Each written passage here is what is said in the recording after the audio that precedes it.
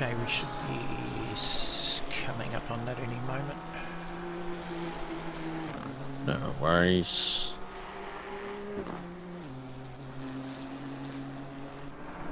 You guys can keep going, because it'll just catch up. Yeah. So we obviously everyone back. Everyone hit the like button, like the second stream, please. It helps out massively. Yeah, going well. Everyone. So I'm still looking at Aaron Lee at the moment. So they've done a driver swap. But now back in. Interesting. So we got a few driver changes. Bub now's back in the lead, 165 with John. Yep, because I don't think John Sneakers isn't in this race, so it's just Peach from those two. And we got Spinazzi in the 161 car as well. Great job by 161. Got right up there now. They've really made some ground up. This is definitely going to have. I look forward to this. This is going to be. I don't want to say a grandstand finish. I just want to hold back on that. But it's definitely going to be a top tier. A top tier. What are they called? Bleacher finish. There you go. We'll go with that. Absolutely. So yeah, a lot of so we saw Bub now and Lee and pretty much most of the top three. I think maybe 161 wasn't one of them. I'm not too certain, but three of the top four all just come in to do their pit stops pretty much on the hour. So everyone's kind of on a similar strategy. And just interesting, you just saw maybe just flip in the background that little red, yellow, and blue Mustang. Oh, and the drive-through for Aaron Lee. And for the Rockets Evolved car, fresh out the box, fresh tires. The Delta hasn't been set, and unfortunately, that is going to be ruining for them. Going to be at least 50 seconds lost on that one. God, this motorsport is bloody cruel sometimes. Very cruel. Real unfortunate to see that for Aaron Lee and the GTO. Guys were going very well. If I'm just looking what's ahead, I'm coming in this lap. 100%. Yeah. 100. Yeah, exactly. There's a lot of traffic ahead, so maybe take that as a small mentality win, Lee, a little bit. As the official halfway marker. 5:59:54 to go. Lovely day here. Just gone noon here at Imola. So race should finish around 6 p.m. Not sure if we'll get a little bit of dusk. I'm not sure what kind of a cycle, day-night cycle really is for in this part of the world. But Chris Taylor's going to enjoy it. You see on the left, blast past and takes P4 in the BGR tribute Mustang. Yeah, we've essentially got a full Monza 6 hour remaining, so plenty of time for lots of action in the mid part of the race, as we see some cars coming into the pits fairly recently. So yeah, the final part of the race should be quite interesting. Be interesting to see where Lee comes out. I think he's going to come out just ahead of Lamb by maybe 10 seconds or so. Yeah, quite a bit. Lamb's at Alta right 2 now. laps. Yeah, as we were going to say, we didn't think Lamb lost too much place, but that's the thing. I think the top 5 have kind of been in a bit of a league of their own over everyone else. Oh dear, oh dear, oh dear. That's right. Plenty of time to make it up. Plenty of time. Plenty of time for everything to go wrong for everyone else as well. Exactly. Which it has done. I don't think anyone's, the 191 car started P20, the 165 got drive-through and from the lead and took the wrong tires, right tires, who knows. At that point, it kind of evened out for them, frankly, on that one. They got away with it a little bit. And, no one's had a clean race. Absolutely. It is the final round of the Italian job, so all these teams are definitely sending it. They're not leaving anything on the table. And that's sort of what last rounds are all about. You may as well leave it all out there. No point bringing anything home. Well, this is a victory, then you can bring the trophy home, but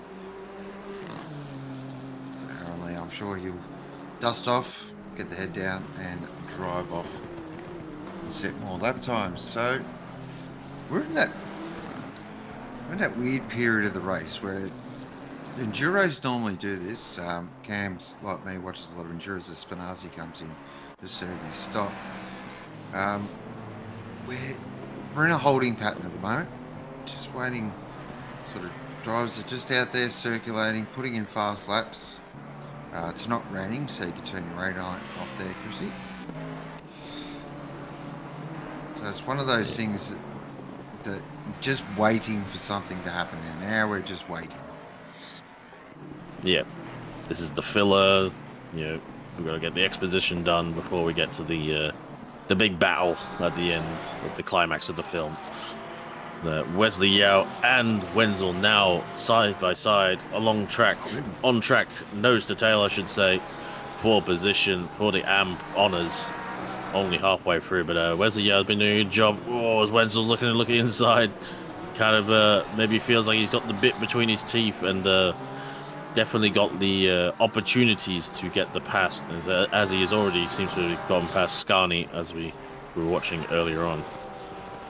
Yeah, Wenzel's had a great stint so far. He's been putting up the pace, managed to get past Scani, and I think Yowi's on old tyres, if I remember right. So he's probably trying to wide, very wide. Goes wide there, gets the move done. But yeah, if that didn't happen, I think a pit stop was probably in order, probably pretty soon. But yeah, Wenzel's been on a bit of a tear, doing very well for this stint of the race. This AM battle's been a cracker. Just hasn't really stopped all race, which is awesome. So, and the Pro-Am battle is going to get spicy, I reckon, as well. So, because there is, what's that, 8 seconds between Pickford and Begg, between the 91 and the 700. So look away, Sean. Look away. Unless he comes to the pits. No, it's good. See, that's fine. Saving grace. Nothing to see there. Nothing to see. We are moving on. Like maybe a little bit of damage on the nose of that Porsche, but yeah, it kind of looked like a driver. You know, nothing to take away from Wenzel and Scani there, but it did look like a case of someone on very old tires versus someone on got the fresh set of rubbers, or not even a fresh set of rubbers, but just had the grip underneath them in comparison. Yeah, so we kind of talked about it with P1 and 2, with the Aston and the Porsche being on different strategies. I think it's going to be a similar thing at play with those two teams in the mid-pack as well, with the Porsche being able to potentially save a pit stop and the Ford trying to keep its pace up so that it can offset that by the end of the race. So yeah, it might not be the last time we see these two teams sort of battling before the 6 p.m. finish.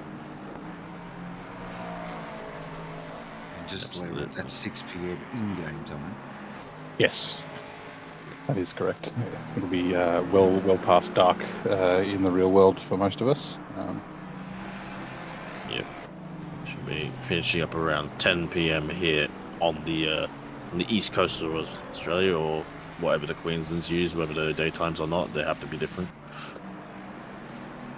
Wow. Hey man, that's their choice. They're gonna get the stick for it. Yeah, I know. Everyone's copping a bit. Have you not met me before? Are you grumpy, Cam? You've been throwing the shade around. Look, there's a guy outside with a leaf blower right now, so maybe I am a little bit grumpy. But maybe having narcolepsy also doesn't help. Oh God. Okay. Might give you a pass then. I'm always grumpy. I think I don't know where you guys have gotten this from. You not know who I am. There's a Graham Begg here. Enough about me, anyway. There's his 8 seconds off Pickford. I know you guys love me.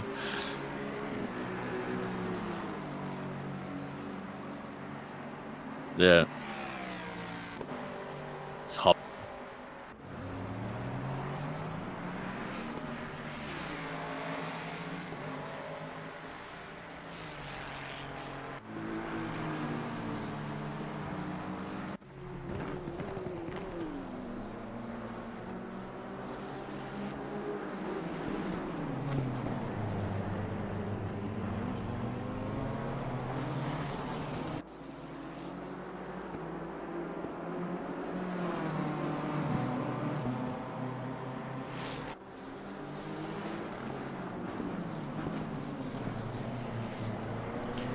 Looks like we've lost our commentators. So bear with me a moment. That might be because Discord crashed. Davis as well, so this is actually a battle for the lead. Oh, you're back. Oh, not, We lost you for a minute. We lost you all. No, we lost you. Well, I lost you. It was my Discord that crashed. Dear. Now you'll need a picture. Well, you got it back, I have mean, you? no, not yet. I was gonna say, try and feel things out. There you go. Beautiful. We're right back to a good line. BMW King Kong. Ding dong. King Ding, Kong, yeah, dong. ding dong, not Yes. King Kong. Not far off it, but yeah, Bushell heading up Davis here right now. In the, what your thoughts on Valvoline colours? Shawball, I already know them. Oh, well, what can I say? Valvoline, you know what I mean.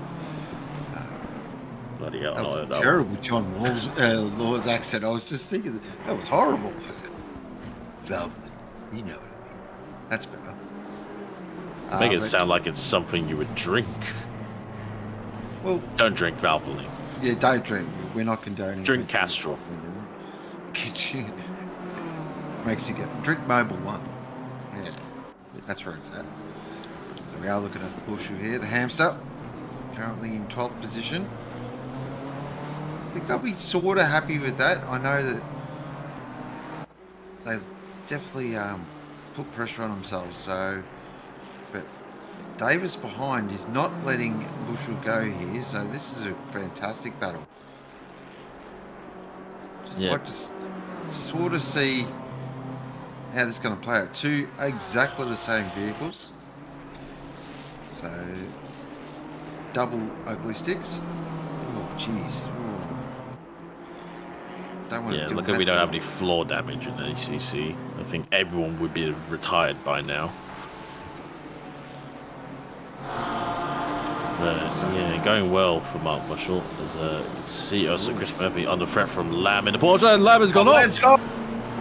He's skating on his two wheels on the dirt, on the braking, where he was caught out a little bit by the Bluey. The Lamb losing a bunch of time there, but got away with it, frankly. No real damage. You just don't see Matthew Lane do that, though. No. It's just so rare. It's quite an odd one, because they weren't really side by side. I think it was still nose to tail into the braking zone, so... Very odd to see. All over Bush. He's got a run, he pulls the nose out, thinks better of it, though. Definitely don't want to be going too wide into Rossini. Absolutely not. I think I'd go too wide into Orange before I go into too wide into that corner. Good point. Yeah, so would I. Actually, I'd go too wide anywhere in Spa.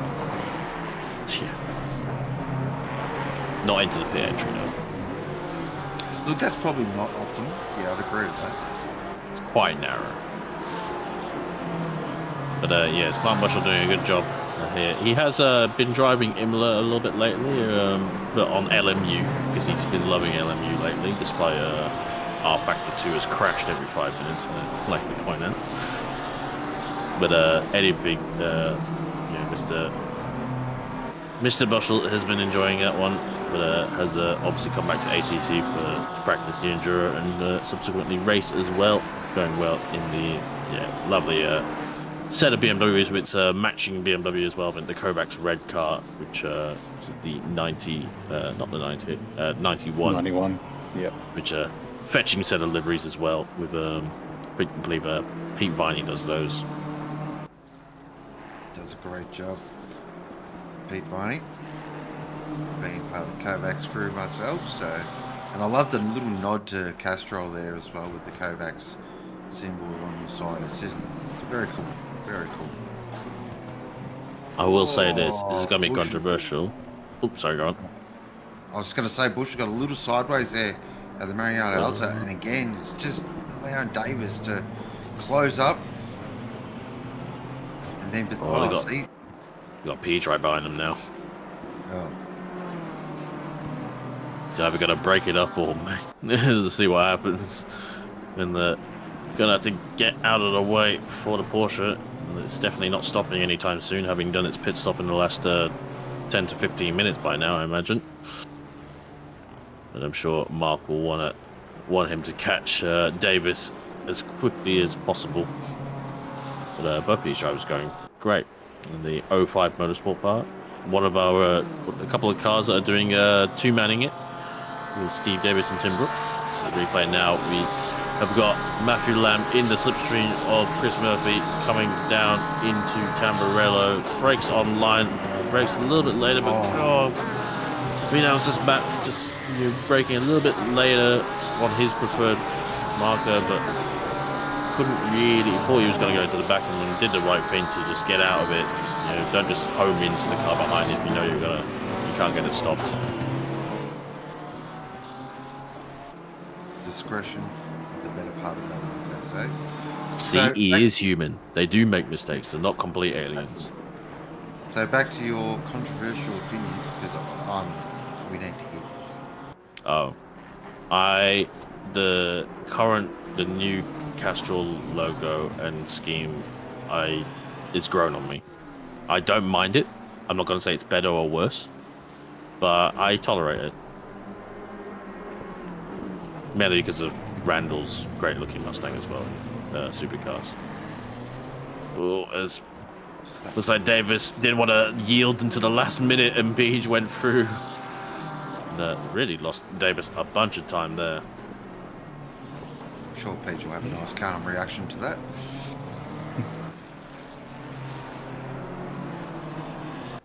Yeah, it's one of those things. It's, especially if you're in a battle, you don't want to lose any time, but you don't want to hinder the car behind who are ahead of you in the race. And sometimes you just do it at the wrong place or make a slight mistake and end up losing more time than if you had done it in a different spot. So, but yeah, I'm sure that he can grind back and get back on the tail of Bushell, because Bushell will have to let Peach through as well. So it all becomes fair in the end. Regardless of whether it was just a miscommunication, a misreading from either car or anything like that, it doesn't matter. But it's just like, that's the art of traffic management. And it's like, see how much time it's cost Davis right now. And Mark doing a great job here to let him by in a place that he's really not going to lose a whole heap of time. It has obviously lost time to Davis, but still maintains a good gap as well. Yeah, it is a little bit of an art. I've found sometimes... Sorry, Sean, you go. I was just going to say, these are really important laps for the 191. They need to be sort of a really good pace, because that gap's out to 21 seconds. So we'll just keep an eye on that, and I'll keep an eye on the lap times as well. Yeah, definitely with the Aston trying to extend that. As we get a replay here. Peach coming behind. I think he gets a crosser on there that really wanted to come out. Yeah, a little bit. I think Davis wasn't expecting him to go for it there, and I think he would have yielded otherwise. But Pete making it point, he wanted to get past there and there, whether he liked it or you like it or not.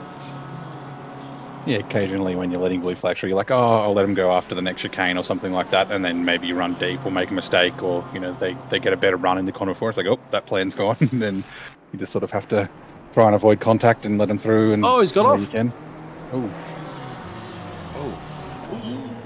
Boschel had to really anchor it up to stop going into the Porsche. My goodness. So another way to get around the blue flags, and another strategy there from Peach. bring the two BMWs back nose to tail, so that this battle will continue. Yeah, he's just doing it for the content. Now we can watch the BMWs fight it off again. And I'm sure his reaction to that would have been nice and calm as well. Yep. Yippity yep. And real fortunate there. Not too sure. I'm guessing either Peach maybe caught the curb bit wrong and had to save it and go across the gravel. But I'm sure we'll find out in due course. But Bushell did a good job there, because that's the thing. Peach was rejoining on the outside of the track, but then, you know, the line of turn 3 goes from the inside to the outside, as it's a kind of like a shallow entry somewhat. And yeah, Bushell did a great job because he had to really anchor up, otherwise he was just going to understeer into the Porsche. And obviously these guys are all part of Kovac, so they know each other. They're really, not saying, you know, I think they may be a little bit more aware of who they're racing when they're all under the same team name somewhat. Yeah, I'd be interested to know if Peach didn't get a speed token there for gaining a little bit of time. It's, you know, across the gravel is a little bit slower, but yeah, it will not be ideal if it gets him another warning. I guess we'll just have to wait and see. Bushell's driving his BMW beautifully. He's placing it in exactly the right spot where you need to be. So here is Peach in the Kovac's purple entry, the 191. And it breaks it into Tamburello, and then you got 100% spot on cam. Caught a little too much inside curving. Just see here. Oh wow. You know, fair play to, I'm going to give Davis some credit there. Yeah. One pulled it up, but didn't make the pass. He could have easily made that pass, 100%. But decided no, it was caused by something out of my control. I want to pass him fairly on track. So, love that sportsmanship. It does look like Davis has a little bit of an edge on pace over Bushell. They are being closed in on a little bit as they're fighting by, I believe that is Danny Vu in the 711 car, which is the car we're used to seeing a little bit further up the field. I'm guessing they've had some trials and tribulations throughout this race, and don't recall where they qualified, but it is the car that we famously know as piloted by Moyen Taifik as well in those colours. Yeah, I believe there was a hardware issue, and he pitted on like lap 1, Taufik, I think, lap 1 or 2. Which is dropped him down the order a fair bit. So I think they're having some external issues to the race. Yeah, that's unfortunate. 2-man team as well, Moyen and Danny there. It's a long race, but they're still in it. Half the way to go, 22nd place, and I do have to commend that. Great defensive driving here by Bushell, but it's also great driving by Davis behind him as well. Just, you know, it's not to be patient, to be on the be on the tail of the car ahead, but not to, you know, go into the back of it as well, not to get too excited and, you know, unfortunately ruin both their races. But great driving by both of these two. Fantastic. I would say, nice to see some BMWs again. I know they're not very popular, especially by 1/3 of this commentary at the very least. Mr. Muller, to say I'm pretty certain is not a fan of the BMW, but in sprints we don't have many in sprints, so it's been a while since I've been able to commentate on them. Like, least popular car in sprints, I think, actually. Yeah, because look at front engine at least. So it's because everyone went Mustang. That's the issue. It is kind of better. The Mustang is just a better BMW, I will say. If they just fixed that front end up and made it a bit nicer to look. BMWs used to be nice to look at. Now they're not. I don't mind it, but it could be better. The new Evo slated to debut. To be honest, actually, might debut towards the end of this year. I think they're going to race it in some NLS races or whatever series it is these days. I can't remember. Is that Peach off again? I think so. There's a big old pile of gravel that was spot a car ahead, but not by a bushel. And the only car ahead is the purple Porsche. Yeah, it is. What's going on there? Something's going on there. They're really slowing up. They're getting caught right now. Yeah. These two are catching. Might have just found his rhythm again, but very weird, very weird. Yeah, approaching that sort of 30-minute time, I'm wondering if maybe it's just that window where the tyres are a little bit questionable. Might be a reason, but the Porsche window. Just providing some issues, with the high speed corners and just getting the grip down. So, hopefully the tyre should come back and he'll be able to continue on. But very interesting that he's gone off sort of twice that we've seen into the same set of corners.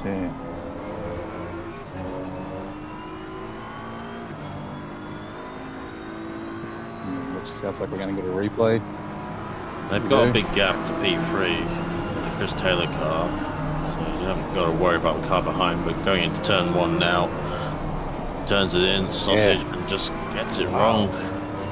Comes across almost again. a carbon cop, and that middle sausage on the left hand side just unsettles the car. It's that random number generator or the suspension in ACC that you get sometimes. Some laps it's fine, and then others it's hold on and try not to crash. So but definitely probably not worried too much about Taylor, but it's that battle with the Aston out in P1. That mistakes like that will potentially compromise that advantage that they're trying to get from their longer stints in between pit stops. Certainly, it's the gap's at 25 seconds now. So that little mistake again just added a couple of seconds to that gap. So really intriguing. As Saxon in chat says, a lot of hate for the Audi in the sprint stand. Well, there is a reason. I don't want to say, but there is a reason. Waiting for Cam to fire in. Look.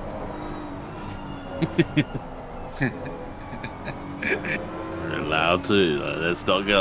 Let's not turn this into a mid-2000s forum post. But I'm not even like a massive Audi person, to be honest. But I've driven it. I enjoy it. I like Porsches too. That's all I'll say. But I don't know. I think with current BMP as well, it has brought the field together, but it also punishes just unfortunately some cars. Unless you want to be a lead transport vehicle for an entire calendar, drive the Audi, or just drive something else. Because unfortunately, that's all you're really going to be doing with the Audi, and that coupled with the end of the Audi customer support for Le Mans program was axed as it was getting up the ground. A little bit of hard to be a fan of the four circles, but to be fair, I still got to put a lot of respect to them. They were the GT3 kings for a long time Audi. Oh, definitely. And them with the Belgian squad of WRT, just like listening to some of the stories back from Vincent Voss, they were formidable. Yeah, I mean, you think GT3 racing around the world, WRT is one of those that spring to mind straight away. Them and Manzo, probably the two biggest that I can think of. I'd maybe AF Corsa as well. Probably the big three, those three. They just had such a long run with Audi. They were dominant. Brought through so many drivers as well. I remember when I first saw Van der Linde drive an Audi. I was gonna say, I'm not a big fan of Kelvin, off track, but if you've got to wax lyrical about Kevin Estre in the Porsche, you gotta watch Kelvin van der Linde in an Audi at the same time. Ooh, very deep on the brakes right from Davis, but a great camera angle. I love watching this as well. And, cool to even see the reflection in the chrome blue paint and the Kovacs Racing blue number 19. It's a beautiful blue. I do like that chrome blue, especially because of the old Sun Energy Mercedes that Kenny Habul races in the 12-hour. Well, it used to be in chrome blue, but no longer the case. But very cool color. But yes, Brent, when are you going to get back in the car, out of curiosity? Or are you done for today? No.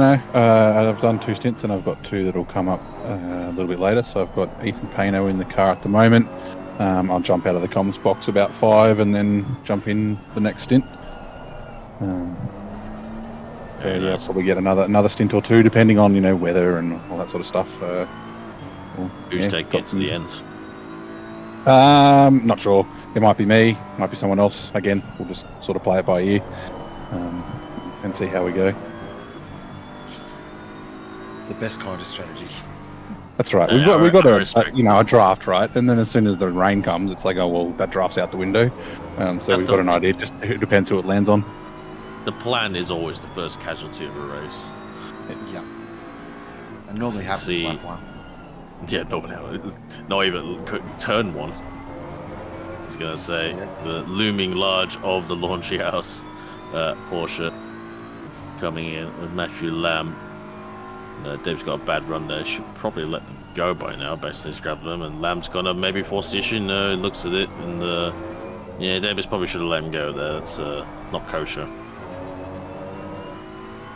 They have to get out of the throttle on the straight, and you're gonna lose more time. Especially to This- the Porsche. Yeah, he's probably have to get out of the throttle a lot because the Porsche's coming back. Sorry. You just can't help yourself today. I can't. I have no filter. Yeah.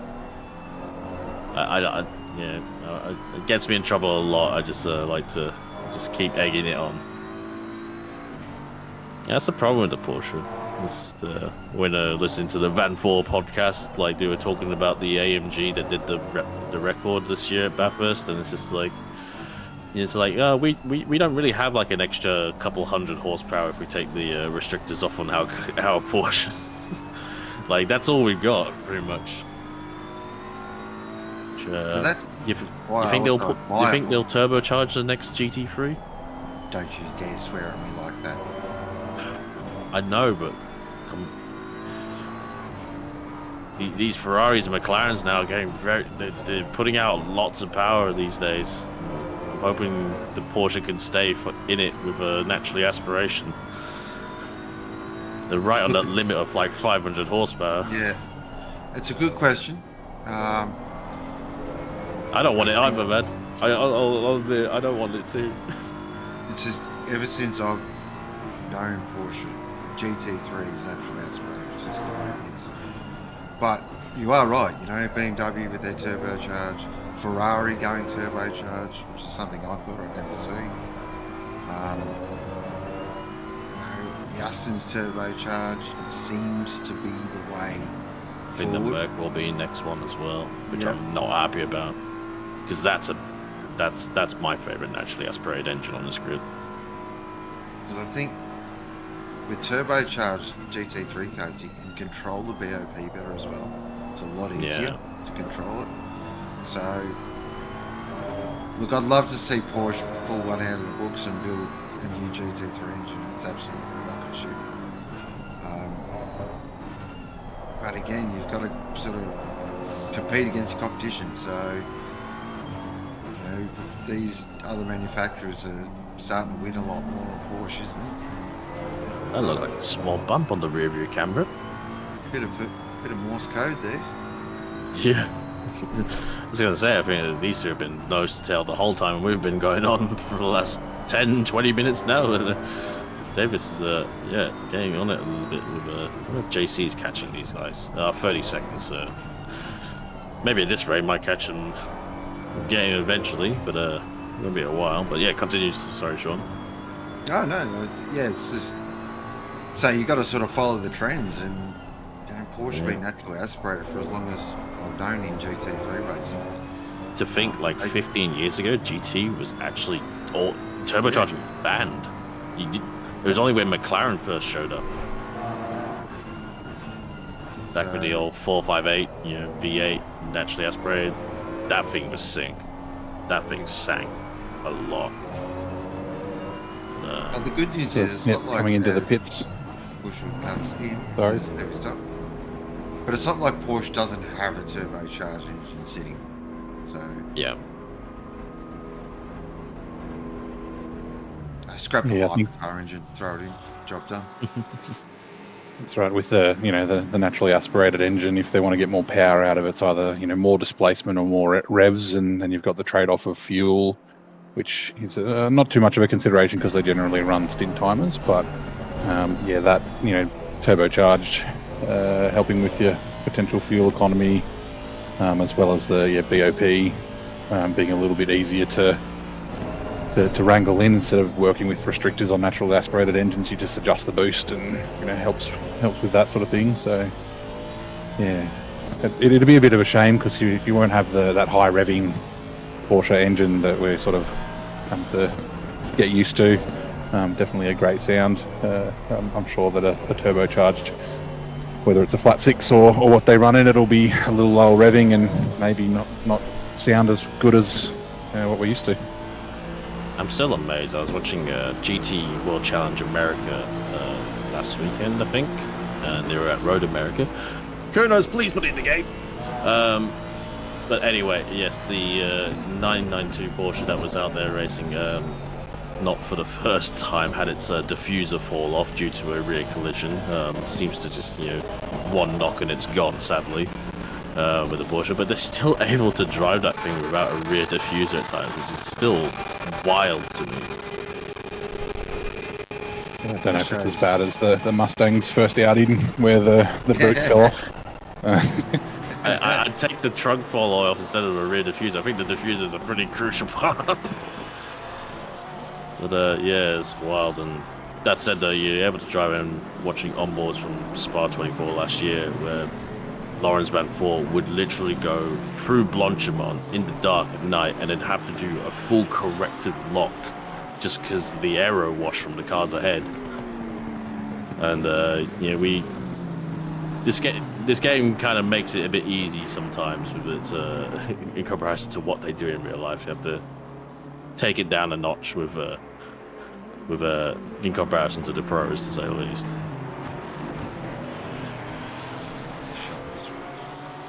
Saxon would like a short recap of events. Wow. I didn't do the start, so I can't help you. So the start was pretty interesting. So it was Keckers and the Laundry House entry, and they were sort of trading, and then Keckers made the move on the Laundry House entry and got in the first position, and then actually drove away, putting in one of the best double sits I've ever seen. OOR. It was amazing to watch. The 191 we're looking at on screen at the moment went from 20th all the way up to around up to second, as you can see. Was leading there for a time as well. So they're in a battle with the 165. The Laundry House entry was running very strongly, but unfortunately had a bit of a software hardware issue. So they've dropped back down to 5th position. The 17's been the quiet achiever of the race out of our top 6. They've just trucked along. I haven't seen them much on screen as well, so they've just gone about their business. The 111's very solid as well, and of course the 161 with Chris Murphy on at the moment is doing an awesome job, and thank you there, Glenn, as we jump on board the big bad Mustang sideways as per normal. So yeah, they've the sort of top 6 have all had their own little moments, but they've trucked on nicely. The big battle, though, the battle that we're all excited about, is the Pro-Am battle. That's an absolute rip snorter between Darth, Johnson and McNeil. So the 200 was in front for quite a bit, built a quite a nice gap, but then they had a massive moment and basically dropped them down. Yeah, they got a DT for collision when I just jumped in. And yeah, unfortunate for them, but they've actually done a really good job to recover since then, because they were really, I think around 20. Yeah, I get a feeling, I'm pretty sure Sasha's putting one of her mega stints as always. And then, we're looking at Carl Johnson here, currently in the 91, and then the 700 as well. So this is a MRT versus Kovacs as well, classic battle. So really looking forward to seeing how this plays out towards sort of the end of the race. And our AM battle's been really interesting as well. I've really enjoyed it between the 492 and the 2. They've sort of traded positions and traded laps. So there's battles throughout the field. We have had 2 bouts of rain, and I am convinced, because looking at that, the cloud, it's just got a tad darker. Going side by side, sorry, interruption into turn 1. Austin tries to run the outside, gets put out onto the sausage curbs. And yes, Carl not relenting at all as well. on the inside line there in the Kovacs red car, and great driving from both of them as well. Thankfully, both are still going. Oh, it's going to be a lovely rail slide with a bit of oppo as well in the Mustang. I was going to say these two are very good drivers as well, and Austin's been on a real run of form, real boost to his confidence lately, leading sprints in Split Blue with multiple wins now. So yeah, gotta watch this with bated breath. He's been one of the real big improvers this season. It's almost like he's found something or unlocked a secret or something with his driving, because he has just been mega. And you can just see with his car control, but he is trying to get past a guy that has got a lot of experience and can make that BMW as wide as a Mustang. So this is going to be a great battle. Really looking forward to this battle. This is going to rage on the whole race. Giving me the hot tip. Absolutely, yeah. Carl is a very good driver and a very good driver when it comes to battling as well.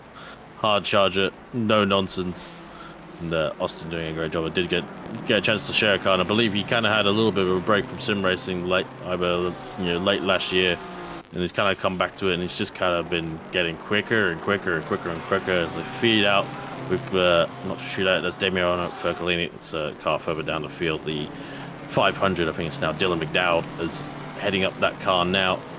I hope it doesn't get in the way now. As Austin, when he put up move into turn 1, lost a little bit of time in the mid part of the track as well. So gradually closing back up to the BMW. Certainly, another great battle out. But that is a bit of a race recap there for you. So it's been a great race. It really has. It's been an excellent race. I've thoroughly enjoyed this. What's going to be really interesting as well is the strategy play out. There is definitely a couple of schools of thought here. So we know the Porsches can run 80 minutes. We've sort of seen that from a couple of Porsche teams. We definitely know that the Aston probably gets to around 65 minutes, maybe 70 if they really jump on the old fuel save. But it's pretty nice on its tyres. The Mustang absolutely loves tyres, eats them for breakfast, lunch and dinner. But of course the Mustang has its party trick, which is I'm a rocket ship and I can pass anything. And then we've got the BMW, which is, from what I can gather here, is looking actually just a solid race car. Doesn't do anything too exciting. It's just, it's almost boring, I guess. You're doing well there for a bit. You were being fair and balanced, just edging it a little bit out, but yes, pretty good for you, I will say, on that one.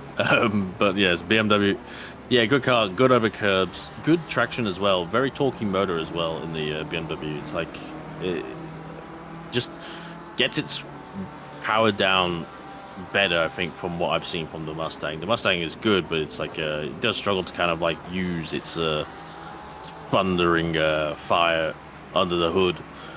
So they are catching, I'm not sure if they are catching Chris Duff here. They are. Ever so slowly. And doing a good job now. So it's going to be, I'm not sure if they share the same colors, but it's a bit of a, it's going to be a sandwich for the Kovacs car. It's going to be the meat in the MRT bread. Oh, I didn't know where you were going with that, so I just thought I'd let you dig your own hole with that one. Oh, maybe it's a sausage roll instead. I don't know. So this is, Now, I don't know if Dar's had a problem.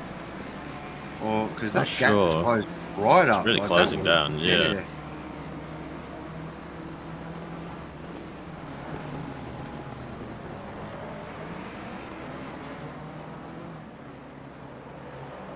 Okay, yep. So, we're about to have a three-way fight here for the Pro-Am lead. How good is this, ladies and gentlemen? And we're 5 hours and 17 minutes to go, and we have got 3 cars covered by, the technical term, of course, is sweet bugger roll, Glenn. Sweet bugger roll. Absolutely nothing in this. Fantastic. And we've got some lap traffic up ahead just to add a bit more spice to the mix as well. Oh, yeah. This is a Ready, wide there Kev? from Strap Austin. in. Yeah, here we go. Harness on, and we're gonna, we're gonna see tears and everything. Oh, even a bad run there from Duff into the hair, into vortex of danger. closes off the nose. The BMW tries to get a nose in, but thankfully doesn't find contact with the Ferrari. It's V6 twin turbo versus inline 6 twin turbo, followed by stonking V8 naturally aspirated into Piratella now, as they come down now into Aqua Minerale. Nose to tail, still more traffic up ahead for these two. Carl all over the gearbox of the Ferrari right now. They come up through, up the crest now. Bad run there from Kovacs. Red, and Austin is right on the back of him, has to go to the outside. The BMW covers the inside line, brakes late, gets it stopped, nicely done. Good job by all three drivers there. One car gets out of the way. We're not sure if we're getting out of the way or just having a moment himself. Getting out of the way, that was Pano. He's in my car, saw all the carnage behind and has decided to jump off the side, which is good. So, fair call. Fair getting call. involved. That's the I am getting off the track and driving out the gate, getting out the way. I do not want to be any part of this. Absolutely. Coming now down the straights, and the other Mustang does a good job to get out of the way too. So it's an even fight. It's down to these guys. See how they run through the first sector. Tamburello left, right, and left again. And a short run down to Villeneuve as well for 5 and 6. Austin looking a little bit closer to the BMW than to the Ferrari. Ferrari loses out a little bit, but a little bit of a sideways there from Carl. Has to make sure he covers the inside line for Toza. Austin trying to be undercut, but a bit too wide and losing a little bit of time. But a decent run, and means it all kind of peters out. That was a brilliant bit of defensive driving there from Carl. He knew that just slid on the exit, which was reduced his drive there. So he just placed the car absolutely perfectly. Gave Carpenter absolutely nowhere to go. Great bit of driving. But then closes up again to the Ferrari. So once again, strengths and weaknesses. It's one of my favourite things in GT3 racing. And what these two are going to be really careful of, they've got to make sure they absolutely nail Piratella, because that Mustang will go, GT3 car. I'm convinced that thing's got a GT2 engine. It's essentially the case, even with its very long gearing. And Ferrari comes around now for the second Ravazza, followed by BMW and Mustang. Mustang a little bit closer to the BMW. The BMW might have a sniff of a draft as well, which might be its saving grace. If I was Austin, I'd be staying right in the draft, stay within the lines as much as possible, capitalize as much as possible. Cars covering to the apex already, all kind of peters out to the middle. Austin breaks deep, goes around the outside, but Carl brings it back as well and takes the racing line and covers him off with a small little touch, but play on from there on out. My goodness. Wow, I thought he was going to send that around the outside then. Yeah, I think Carl kind of maybe came off the brake a little bit to kind of make sure he was back in it, and they were a bit even at the apex and took the racing line. You know, it's all fair and game. You got to leave space, but you don't have to leave them a mile. You leave them exactly as much as they need to. That's what hard defensive driving is all about. It's its own art in its own way. And Christoph doing a good job to stay ahead of these two, despite how quickly they caught him. A bit of a wide run. Bad run from Austin here. Caught the inside curb, found the exit sausage curbs as well. Carl now. Carl. He's doing it lovely through there. He's mega through that chicane. Absolutely mega. Going down towards the Ravazza now. He's going to have to be on the ball because the Ferrari's got nice brakes on it. Bit late. Did close up, but went a little bit wide. Ferrari gets its power down really well here. Might not be the strongest car in the straights out of these two, the three, but gets a really good run with its TC. Definitely going to be too far ahead from this BMW. Won't catch him from Oh, here. look at that! Look at that But TV the Mustang's screen there again. In the draft, in the lines. I don't think he's going to be alongside enough. Yep, definitely. He's too far behind. But deep, very deep there from Carl Johnson. Goes on the clattering curves. Austin wow. does a great job to read it and stays behind and undercuts it. Now the Bluey car is going to come through as well. The Bluey car, which is ahead of all these guys on track. Yeah, P6. Yep, ahead of them. So that's shows you the gap between P7 and P6. But wow, great reading there from Austin McNeil. That could have been a disaster, but good heads-up driving there from McNeil. Now, of course, with Bluey coming through, this is where Carl's just got to get the head down, get into that rear of that Porsche, and see if you can't just be sucked up to the back of this McNeil's Mustang, because he lost quite a bit of time there. So, but plenty of time to get it back. But this is a fantastic battle for Pro-Am class honours. So we've got the two oh, that is not the line there from Darth. And McNeil's gone, thank you very much. So McNeil has gone from third in class to first in class in the space of half a lap. Oh, 3/4 of a lap, we'll say. Yeah, just a bit too deep on the brakes there from the Ferrari, and subsequently missed his turn-in point.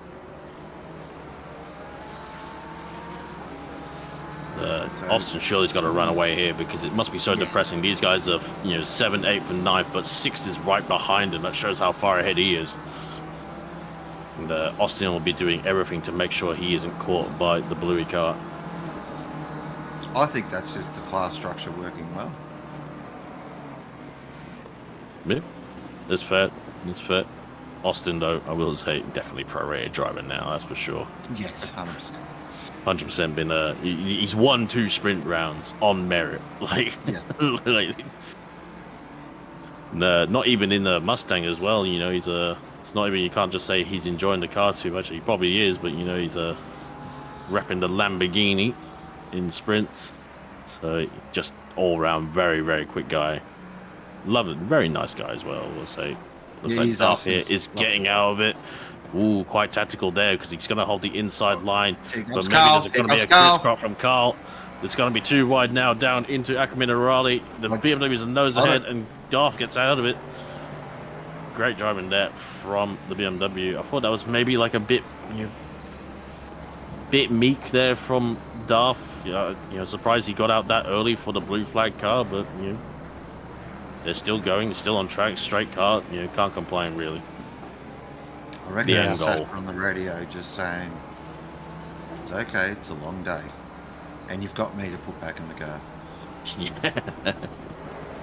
Yeah, I think after a couple of little mistakes, he might be struggling a little bit with tyres. They're getting quite old there, and getting a little bit off track and sideways kind of makes the rears not happy, and takes a little bit for them to come back. So hopefully Darth can reel it in for the rest of his stint and continue on. It's actually just having a look at the track map. Seems like everyone's kind of converging. It almost looks like it does at the start of the race, where there's sort of a bit of a long train, and everyone's kind of coming together. Obviously, everyone being on different laps and lap strategies and that sort of mixed in. But there's been a few little battles further down the pack kind of recently. What do we have? We had Glow and McDowell for a little while fighting. We've got Gray and Hurley down for P26 and P25. It's great to see after almost 7 hours that we're not just 2 seconds apart from each other, and the actual battling's happening. That's what makes endurance racing so great. And here between Hurley, yes it is, with Gray behind, so good battle. Well called out by our man Brent Sykes in the box. Yep. So I think I remember Harsh Kumar, who is not in any of these cars, but I believe in the same team as that McLaren, just in the Ferrari. And not too sure where they are overall, but they were saying they were kind of just hoping for rain because they've got a wet setup, and it's like it's got to be pretty rough in these conditions, I can imagine. I remember back to one time an endurance 6-hour enduro in Kai Lamy in our old Porsche, the 9912, and it was absolutely just flooded at the start, and so we elected to run the wet setup. And unfortunately, it dried out after the first hour, and the problem is the wet setup was basically understeery heaven, hell, maybe, I guess. It just Great in the wet, wouldn't. but not so much in the dry. It wouldn't turn anywhere in the dry. Like it was basically just extremely safe, heavy wet setup, and it was unfortunate. It's like Gray's really closed that gap. He's right on the tail of Hurley here, coming across the top of the hill and into Aqua Minerale. We're gonna have to give way to this Porsche because that's a P17 492 of K closing in. So that was your probably last chance to get past before you have to blue. And he gets out of the way. Very sensible stuff from there. Good on from Gray there. I believe it's our resident commentator Neil Haynes' car. I believe in the ANZ CRL BMW. That is correct. That is Hainesy Mobile. We try not to curse that one too much. No, we try. Hurley's going to have to No get out guarantees here. which is going to give. Just let out the throttle and hopefully Yeah, filter in right. just ahead of the BMW. This is Be going able to to be know it. very interesting here. Beamer's got the slipstream from the Porsche, so he's coming at a rate of knots. Oh, That was that's fine. Play on. Nothing to see here. That was actually really well done by all drivers involved there. It's close enough for a tally-ho, to say the least. Yeah, good driving from Hurley and Gray. Good speed from Gray as well. And the AM car, McLaren going well here. And haven't gotten your thoughts on the McLaren, Mr. Muller. 711's off. Scratch that. And Danny Vu is off. I'll let you off the hook with that one. Seems to be off at Tamburello. White flag means he's moving, but slowly. It looks like he's getting back on so far. There were some few cars around him, so I wonder if that was a kind of a connected incident with someone else, or whether that was just on his own for the BCR GSR car. Doesn't look like there's any telltale signs of contact, so that might have just been a bit of a mistake. Back to this fantastic battle between Hurley and Gray. Do love the liveries. The black with the Italian flag is it's a people pleaser, I will say. It's a nice touch. With the weathering effect as well. Do like it. So Hurley, if you can get a good run out of here, maybe he can get in the slipstream and just see if he can drag himself up for it to be close enough for a move. Not the hottest car down the straight, so it's definitely in a chance. They're doing well so far. Gets on brakes, he doesn't really want to go for it. It's a sensible driving there from Gray. See him just feathering the brake a little bit so he doesn't get, leaves himself a little bit of margin into the braking zone, which is a very, very mature driving, I will say. You got to leave yourself some margin. You got to be calculated a bit. That's right. I probably not a great thing to admit, but occasionally when you get a bit close and once you get to 100% brakes, there's no more brakes there, and you grit your teeth and hope that you don't ran into the rear of someone, as he probably did just there. But yeah, when you're that backing off early and just braking a touch early just saves so much hurt that can potentially happen when you rear end someone coming into a corner, especially if you've been battling with them for a while. You usually build a bit of respect with the drivers that you're driving around, and you don't want to end their race, and you also don't want a penalty. And yeah, these guys have been racing for a while and putting on a great show. McNeil just getting through there as well, and the Bluey car right behind him coming up soon. So he really wants to get on it. He wants to put as many cars between him and that Bluey car, because he is fighting that for position. And if you go a lap down, that's really going to hurt things. But Chris Murphy's a What can we say about Chris Murphy, Sean, about him in a Porsche when he's on it? One of the best Porsche drivers to watch when he's on it. Absolutely fantastic to watch. Can drive around the Porsche's foibles, as I like to say. When he's on, great to watch. But he's also very, honest with his feedback of the Porsche as well. So I think that's what makes him so good in the Porsche. When you can just accept what it is, you normally drive it pretty well. As this battle though between Earl, this is definitely raging on here, and you feel like Gray just wants to get past here but can't at the moment because Early's driving. Oh, that's another BMW off into the weeds. Probably not the best spot to be. No, as Chris Murphy gets past the BMW.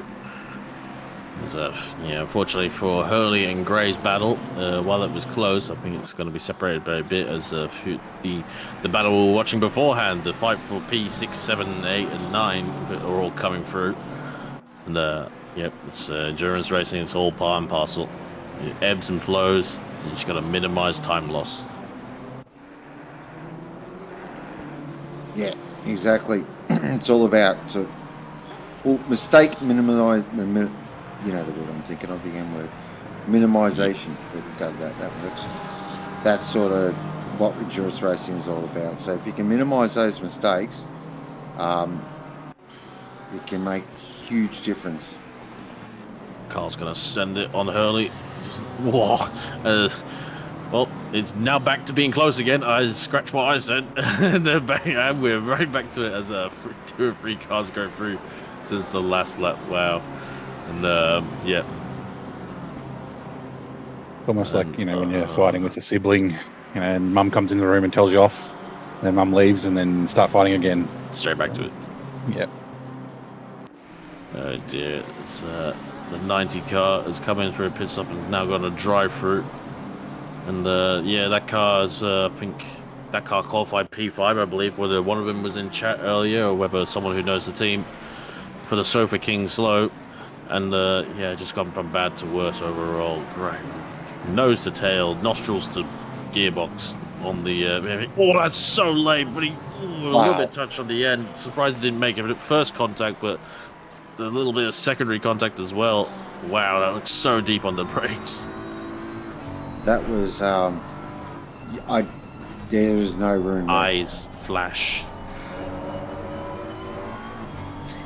Yes, wow. I agree. And Mr. Hurley did have a ice. Yep. And hopefully it doesn't end any poorly. Then what can I imagine? I think that's the 333 BMW that we saw went off earlier. It's now kind of catching these two as they are fighting. Gets it stopped a little bit early. Yeah, braking earlier allows you to take your normal line and you generally have a better exit rather than just trying to be close to the car in front. Good exit there from Hurley in the McLaren as well on the exit of Rarazza 2. A couple of cars come into the box now. McLaren doing a decent job down the straights to keep this BMW at bay as well, we'll say.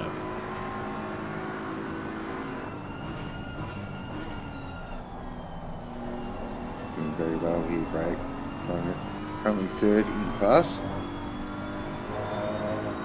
19 kilos for that McLaren as well, so they're not the spring chicken of all the cars here. There's so many different lines doing quick, and especially with the bonnet line on this BMW as well in comparison to the Porsche, McLaren. Sorry, not Porsche.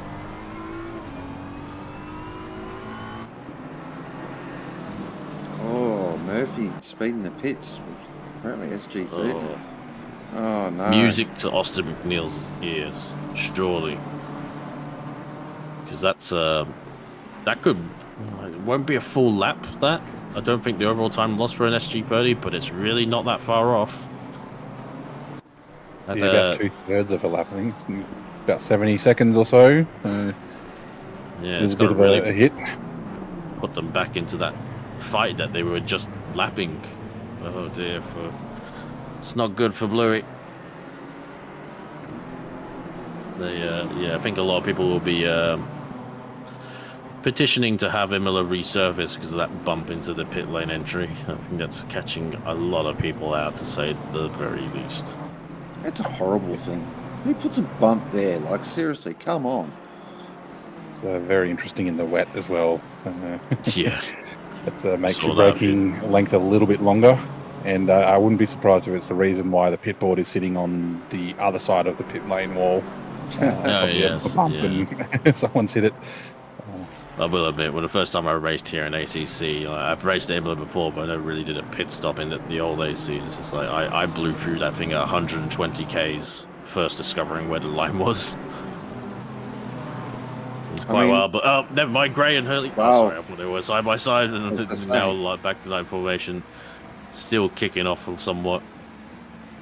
I mean, it's not the Paul Ricard pit entry. That thing is the worst thing in the world by far. But it's it's not great, this one.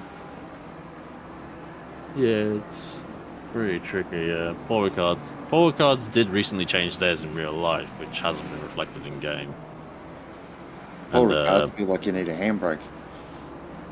Yeah, really a little bit tough as it now comes off the penultimate corner at Paul Ricard now. But yeah, a little bit tricky. That's great. There's a run here. That's an overlap. So here we go. This will be. He's going to go for it. Has he got this done? Oh, he's caught the curb though, which is going to ruin his exit. They're going to go 3 wide. Why not? Let's go 3 wide. Oh, 33, get out of it. You're not really in this fight. But he has held on to that, Gray, so that he got it done. Beautiful stuff. That's just popped him up in position in the top 25 now. Good job. It was a little bit messy at the inside line. I think he did go a little deep in. And I thought that was going to be enough for him to lose the position back. But the McLaren didn't get the run. And Hurley, they're now coming to the pits anyway. And so it looks like Darth has as well. A lot of people, as it is around that hour mark where everyone kind of generally pits. Steer clear, blue skies, 1 p.m. All sun, no cloud. We've got to save it all for the end. Ha ha ha. Last 45 minutes, we get an absolute downpour. 45 minutes? I'm thinking more like last 8 minutes. Enough for it to really spice things up. I'm thinking Sochi 2021. Not to rag about F1, but nice to see. We're going to have at least 2 Australians on the grid next year, as Jack Doohan has been confirmed at Alpine for 2025. Not something I was expecting, I will say, but that's Alpine as well. We'll see if there'll be 3 Aussies. Yeah, I don't think there will be. I think it's still up in the air. I think there should be. Well, it'll be 2 Aussies and a Kiwi, or 3 Aussies. Yeah, that sounds about right. Yep. Brendan Hartley, come back. I'm joking. Here is Matt Glow, currently I in like Freebie Brendan Racing. Hartley. Yeah. Oh, of course I like him. He run them on in a Porsche. So. I was gonna say. Anyway, he didn't really join in at the best time, I will say. But anyway. McDowell currently 19th, and solid job. They've been a bit in the wars of 500, so this is why we always say in endurance racing, never give up, keep circulating. You never know what may happen. Yeah, it's a Triple J car behind them. I'm not too sure where they are. I think they're quite far down the field, unfortunately. I think they've had a tumultuous race. They've had a day, yes. A day down at the glue factory. Oh dear. 30 seconds. That is called a learning experience. Yeah, it's a thing that is Rondinella, Sweeney, and Mr. Fleming, I believe. And I think, yes, Luke D, as Rondinella is known as, was in chat saying it's been a day. But still going. Get to the end. Might as well. You've committed a day. Might as well see it out. That's right, exactly. Alexander Tonkin, currently 26th. That car's surely going to go rapid because that Tonkin was very quick at Misano. I remember in this McLaren. Yeah, I remember it as well. Very quick. Steve Lewis right behind him in the Ferrari, maybe having a little bit of a sniff. Tonkin, is on fresh tires now, but is probably laden down with fuel, and probably just warming himself up a bit. Getting the tires up to pressure. No discredit to Steve Lewis, but I think he'll start to gradually pull away from him. 2 wheels on the gravel won't help though. I was just about to say, last time I checked, 4 wheels on the tarmac normally works better. Yeah, I'm not sure if Pirelli do a gravel tire. Not sure if maybe they don't fit on the. I don't know the dimensions. I think they're at least 21 inch on the rears and 20 on the fronts. And not sure what the diameters are on the. Yeah. Wide. Anyway. All the time. Yeah. Indeed. Tonkin going now. Well, in the Red Rebel racing car, and just. Steve Lewis, that was very close. A little bit measured. I thought Tonkin was having a bit of a bad run, and then Steve had to one up it a little bit. And Zach Jensen kind of closing in. That's your car, Brent. Sorry, I keep asking. Forget. And looks like he's maybe closing in a little bit with a few more of those chicane lines. Might be next lap. Yeah, he's been in the car for a bit over 10 minutes, I think. It's his first enduro, so it's doing very well. I think this is his second stint, and he'll have another one or two before the end of the race. But yeah, see if you can run him down. Good luck, gents. Yeah, first enduro. I remember my first one. I'm sure we all remember our first one. I just thought I'd slide into it nice and easily. Bathurst 12 hour. I remember my first enduro. Disconnected 8 minutes to go over 12 hour. Oof. Ouch. Disconnected, as in back in those days, in that race, disconnected meant you were completely out. You couldn't get back in. Ouch. Yeah, not great. I qualified P2. That was the saving race, I guess. But anyway, that was many moons ago. That was in the old AMG at Spa. Good old days back when the AMG actually had some horsepowers and it was a straight line monster. But I'll take the rose tinted glasses off, I promise. Maybe. No, we were like P10. We had a mixed race. I was let's just say it was actually an admin car, and I asked if I wanted to do an enduro, and it's like I was a little bit quicker than most of the car, to say the least. Putting it up in P2 or P3 or where it was it didn't help things because it meant all the pros just came past, and ultimately we got collected anyway.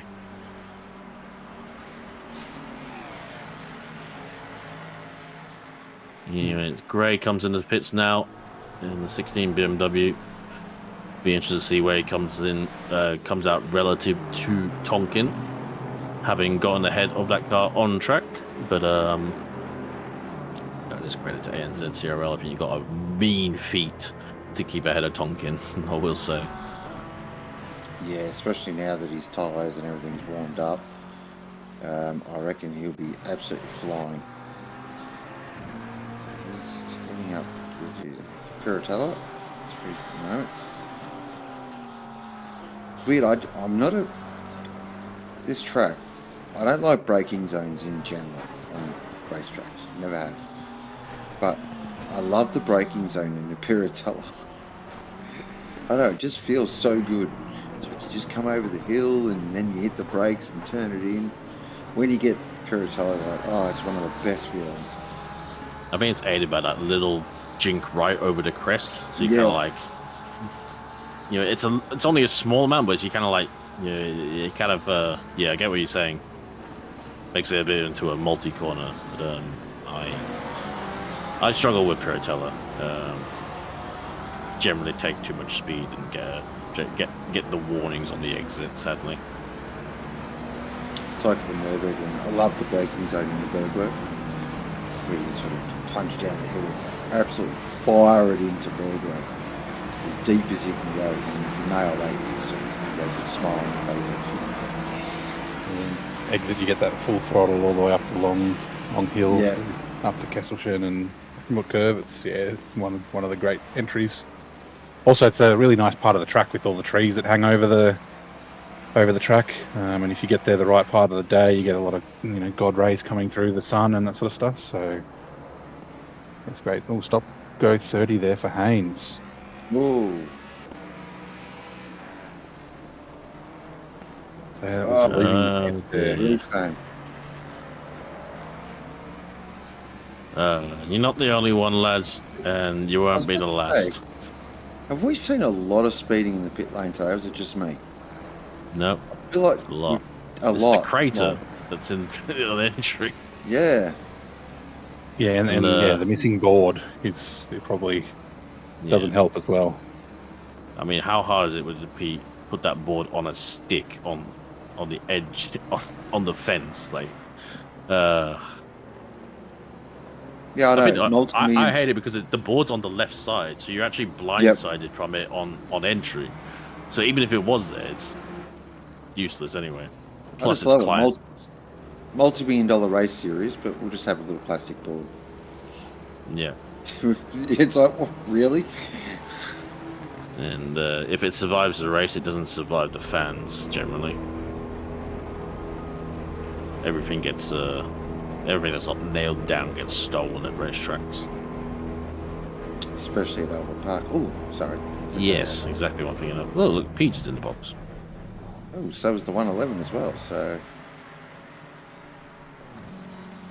Right, I'm going to have to jump off, gentlemen, and going in the next stint. So it's been a pleasure being in the box, and I'll do another couple of stints in the race, and hopefully we'll get to see some fighting towards the end. certainly have No a good worries, run. Best of luck. Oh, here he is. He's flown into Melbourne. Tom Maloney has jumped in the 191. Talk about a fly-in driver. So Yes, this will be first stint. Sorry, go on. Oh, this will be your first stint in the 191. Literally flew into Melbourne, I believe, an hour or 2 hours ago. And then he's like, yep, I'll come and do some endurance racing. That's commitment. So we'll see what Tom Maloney can do and see if he can eat into this gap that Lucas Keys is now in the 165. So this will be really good. Yeah, right. Driving up from Tom, and we'll be very interested to see what he can produce, and not to I don't know, it's straight or kind of went down in, but it's like he obviously wasn't too happy after his qualifying performance, putting the car down in P20. It just was, we all have those off days, and I can imagine he's going to be very fired up and going to undo that very much. Obviously, he's been pretty much mostly undone by his esteemed teammates, but I'm sure he's going to really add to everything and make this a proper fight.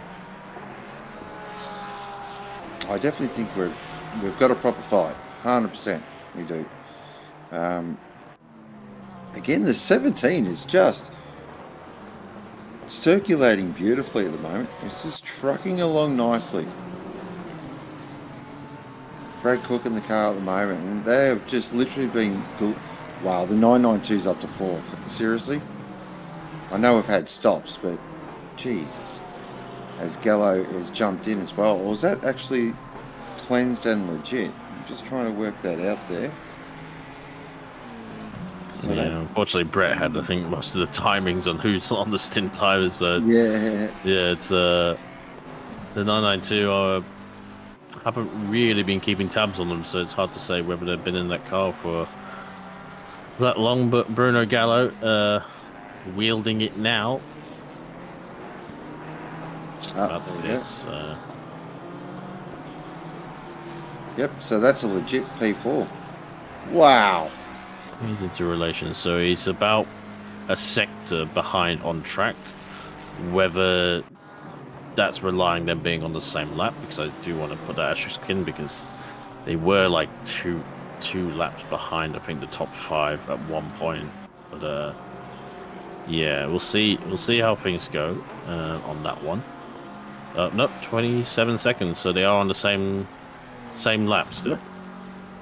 So it's on. They just crossed the line, so obviously, yeah, we'll say 1 lap now, but it obviously isn't the case. So Laundry House on the return serve, coming back into it somewhat. Where 17 is in relation to the top 2, so 191 is going through Ravazza now, so about half the track ahead. Probably, I'd estimate, on the same lap still as well. So there are gaps, but they will come down. Definitely. Now we know that the Laundry House were going with the map 2 strap. They've thrown that in the bin. And they're going for the foot to the firewall 9,000 RPM strap, which I 100% approve of. And looking at Brad Cook here, as I was saying, the 17 is just a faultless race so far. They just really haven't put a foot wrong. Kept trucking along in that Mustang, and that's all you got to do. You just got to buy yourself a ticket to the final hour. He is about to come up on a lot of traffic. Keep an eye on just how he navigates all this. Love the flashes out. First up will be K in the 492, who will be ruining it a little bit because he's got P16, sorry, of Cricky right ahead of him, full position within a second of him. So he'll want to minimize time loss and maybe try to latch on to the back of Brad Cook.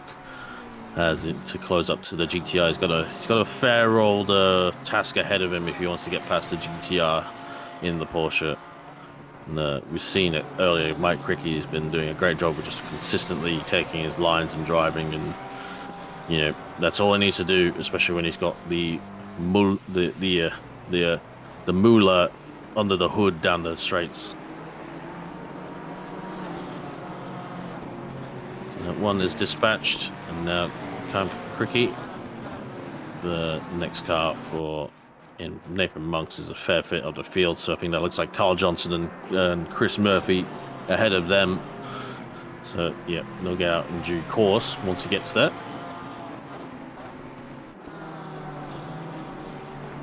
Warming up out there, up to 28 track temperature, 20 ambient, optimum, bright sunny day. I was going to say as well, hasn't Mike Crick improved the last sort of 3 to 4 months? He's just a lot more consistent now, which is good to see. And they're running in a very respectable 16th position. So Yeah, great job. Improved. Big improver lately, Mr. Crick, and going from being sort of in the AM class and then finding he's been doing very well in sprints as well. Got a top 10 at Silverstone, I believe, which is a massive achievement. I didn't manage that, so well done to Cricky. Going well at my first. I like to think I'll put on a nice little defense masterclass at the end there on my 90-minute old tyres. That was not fun. Don't think sold those tyres as a like new on eBay afterwards. So do a bit of a race recap. So we've got Lucas Keys currently in the 165. He's completed 252 laps in the Aston Martin. Then we've got Tom Maloney in the 191 Kovacs purple entry, currently in second position. And then we've got Brad Cook, who we are looking at on screen for Smokestack Racing in the 17 Shell Mustang, currently in third. Then we got Gallo in the 992 Laundry House entry. Misson in the Nissan, currently in fifth position for Rockets Evolved. And then we got the first of our programs. It is Austin McNeil in the 700 MRT entry. And we've got Chris Murphy in the 161 Bin Chicken. And it is Carl Johnson in the 91 Kovacs Red BMW. Leo Dreyer in the 70 Mosaic Motorsport McLaren. And it is Austin Carpenter. There's a name I haven't seen today. In the 676 Aston Martin.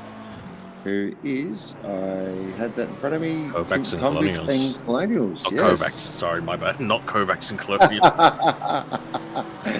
So that's a Convicts. great job because they're two-manning. So that's a huge drive. So Yeah. top 10 two-manning, that's excellent effort. And Sasha's now jumped in the 200. So we'll definitely keep an eye on that. And then we've got Monks, who is the leader of our AM category. Currently for team last name, and they're followed by the 492 of K there, who is in second position in AM.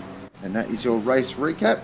And we've got 4 hours 36 remaining of the Italian job round 3 at Imola, brought to you by OOR and of course sponsored by the fantastic people at Permobil.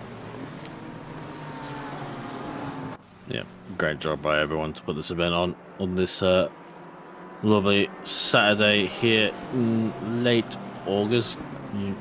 Transitioning a little bit, transitioning between the seasons here in Australia, and I'm sure we'll start to warm up a little bit again. It's definitely not been as cool as it has been lately.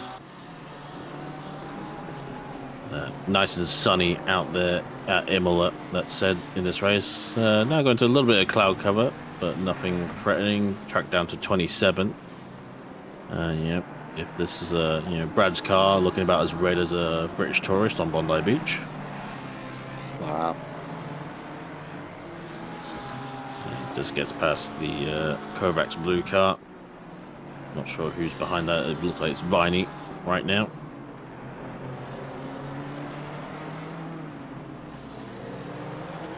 Yeah, going well. McNeil now in the pits as well. So we were right with Chris Murphy. Did come out in that kind of fighting pack. He's got Carl Johnson all over him as well.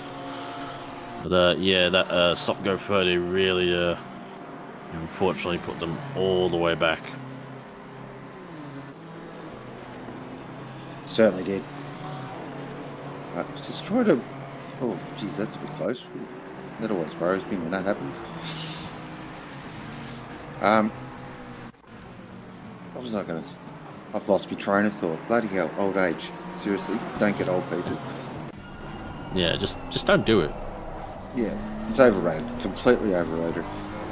Yeah. So, watching We Maloney can buy here. all the toys we want. Yes, true.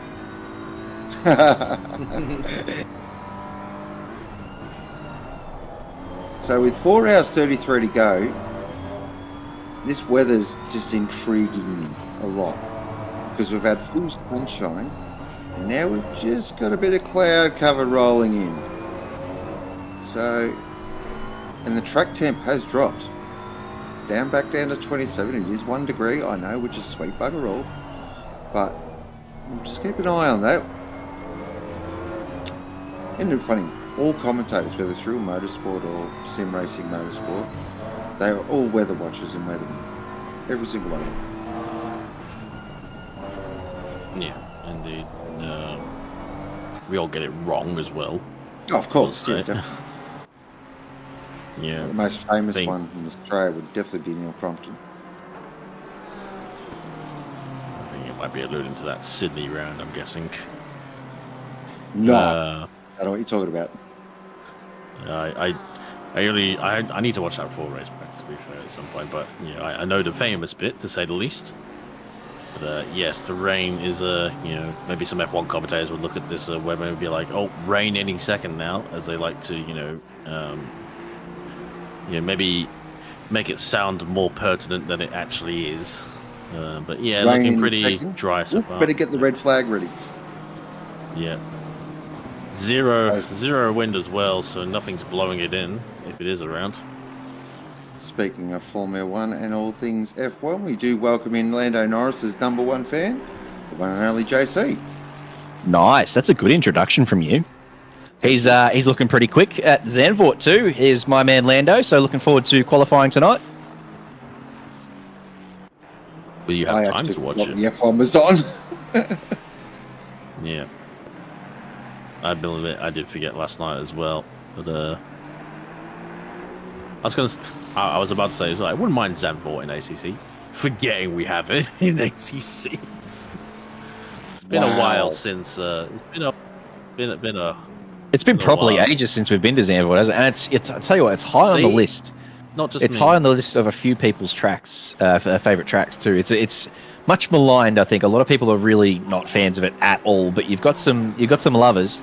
That's for sure. So, yeah, I wouldn't mind going back there, either for a Sprint Series race. My man, Jacob Weatherburn, that was his first ever Sprint Series race win, so I know he wouldn't mind going there. I don't mind Zandvoort. Nice. I like it.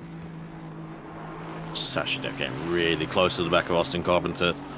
I think this car's also been on the receiving end of a few penalties for collision, so not saying anything, but they better keep their, they're driving in line, and hopefully nothing untoward. Oh my goodness! Stop it!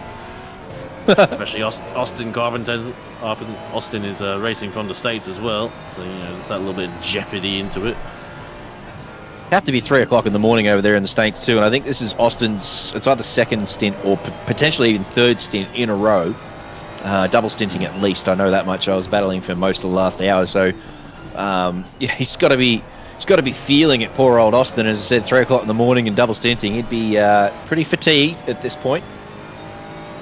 But we've seen him do it so many times. I just don't know how he does it. He's a machine. Yeah, doing a good job out there. It's weird. Chris Murphy's in the pits, and I feel like they boxed up that long ago. I don't think it's been enough. Yeah, you're right. It's very odd. Not too sure what's happening there. They boxed not long ago for a drive-through and a stop-go 30, so I'm not sure whether you picked those up and whether or not that's what you're thinking of. But that's the thing, they got them from doing their normal pit stop. That's the thing, so...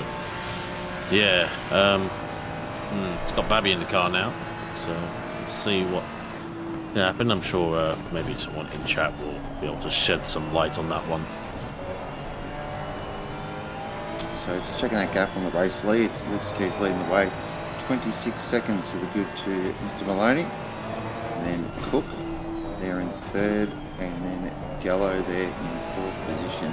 So Cook's still on the same lap.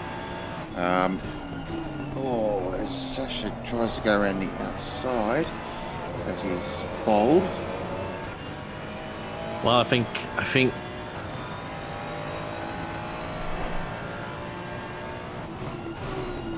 great drivers, but they're doing a both a good job. But I think that Aston is probably just maybe a little bit easier to be on the limit in these conditions. I think the Porsche obviously makes a bit of time back up in the wet. Not to say the Aston's slow or anything like that in the wet, but definitely going well. Thank you for that, Mr. Power. So that's just confirming that the bin ticket entry pitted on lap 241. They pitted, and now lap 256, so definitely short. So maybe just to get back on track for their final stop. But yeah, keep an eye on that.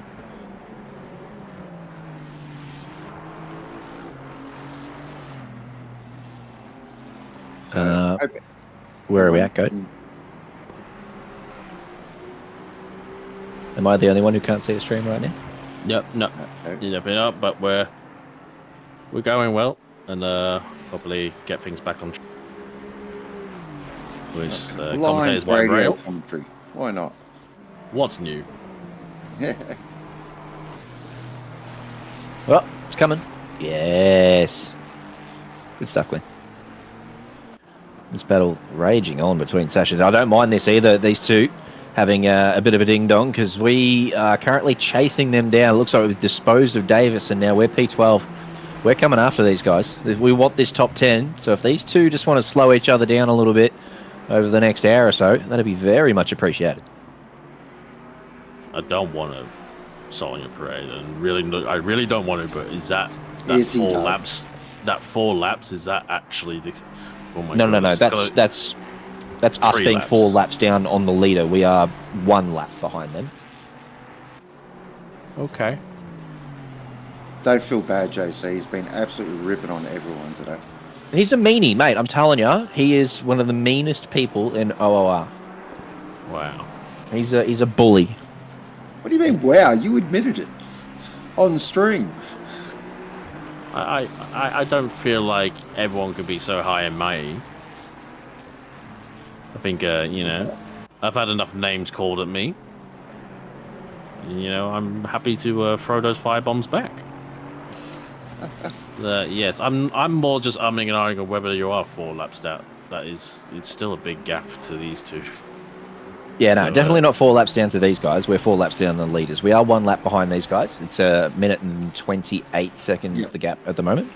So, there's still a fair bit of work, but over 4.5 hours, we're pretty confident that we can get the pace going enough to reel these guys in. And with a bit of luck, obviously there's still, drive-throughs and blue flags and stuff to play out. Not that we wish any bad luck on anyone. But yeah, we just know that a lot can happen in the next 4.5 hours. So, we've got our eyes set on the top 10 still. I hate the ACC's UI. It's just not intuitive in so many places. Yeah. Anyway, sorry to go on things, but yeah, it looks like despite Davis, who was having a bit of a ding-dong with the Viney car for a long time. So it's a tight pack out there, and yeah, still a bit surprised. Yeah, we got confirmation that the 161 did stop short.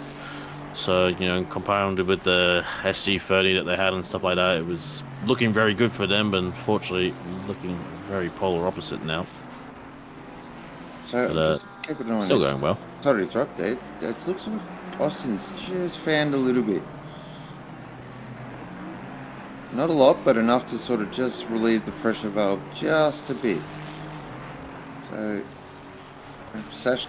Oh, drive through for Sasha Death. Well, that's going to put paid to that. JC is doing backflips in the commentary box as we speak. I was going to just make a comment about composure from Sasha Death.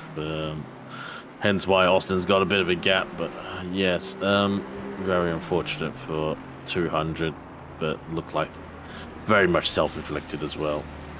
Rough day. Still, though, we haven't seen as many track limits as I thought we would. I now said that.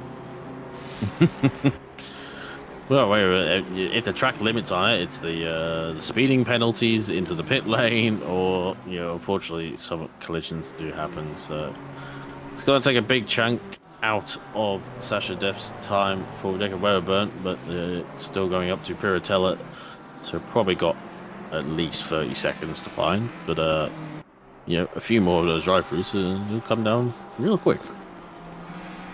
Probably right there about 50 seconds to find, unfortunately. Now I'm scared to just comment on JC's car because he thinks we're going. I'm just providing commentary. Mustang driving around, nice purple colour. Yeah, no thoughts or opinions on any of the ones in it. Nope.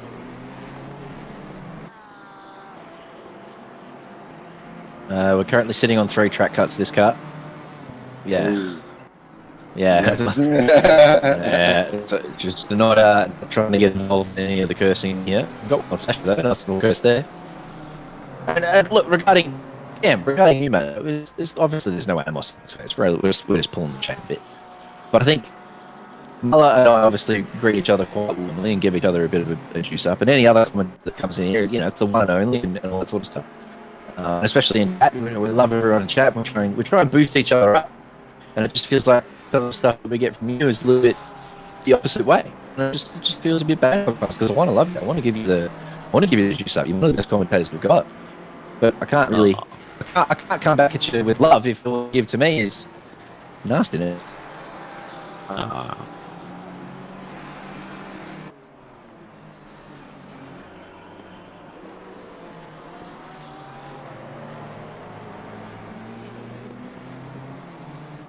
that's fair that noted. I thought, yeah, my jibes sometimes go a little bit too far, but duly noted. Sorry, I'm just I- here going, this sounds like an don't episode know. of Triple M Radio. Yeah. Now it's awkward.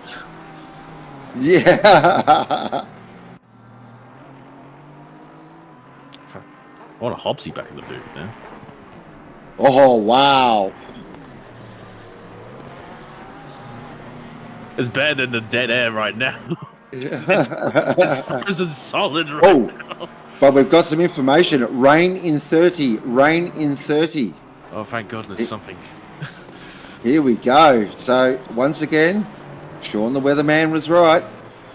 Now, I was going to jump out of the box here, but for rain in 30, no, I'm going to stick around for a little bit for this. Now, what would be interesting, is it just going to be another one of those short showers? Or is it going to be one of those a bit longer? So, again, this throws another spanner in the works.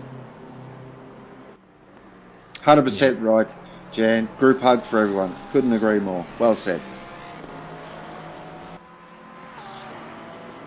I was going to say, I think we've thrown a few at that weather machine for today. I'm surprised it's still going, but yeah, rain and 30. Very much appreciate it. And the cloud cover has very much arrived as well, with down to 26 ambient, 26 track with 19 ambient. So cooling off. Who's done their stops recently? We've obviously had the 161, but I'd say a lot of the leaders are probably in maybe towards the latter part of their stints right now.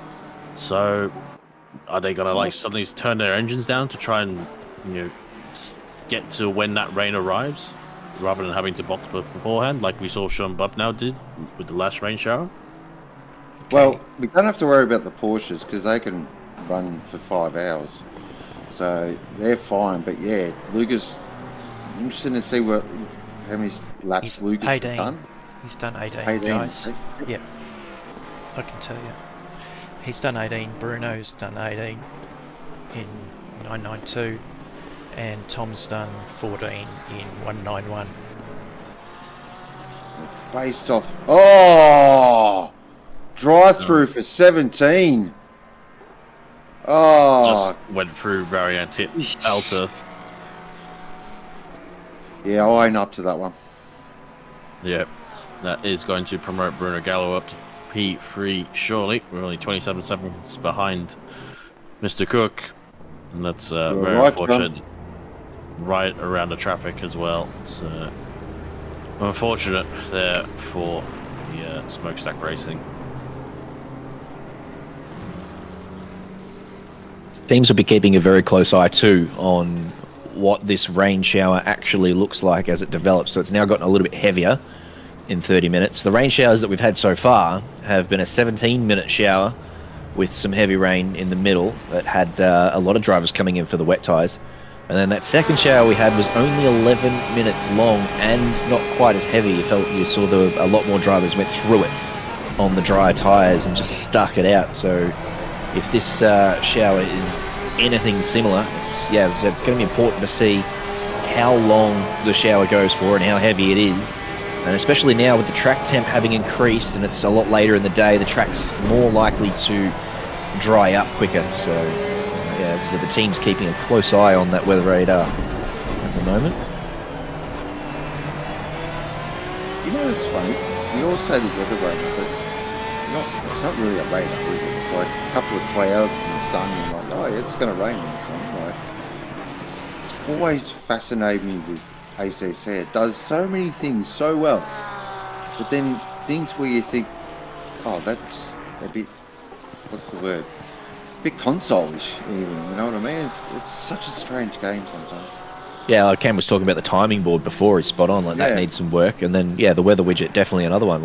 Obviously, we'd like to be able to forecast the weather a little bit further in advance and with a little bit more accuracy. Spot on. So yeah, there's a couple of things that are just not quite up to scratch. A little bit lackluster, one might say. So if you're listening, Kunos, AC Evo, just a hint. As we're looking at Bruno Gallo here in the Laundry House entry, and John in chat, I've got to give a shout out to John. He said they will make it back on the podium. And at the moment, that is where they're sitting. What a recovery drive from it. Seriously. But do we really expect anything different from Laundry House? Really? Not really.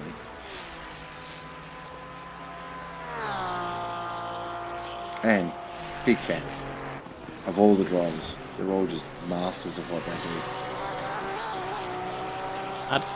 It's weird to have this car on track and not have a, AVR or a BS Plus car as well around it, I will say.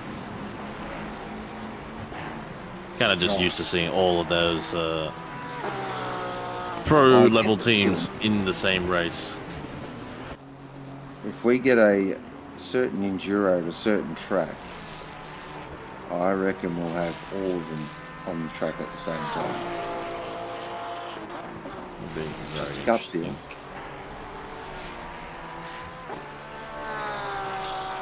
We shall see, and I'm sure news will come out in due course after this round as when and where the next endurance race will be. Been a great little Italian job as this one, the little mini championship as well. Do we have any prizes for the winners? I'm not sure. It's just kudos, isn't it? Yeah, it's just well done. Pat on the back. Good job, sir. Digital spaghetti.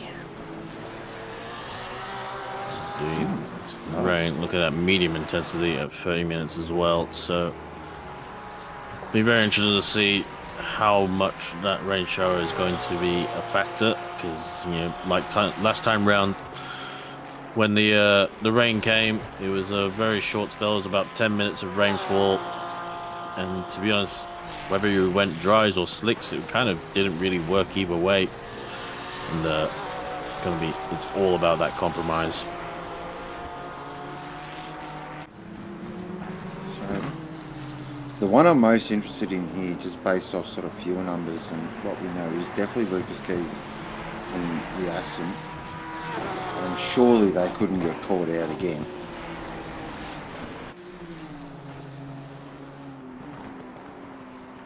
So we've still got rain in 30. Looks like it is about medium.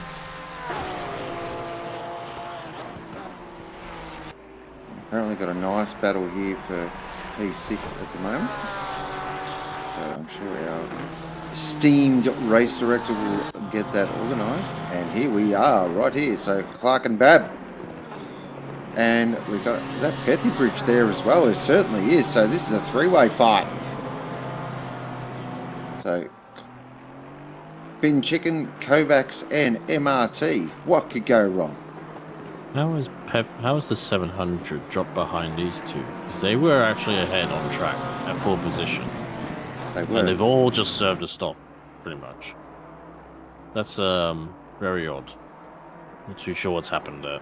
Because Austin was leading these two cars before the stops, and they have pretty much done a stop as well, so they're all not too far away from each other on strategy. So, yeah. Another question.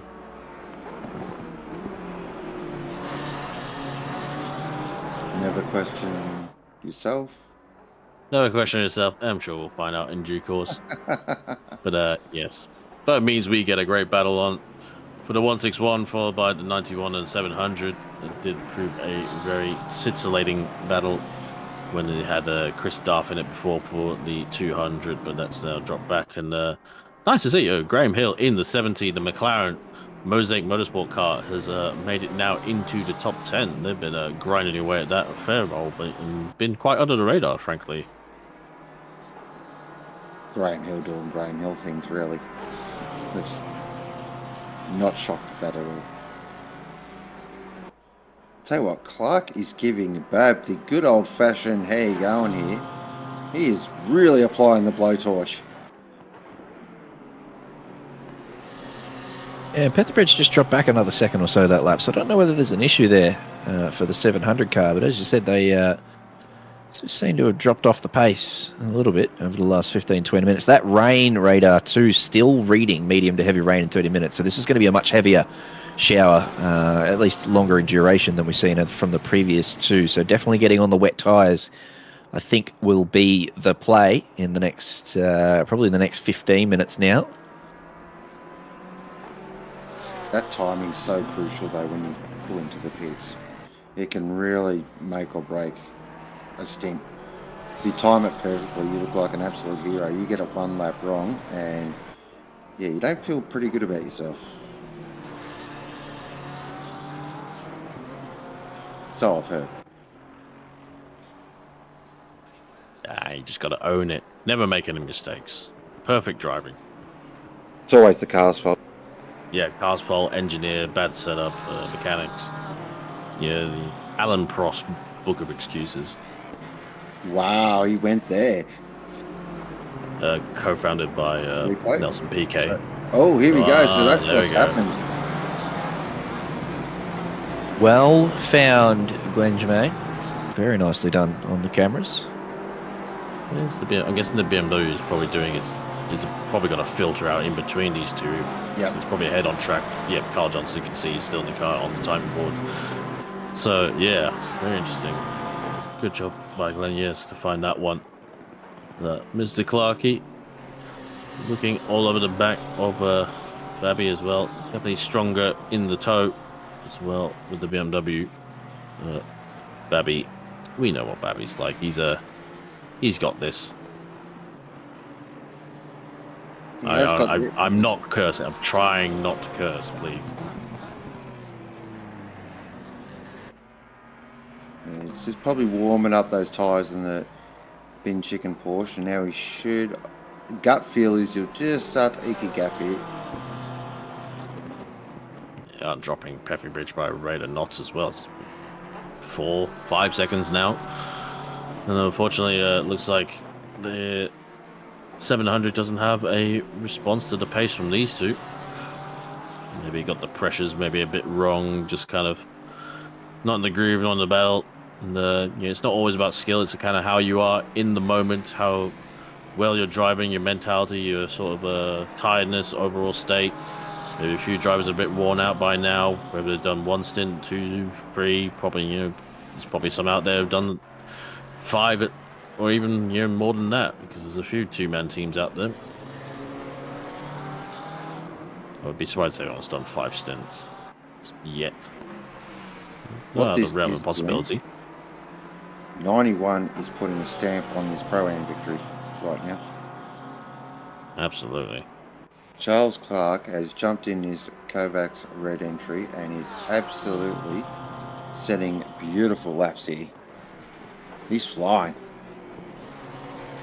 He's another plug and play too. We were talking about Gibbo before, how he doesn't do much practice and doesn't do much sprint racing. That's another one. Clarkey there just turns up on race day and just consistently does lap after lap at a whim. It's pretty unreal to watch.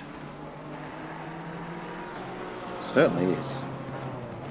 Hats off to drivers that can do that, honestly. I just don't know how they do it, I go to a track, I've got to practice for at least a week to get my head around it and everything. But especially these top-end drivers, you can just literally pull from the streets, put them in, and they just start setting Hollywood numbers within 2 or 3 laps. It's incredible to watch. Yeah, I like to arrive and drive, but I can't do it for enduros. It's just the pressure of letting your teammates down for me. Ooh, gets a little bit squirrely on the exit, and a bad exit up the crest for the BMW driver. So we sung his praises, and that's just how the commentary box works sometimes. Yeah, look, the curse does flow out of this commentary box for some reason. I've done a bit of commentary for other leagues and things, but this one is special. As soon as you mention something, bang, something else happens, or something happens to a driver. It's quite cursed. Well, while we're in good form, let's point the camera at Lucas Keys. Let's say appropriate timing. Just did a 41.6 last lap, and the fastest man on track, so he's currently cooking. Good to see Tom Maloney in the car now too, after jumping off the plane earlier this morning, and currently leading the Kovacs purple car around. And as we were talking about before, the Laundry House guys, after some issues earlier on, still managing to be up there in P3's a mega effort. in the Pro Class 1, 2, 3. And then the Pro-Ams, as we said, led by Clarkey, who's on a bit of a streak at the moment, hounding Babby and trying to put pressure on him. And then you got Petherbridge currently in the 700 car, who's, as I said, just dropped back a little bit from Clark. But with 4 hours to go and some other drivers yet to get in, and there's still plenty of time left in that one. And Sasha Death, not too far behind either. We saw Sasha, taking a big chunk of sand there too, and discussed maybe a penalty or two earlier on as well. But a very, very, very fast car, this MRT 200. So again, long way to go for those guys, and good chance they can get back. And how about that? David McNulty currently P16 overall, leading the AM class with Robert Wenzel and Nathan Monks in that car. Nathan Monks on endurance racing debut too, by the way, so that's a bloody good effort for those guys to be that high after starting probably somewhere down in the bottom end of the field. And then Kay currently in the 492 Lemon Racing. Just, sorry to interrupt it. Kay No, just had a please. moment with 43 at turn 1. Those twos were yellow as the leader came through at turn Tamburello for a good amount, car 43 and car 492. So I think there's been a crash there. Well, that's unfortunate for them. For Liam, we'll probably chase up a replay of that one. But Neil Haynes, one of our favourite commentators too, is currently P3 in AM class down there, 28th overall. So, David and Liam here currently battling out for the AM class lead. And, Bender's going along very nicely. Another plug-and-play driver who does no practice whatsoever and just turns up and, currently leading AM class, doing a very nice job, is our man Bender. And that was the 53-minute update brought to you by JC. We're not doing hourly, we're doing 53-minute updates. Well, I don't get to do many of the updates, and I was basically just reading through an update for myself, so I thought I might just repeat my entries for the chat, in case anyone out there is interested to see how they were going. That's very, very well done. Rather than talk about my own car, which is what I'm bloody capable, I just seem to do too much, apparently. Sorry, John. And he says Bender smells rain from 400 kilometres away and turns up. That is very true. Yeah, spot on. Not wrong. A bit of a replay here. This is the one Cam was talking about. Yep. What has happened here? So, oh dear, oh dear. So, Liam just missing the brake marker there, I think, and then tried to rescue the situation by sending it down the inside. And, not quite getting that right at all. Oh, who's that? Someone else going for a bit of an adventure out there. There's the 333 BMW that was also going off. Seems to be having his own accident as well. But yeah. I think, sympathy accident. Sympathy accident, exactly. I think, Kay looked like he just got a bit deep on the brakes, or whether just got caught out a little bit by the braking from Boyce Bacon. And a little bit unfortunate there. But still hasn't, probably lost a lot of time to P16 in the AM, honours. But still going. I think minimal damage as well. Might be a little bit, but not race ending. And the rain has gone away. So there's a short shout. Okay, a bit more damage. That's not ideal. That's not aerodynamic. No. Unfortunate, but I'm sure the MK probably might be able to squeeze in a pit stop or hold out until when the rain does arrive. But that rain was up there for a while, so I'd say it's maybe at least a 5-10 minute rain shower, given how long the rain widget was up. And like you were saying earlier about the radar, it could be a slot machine for all we know. That you just crank the handle, it'll just display whatever. And that is a pretty swift penalty coming out, I believe, for that collision as well. 492 for drive-through for causing a collision. And it's unfortunately going to compound things even worse for that car. Yeah, that's a bit of a shame. But dust off, get the head down. Still 4 hours remaining in this race, so plenty of time. But I will say the 2 is looking very strong for this AM victory. We drove a very nice race. So to be P16, that's a huge drive. Massive. With the best lap of a 1:41.85, if you don't mind. Yeah, that'll be Nathan Marks. Yes. Yeah. Said before, JC knows him all too well, but that guy is bloody quick. This is, he's not been playing ACC for long, but he's a long-time driver in our F1 series and a top-tier driver in that series. And he has very, very quickly picked up ACC. So, as I said, this is his first endurance race, and he knows the layout of this track, but has never driven here in ACC. So, he's a very, very late entry. But, yeah, he will be a very fast driver in all series coming up in OOR over the next year or so. So, yeah, keep an eye on Nathan Monks. He's a very fast boy. Pretty sure what that was about with Bruno giving a little bit of a wiggle with right next to the 333 BMW. And, yeah, probably nothing more than that. So they're coming up to a couple of lap cars up ahead. It looks like Cricky and I want to say the Mosaic Motorsport McLaren of would be Graham Hill at the time. Both drivers going right maybe. in their own.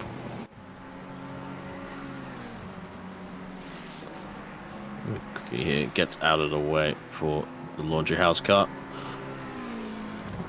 That rain widget has moved across into the 10-minute mark, so I reckon we're going to see about 16 minutes of rain, and it's going to be quite a lot heavier. It was mostly medium to heavy rain widgets in that 30 box for quite a while, so it's going to be a long. It's not, I say long. It's going to be probably the longest we've had so far, and it's going to be a little bit heavier.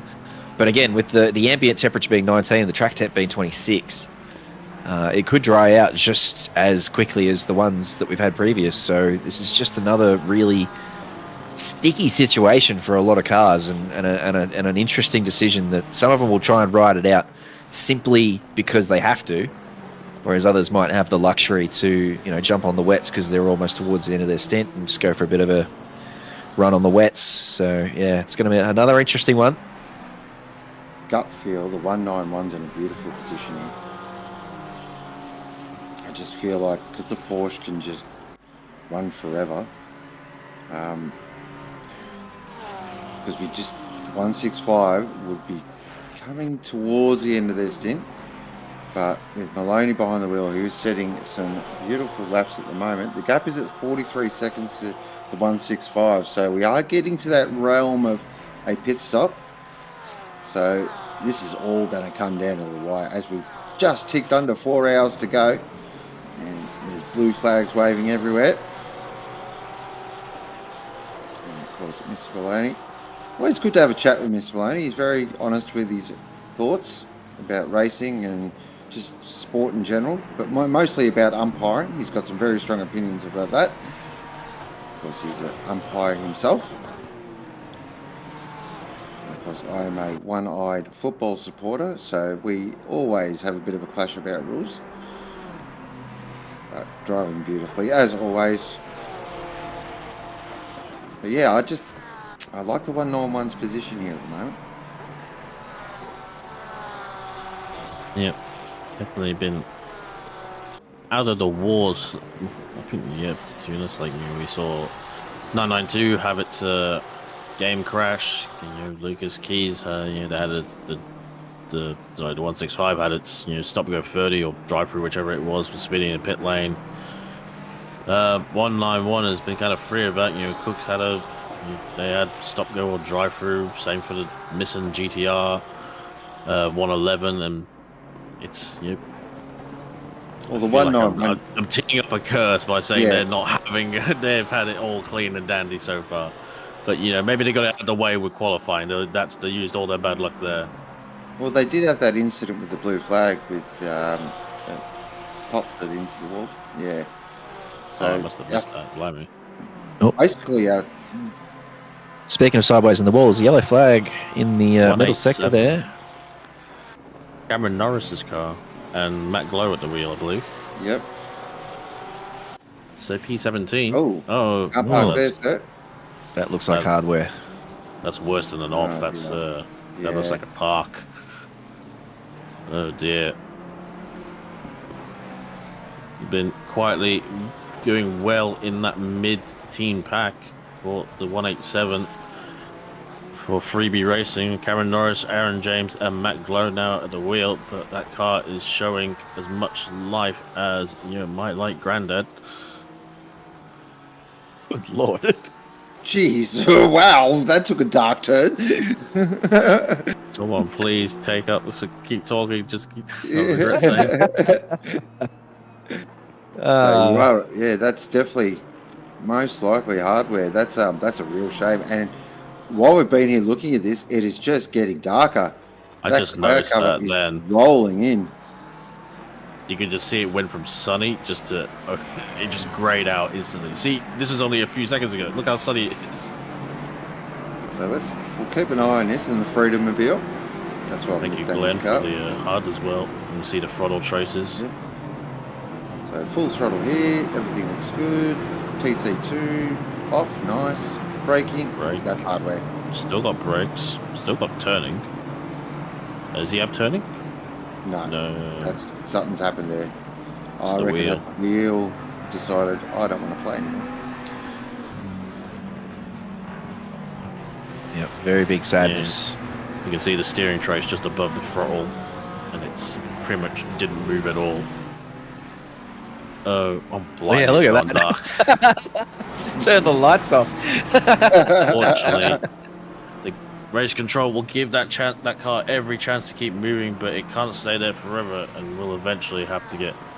I'm not sure if there's a return to garage command from race control, but it might have to disqualify it if it stays there. There we go. And there Bang. we go. Oh, That's it. that's really unfortunate. Ugh, cruel. Like you said before, Sean, motorsport is cruel. Good shout there in chat from Heavy Weapons Guy. We had the safety car in previous races in this series that we gave a bit of a trial to. That would have been a pretty good opportunity to throw one. And obviously we know that those safety cars can advantage some and disadvantage others, but they certainly they throw a spanner in the works for sure. And with the rain just about to come over to a safety car, then probably would have benefited a few teams. So would have been an interesting shout. Tell you what, the gap, like when Maloney got in the car, I think they had about 25 to 30 seconds to keys. It's now something like 50 seconds. Yeah, Lucas is putting in one of those stints. It's like, yeah, no discredit to Tom, but like Lucas has been absolutely just rapid. Yeah, no, Tom's still like mid 42s, top 42.4 last lap from Tom Maloney. So he's one of the fastest people on track. But when Lucas Keys is up the front doing purple after purple, he's done a 41.4 on the last lap. So you're not wrong. It's nothing to do with Tom. It is just Lucas Keys absolutely smashing out the laps at the moment. Yeah. And I was a little bit concerned. I think I said before, like, I had a feeling like the Porsche and the Ferrari were probably pretty matched on pace. I think it's Porsche and the Ferrari. What Ferrari? Aston Martin, but the Aston Martin, I get the feeling, was probably a more complacent car to drive at the limit, especially in these drive conditions, lap after lap. You know, it's got to handle the curves a little better. We saw Page as well. Like, he had those 2 moments with the inside curb at Tamburello. Just unusual mistake, but I think the Porsches have to be driven at that sort of limit to kind of recreate the same times the Astons can. So we've got having a look here. That is Maloney catching Cook. So that's to put a lap on 4th position. You are bloody hell. Surely that can't be right. I was going to say, I think that's the 2nd lap they'll be putting on them. Yeah, Lucas Keys and the Aston, they're currently a lap in front. And Maloney's a lap in front of Gallo, who's just gone across the line. So, yeah, Maloney chasing down Gallo, trying to get a lap on him. Cook's gone early. I like this. Might have to. It might be fuel limited, to be fair. Let's just No, see what the rain does. The benefit of the doubt. Yes, 100% call on strategy. Risk it for biscuit. No flim flam for a Tim Tam. Map 2 as he comes in there too, so he may have been fuel saving as hard as he could, trying to get through to the rain. And I think you're right, maybe just didn't quite have the tank to get there. So this might be a case of have to for the smokestack boys.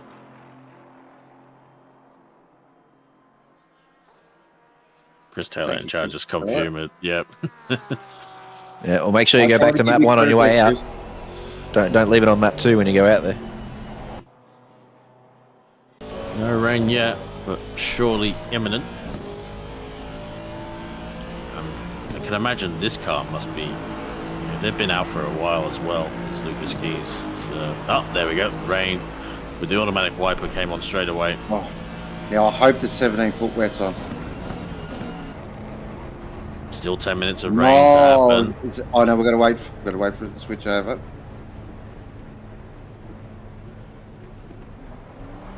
I fear that is dries. Oh dear. It's a short shower. It's still a hard call, and no one really has any certainty even from the last, rain bout. It's pretty much a deja vu of beforehand, No, except for we this got car. a word from Chris. They are on wets. See, Ah. perfect strategy call, Chris. I told you. That's that Yes. high level 4,000 IQ Essendon coach thinking right there. It has gone from optimum to damp to greasy to wet very, very quickly in the last couple of rain showers. Yeah. So yeah, I think you're right. I think that's just absolutely nailed that pit entry, haven't they? I think it's also been very ideal for a lot of people in terms of they were towards the end of their stints. It's kind of perfectly timed, and I'd be very surprised to see Lucas Keys go around again. Because the rate it's coming down is not insignificant. It's greasy, but it will go wet probably halfway through the next lap probably even the latest, frankly. To quote Brian Taylor from Triple M Radio in 2009 Anzac Day, it is Doesn't. tipping down. Oh. It No. looked- In. Out. Wow. At least he's got a clear track. He passed all those lap cars. Now he wants to enjoy that free track for a bit, but down to him. But it did look like he wasn't. It was a little bit indecisive whether he was coming in or not. This track is still greasy, still very much drivable. I think the game lets you get away with. There's quite a lot of tolerance in how well the slicks work in wets and how well wets work in dries. I will say in comparison to real life, but that's just how it is. Rain plus, yeah, wet, sure. Everyone's got to go to wets. There's no point in hanging this out on dries. Yeah. So basically, Still once 10 minutes turns of it. down- and it's rain plus now. Rain plus. Yep, it's the medium rain. Is that the medium or is that the heavy? I That's don't the remember. heavy. So Tom Maloney's Maloney's in. Probably a good sign, maybe for the Porsche drivers. I think the Porsche is, oh, Oh, laundry house have gone laundry around. house. Is Yes. this? Oh, they're gonna risk it. Now damp. It's damp. With 165 now coming through Variante Alta. So we shall see whether Laundry House or Toro Racing are gonna stick it out for this one. I think they'll both be in this lap. I think they were just seeing how far they can get away with. Tom Maloney in the pits now, changing drivers. I can imagine maybe will they put Peach in that car potentially with the wet car. Maybe Yep, Tom coming will in now. double.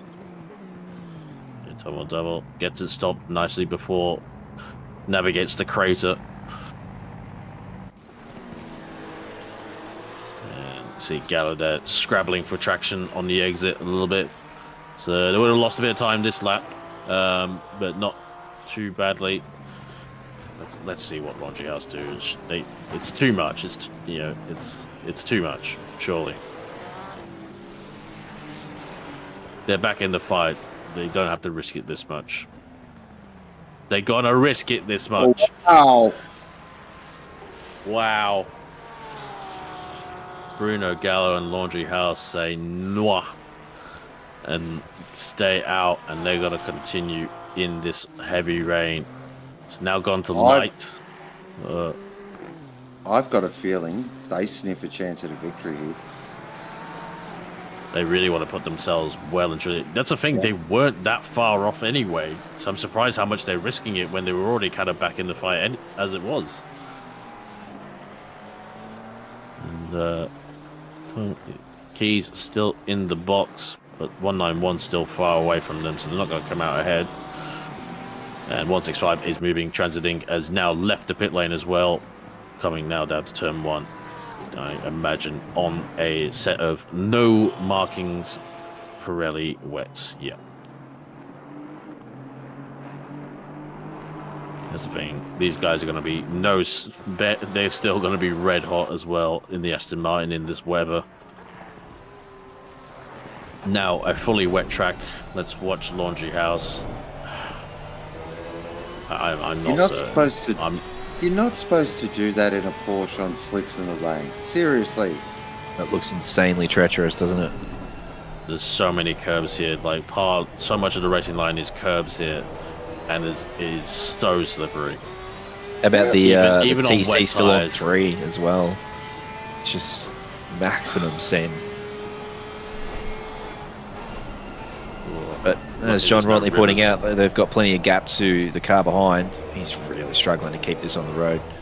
But yeah, he's got all the gap to the ones behind, and he's a lap down on P1. So if they are going to win it, they really need to throw caution to the wind and have a crack at this. Yeah, he's got about a sector. As you can see, 165 is now going through Variante Alta. He's got 1 sector ahead of the leader. 116 comes to the pits, wherever that is. And yeah, that is AC and Z, Sierra El Peru. They thought maybe they could hero it as well. Oh, wow. That did not want to pull up at all. Yeah, the braking is Look at that. going to be blood on my ears. How is he doing 419 that? comes back.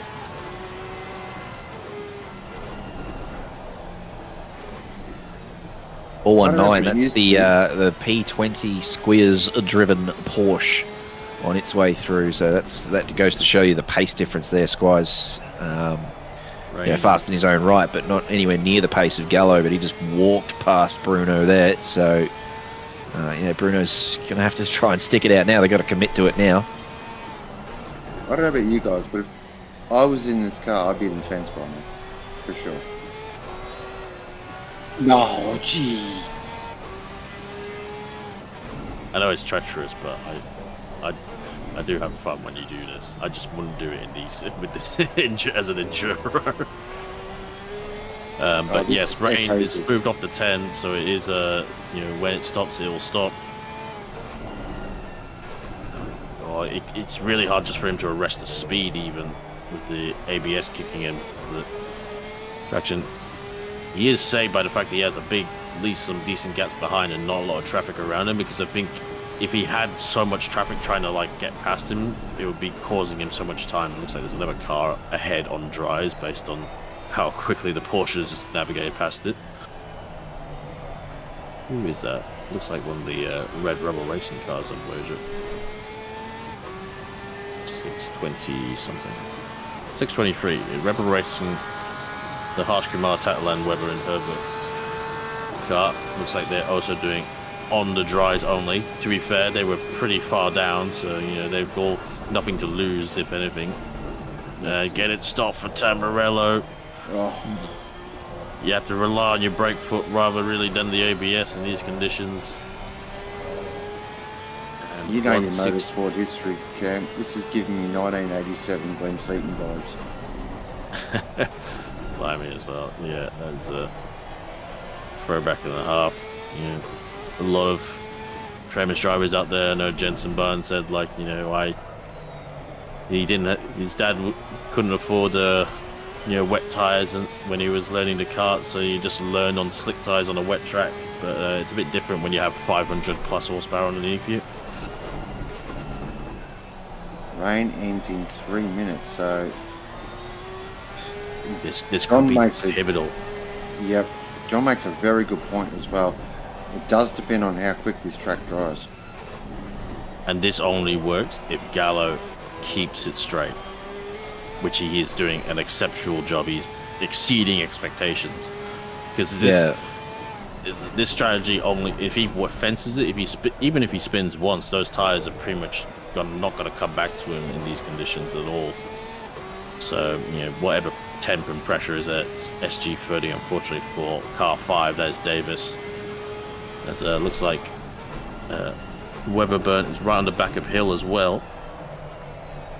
but we can't turn our eyes away from Bruno Gallo. So Lucas Key's last lap was a 49.8. We know he's on the wet tyres. Tom Maloney's last lap was a 52.7. So how far off the pace is our man Bruno here with a 56.1? That's not terrible. That's Not, is it? very impressive car control. I do apologise. I actually thought they took the lead by not taking it out, but they must have been that many laps behind, unfortunately. Oh, so what they've done now is they put themselves on the same lap as the leaders. So Lucas Key's obviously a fair while still up the road. They are they're actually coming up behind them now. They're about 110 seconds behind. Sorry, 130 seconds behind. He needs Are to you transition. surprised by those? That's Two's not on great maths slip, from me. apparently. It's Bender. Make Bender. If there's anyone who's loving that situation, that's Bender. Looks like Boxell is right behind them as well, and I'm sure Liam Kay would enjoy that quite a bit as well after their earlier misdemeanor to come back at that car. But you can see, like, there is wet patches around the edges of the track, but there is somewhat of a drier line. It's still wet. It is a little bit warmer than it was earlier, so it might dry out a little bit quicker. Thank you to Glenn on the camera. He's done a great job so far. Shout out to Glenn. 8 hours. Barely gets a break. Hopefully gets a bit of a feed there, here and there. Doing a great job putting this stream and race on. It's Mr. Germain. Looks like the bluey car is going past the Bruno Gallo. Just there on the outside, giving him a nice big spray of for his windshield as well. Yeah, and not far behind these guys, as I said, is Lucas Keys. He's only 2 or 3 corners behind them now, so it's worked out temporarily, but once Lucas gets back in front on those wet tyres and starts to pull away again, they'll go from what looks like a pretty good strategy back to being a lap behind and on the wrong tyre. So it needs to be transitioning, like now, back to dry for him to stay ahead of Lucas. So unfortunately, it's just it's not going to dry out in time for him to stay ahead. yeah, but as Garni said, we've still got another 4 minutes of rain too. So it's 3.5, maybe 4 minutes of rain. So yeah, it's not going away anytime quickly. I wonder how much fuel they have left in that Porsche. That was the pressure on the cars. Just thinking, once it does dry out, do they have the fuel to really make that, to capitalize on that? But who knows? This is probably going to dry. They're going to have to pit as soon as it dries up, I imagine. If they are can fuel time saving that- at all. I was going to say, if they can time that pit stop,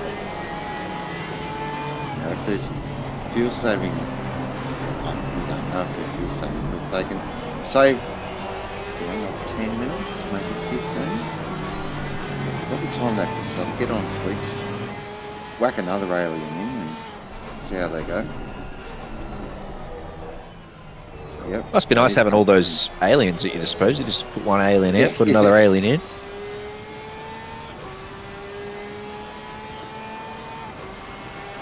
Yeah, I think we know what tie they're not going to take. But that's as far as I think we know, really. So, coming up now, probably about 5 seconds. He has got a blue flag. I think that's Bishop for P23, who would like to get past. Still a wet track, whereas last time it kind of it went to damp before it even stopped raining. So yeah, definitely been a bit more of a harder range spell than last time. Where's that cone come from? Never mind. I didn't think they were coming. It's probably come from the Nürburgring. Is that the one sitting against the pit wall there? Yeah, there's just Is one it- by Yeah, there. It's I like, I think can't it remember could where be that's one, from. Yeah, no, it's been there for a while now too. I was trying to hit it. I kept missing it. I literally kept forgetting it was there, but I was trying to hit it. That's the cheeky cone. See Lucas Keys closing in on Bruno Gallo, but it's been a great demonstration of car control and cool-headedness as well. very easy just to lose your train of thought, get panic, get kind of get a bit too stiff on the inputs. And you've got to be relaxed and smooth, especially in a Porsche as well. How long has Lucas Keys been in the car? Is the question that Callum would like us to answer. I reckon he's double stinting. While. No, just in this stint. I reckon he's double stinting. So there he goes there on his way through Gallo. We're talking about him coming up. And on those wet tyres is going to make this look pretty simple, I would think, down into Ravazza 1. Gallo doesn't put up much of a fight. 73 minutes behind the wheel for Lucas Keys is the answer we're getting.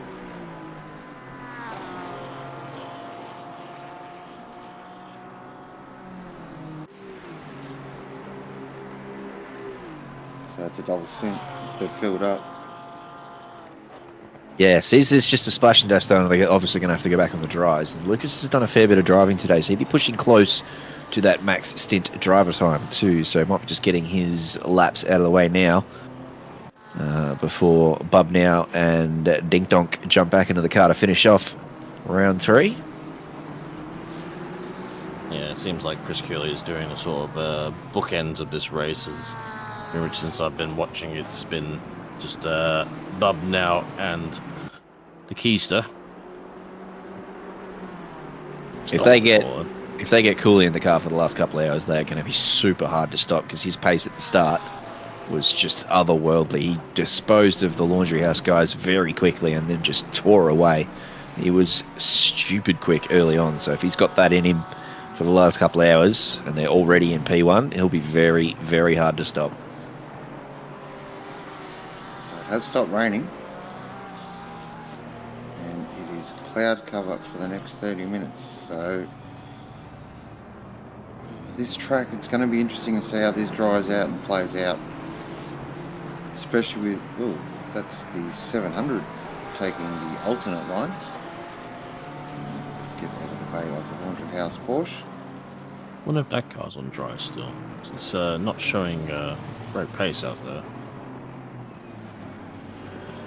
There's plenty of them still on dries.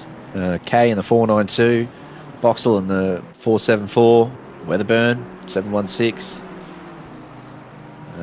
I reckon we've obviously been watching Gallo for a while. Kumar in the 623. There's plenty of them still sticking it out there in dries. And Petherbridge is one of them. Yeah, because Petherbridge fell behind Clark definitely before the rain came. So it was a little bit, didn't really have the pace of Clark and Babby. Got ahead for now, to say the least. But got 10 seconds over Clark, but with the rain coming to an ease now, those dries will slowly come back to him. But the wets will still be good for a while. Still a wet state track. Unfortunately, ACC is a little bit kind of... it's not really got the smoothest transitions. As you can see, that car's clearly on wet tyres, the McLaren of Red Bull Racing. There's Graham Hill in P10, so if you're going to pass P7 and get past that quickly, it's going to spur you on a bit. I'm just worried about the curves with these dry tyre runners. I think that's why... Slide and nearly collected the number 5 of Davis. Oh, that was very sketchy, and thankfully both of them are still going without much trouble, frankly. That could have been a lot worse. Had did very well to hang on to that. He jumped on the anchors, but kept it going straight, and gave a little kiss to the BMW, but did very nicely as the rear got away from him. Just having a look at the time, too, and how many showers we've had so far. We've had 3 showers so far. We've got 3.5 hours to go. I wouldn't be surprised if we've got one more shower left in us here based on what we've seen so far. If it keeps rolling along like this, just one more 15-minute shower right towards the end of this race, I think, is on the way. I said 40 minutes to go, we'll get one. Okay, all right. Yeah, I reckon you're spot on. I didn't catch that, but I agree. I reckon that's a great call. And then you have the difficult choice.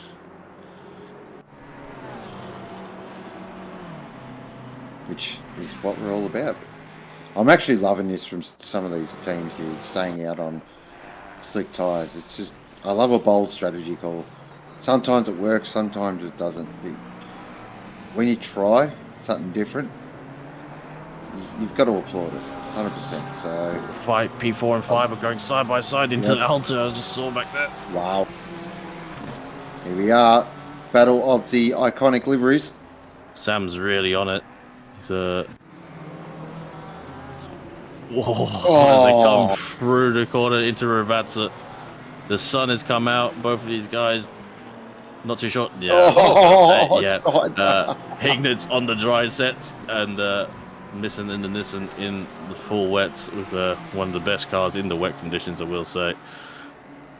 Going well here, but it's definitely drying out now. The sun's out. That's going to really expedite this track back to the dries. You can see the line forming a little bit. Car 20 off. I believe that's the Triple J car. It's going bad to worse for them. Quickly answer that question in chat. It's ACC Drive. Look, that quarter names up on the top, just above the track temp and weather app. Is it? Is it? Oh. Ooh, secret stuff. I like it. I'm going to say, I've got ACC Drive. Mine doesn't do that. I thought you get that option on ACC Drive. Maybe. I just never found it. Race Element. Yeah, that's a good one. A lot of drivers using Race Element out there too this afternoon. There's plenty of good third-party software that you can add into your endurance days. So, yeah, go shop around. Some of them cost a bit of money. Some of them don't cost anything at all, but they all offer something unique. So, yeah, well worth a look to supplement your day. Damn track. It's drying, and now Hignet, I think, is not under as much pressure. This is going to dry quickly. 26 at track.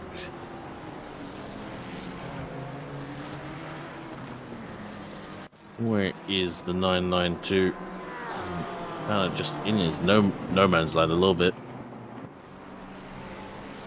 It has dropped a lap now behind 165. It's kind of we saw that coming, but you gotta have to say it's overall gained him time.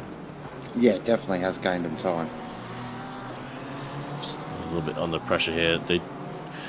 It's very touch and go on whether wets or dries. Wets or dries are faster right now. It's I think once the dries get their pressures up a little bit, because you know they really don't like to operate when they're cold. And they're coming a little bit up to pressure now. It's still wet out there. We have seen some very optimistic damp tracks though.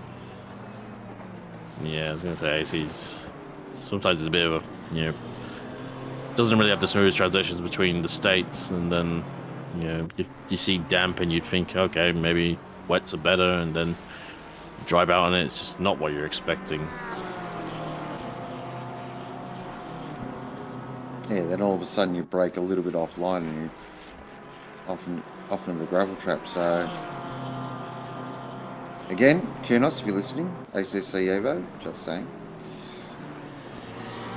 Yeah, maybe stop developing ACC Evo, go back to developing ACC. Ooh, Yeah. some people won't like that one. I just don't want this game to stop Controversial. developing. I just want I love ACC. It's my only racing multiplayer game, and it's just I don't want it to stop getting supported, which I fear is happened. It pretty much has stopped, sadly, from what I gather. Yeah, look, it is a shame. I love ACC. All good things must come to an end. Yeah, I think it's a fantastic game. But, you know, you've just got to... Yeah, hopefully AC Evo is awesome. And be interesting. Oh, wow, that was sideways.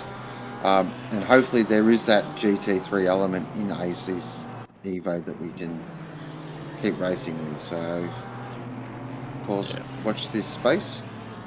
That to bear in mind as well. Like we were critical sometimes of elements of ACC, but I remember when this game was being developed, and even when I was racing it earlier, like late 2019, 2020. To be honest, it wasn't actually really built for the size of the audience that it has now. It was expected to be a lot smaller game back when AC was actually a lot smaller. But when COVID happened, sim racing really blew up, and it's just the numbers. The game just wasn't built to the numbers, which is why the driver selections, changing drivers and pit stops is a little.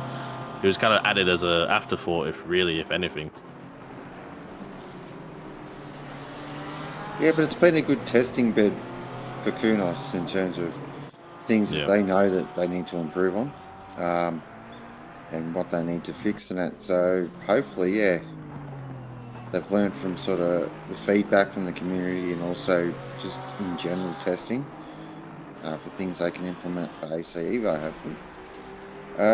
Callum, is AC2 meant to replace this or AC? Well, that's the good question. That's sort of the $1 million question we're all sort of wondering. How's it going to be structured? How's the game going to actually work? What capacity? Is it just going to be road cars? Is it going to be... It's going to be more like AC1, I can tell you that. It's just whether it has all the support and functionality. The problem is, I think, AC Evo's there's always, expectations. You're not going to meet everyone's expectations. You got to keep things tempered. But we can hopefully, and see how things go. I just, thankful, everyone who keeps saying, somewhere. Oh, here we go. GTR going around the outside of Ford Mustang, that's a lot better. And into Toza. Unfortunately, I think for Sam Bisson, he wanted to get past him before things dried out, but he has got a good run now up to the inside of Piratelli. A little bit of a wheel bang on the outside. He got the inside line, both going side by side, banging again, and shoves them out wide. Oh, it's very touch and go. Not going to call that one from that angle. That's for damn sure. But the GTR gets ahead into Acca Minerale. In footy terms, that'll be probably 2 weeks. Is it a two-fig Ferrari going around? He is too, yes. Yeah. They had all sorts of issues earlier on, and they're still going around a P21. I love that. There's a couple of cars that have had issues and have just pulled the pin and said, no, that's enough for us, put the queue on the rack. And I don't really rate that, especially when you've got so much of the day left to go. Like, why are you here if you're just going to book it in that early? Whereas Two-Fig and his crew, they've said, no, we're here for the day. And they're powering on, and they're still in P21. That's very respectable. Love that. Couldn't agree with that more.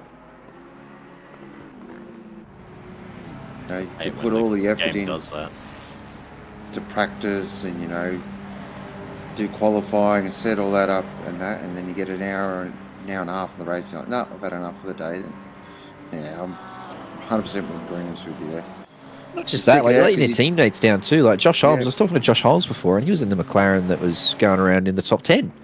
And they, I can't remember who his teammates were, but he ran into some issues, and he said he was really enjoying his time, and he was having a good battle with a couple of cars out here in Imola, and all of a sudden they just pulled the pin, and he was a little bit disappointed by that. And I said, you so should be. That's really disappointing. Josh is one of our favourites, and he's just not quite had the day he thought he was going to have. So yeah, you just let your teammates down. Anyway. Yeah. No, I get it. Yeah, that car got pulled out due to circumstances outside of their control, I think Mia said in chat. So we leave it at that one. But shame for Josh Holmes there. Yeah, can understand. I like to, regardless, the car's upside down, lap 1, I'm still going to go to the end. Wow. Might need a tow truck. Glenn! Bang!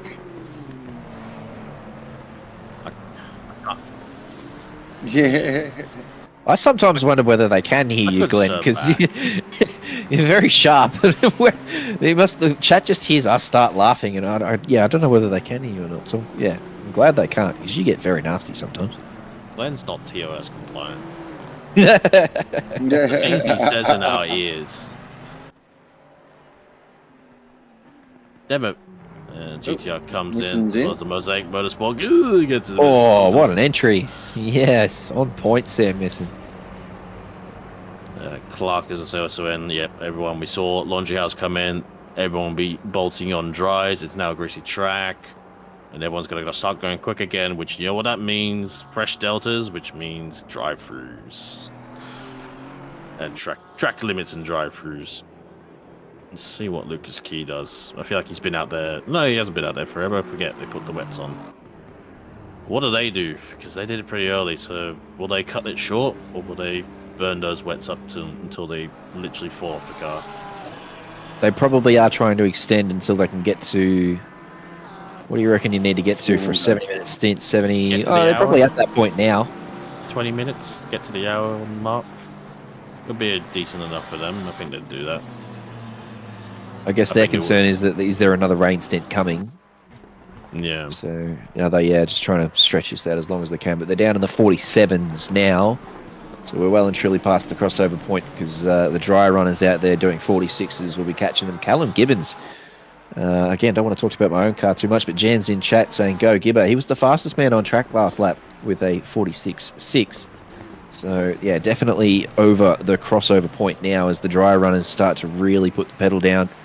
And the wet guys searching for wet patches that just aren't there anymore as the track has gone greasy. And the track temp is up at 27 degrees. So, yeah, we're past the crossover point now, that's for sure. Maybe he comes into the pits. Sorry, another 191 is, and probably the 992, they're aiming for that. They want to make their last stop with probably about an hour 10 to go. And that'll guarantee they can get to the finish. So I know the way 191 works. They're pretty cluey operators over there at Kovacs Purple. So they'll have that number in mind, the magic number, so they can hit that and drop the hammer. We do know that the 165 is on the balls to the wall strap. With a little bit of fuel saving here and there, but never mind. 165 now come in. So, not going to burn up those dries. Yeah, they got loads of time. Like, regardless of what they do, I think they were going to come out in the lead anyway. Oh, Shady, what's going on there? It looks like you got the car back, but maybe had a bit of right lock in the car still.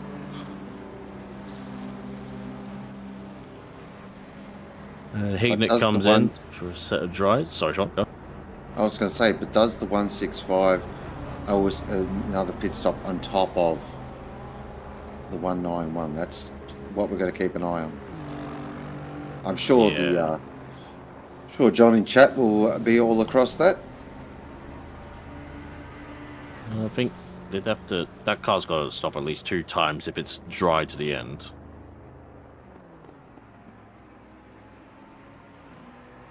So yeah, they can definitely get whatever it is, an hour. You only got to do like an hour and 6 to 7 minutes, 3 more times, which is more than doable if it dries.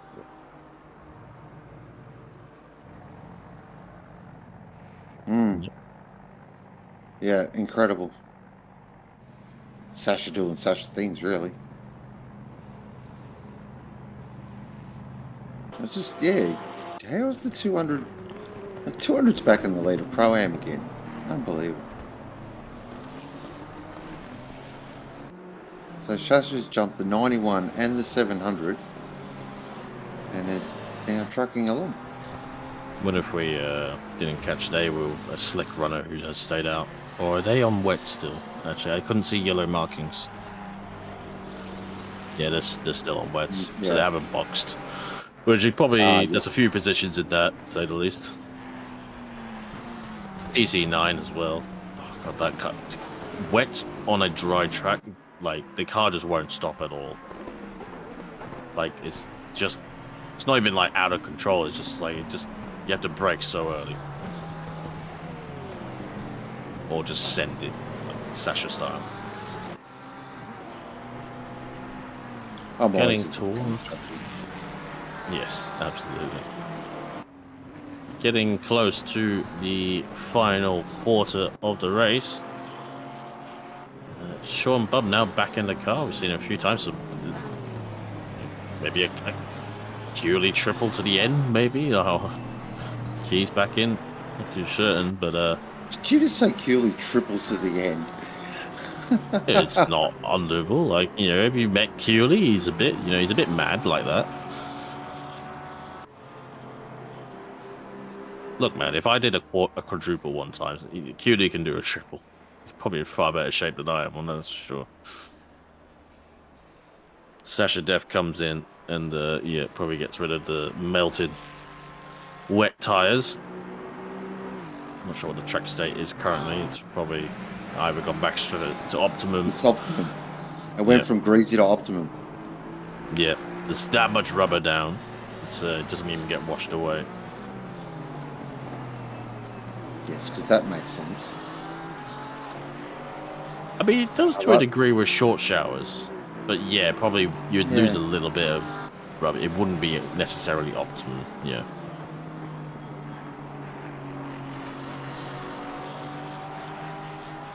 Just waiting for all these pit stop to cleanse, and then we'll go through the field. So it won't be too long now. But it's been a fascinating day. Lots of storylines to sort of come out of this one. And I still reckon we've got a fight for this. I don't think it's all done and dusted just yet. Especially that Pro-Am battle. That's going to go down to the finish, 100%.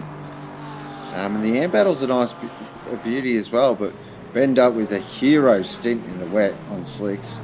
May have done enough there to take that, but we've still got 3 hours and 15 minutes to go, so anything can happen.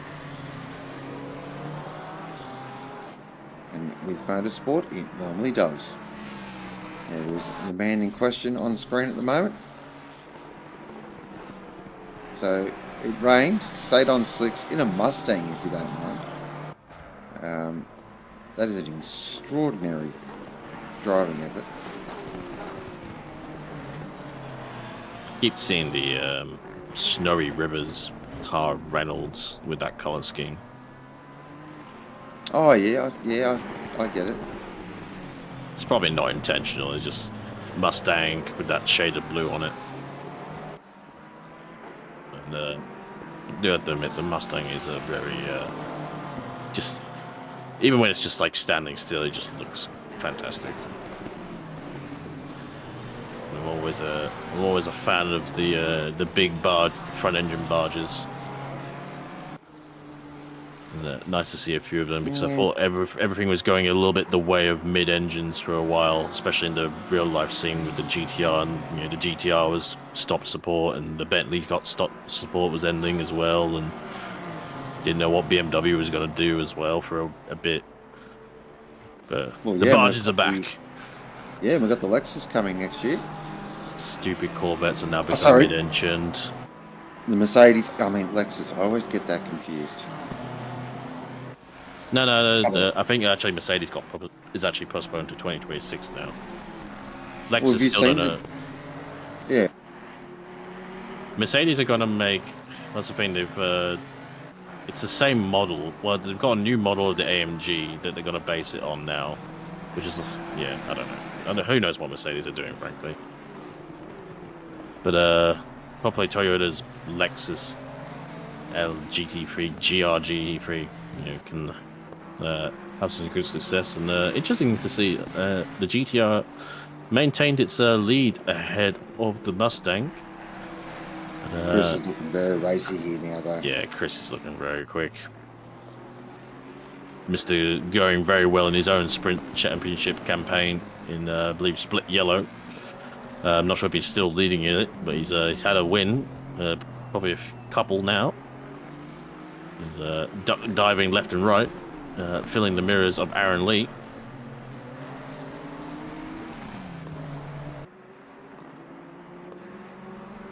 I raced in the same rookie class as Aaron.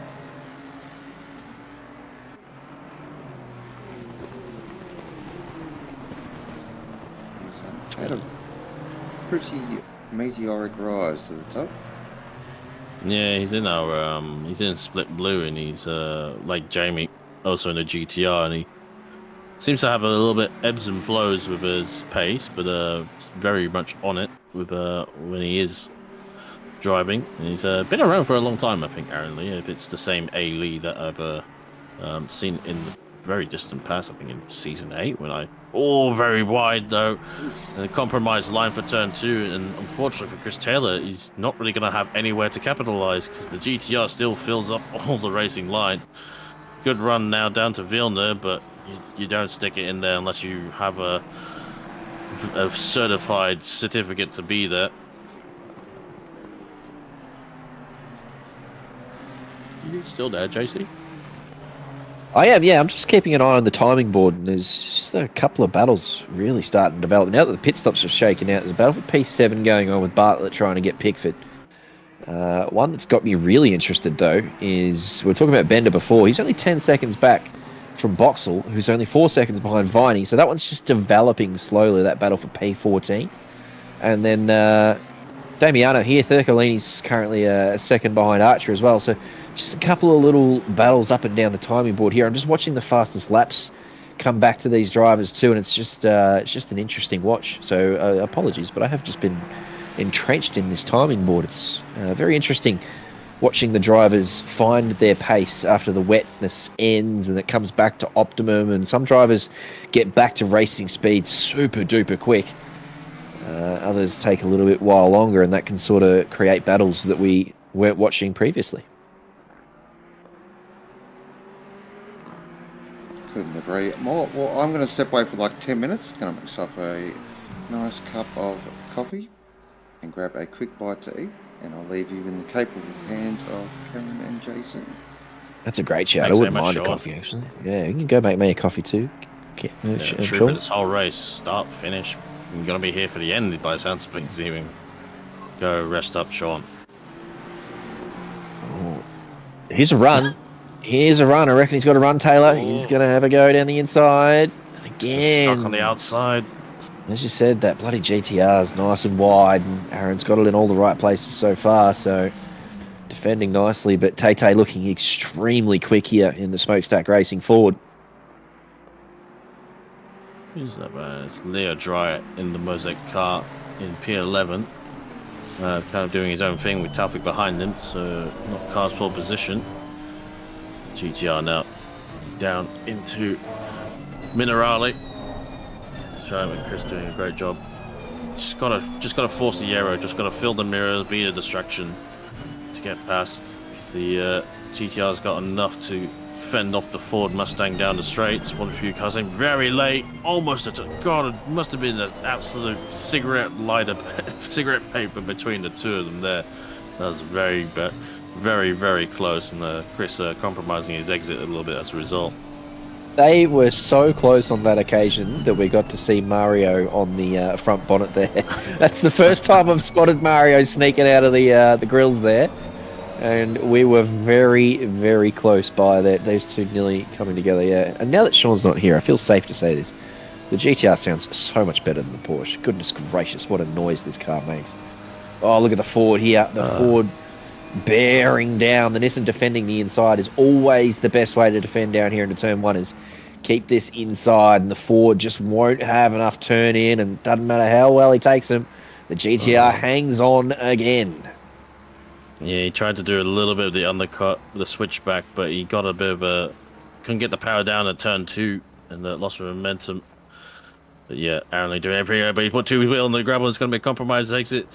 He tries to look around the outside, does Chris Taylor. Got a nose ahead as well. That's what you need to do if you're going to go around the outside. He's done a great job and got the power down as well. But there's a drag race now up into Piratella coming over the crest. The Mustang will be edge ahead with the GTR still with a nose in it. He brakes late, keeps it in there. There's a touch, and the Mustang goes round. Oh dear, oh dear.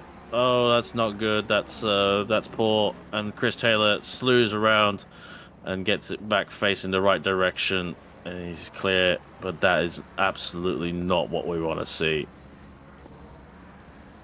Oh, the stewards were holding their breath the whole way up there towards Piratella too, and it sort of just played out in slow motion. You could see it happening from a mile away. Both drivers did really well to give each other as much space as they could, but it is just a really tricky corner to go 2x2 in, and only the very lightest of touches on the rear quarter panel has seen Chris Taylor definitely come off worse for wear there. So it was a really good battle that we saw developing. Unfortunately, it hasn't ended the way we wanted, but A good effort from both drivers. Now, how much damage does Taylor have? Because he did hit the wall with a fair amount of force. I don't think he actually hit the wall. I think he just he managed to slew around. So I think he's got off on damage, but I'm concerned about the tires. We're pretty much still quite fresh into a stint as well, so he's got to carry those for a while. He did go for a fairly decent slide as well at speed, so there might be a flat spot or two. But we'll leave that with the stewards. I don't really like to comment on things, but I think we'll leave it at that. I think Chris had that one. Yeah, no, I'm not touching that. I love both those boys, and I love the Ford and the Nissan. I'll go no say in that. I'm going to sit right on the fence. Let's go and have a look at another battle. Bartlett, as I said, behind Pickford for P7. This battle has been raging on for a little while, and they've got a little bit of blue flag traffic in front of them as well, which is just giving Pickford a nice little tow up the straight here, meaning that Bartlett can't really get the run that he's after. But these two have been going at it for a little while. Bartlett and Carpenter are a two-man team. Convicts and Colonials, I believe, and it's just a super-duper effort from those guys too. The two-man teams always having to put in maximum concentration for the full 12 hours. And Bartlett and Carpenter dropped to the back of the field. Lap 1, too, by the way. I don't know whether it was of their own fault or not, but regardless of that, to be at the back of the field and then to fight their way all the way through back up here in a P8 with 3 hours to go, that's a bloody mammoth effort. So good job from the 676 boys. That's massive. I was unaware of that fact, and they've always kind of been there in those mid to low teens, and now into the top 10 as well. So that's incredible. That's we sung praises about 191 with a fight up from P20. I think we always knew with the speed they had, they were always going to go forward. But shout out as well, also equally to 676 if that's the case. And in it still at the end. Could have been all over at the start there. Could have pulled the plug like you said, but kept on it.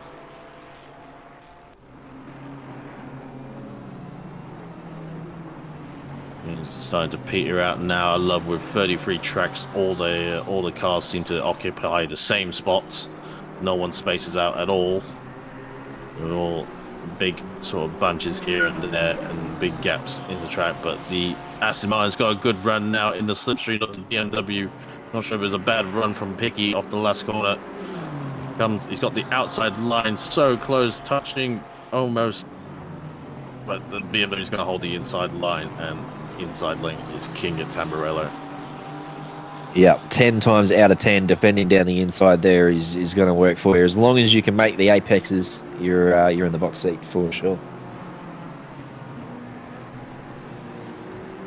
Yeah, great job by the 91 car. Is a Carl Johnson and Charles Clark as well in that BMW, doing a great job. Their sister car not too far behind in P14, doing its in the 19. Great matching set of liveries. Pete Viney out there. Big old fight, in the whole top 15. There's fights everywhere. It's great to see. Dry in P11 with Sasha Dev kind of recovering and then kind of going back a little bit, that car, due to various incidents or just troubles. And obviously weather is being a factor as well. But the track is now fully dried out, back to optimum. Big slide from Michael Pickford on the exit. And running down now to Rabatza. Aston Martin not really close enough to make anything of it, but he'll just gradually close back in and see if he can put Mr. Pickford back under pressure again.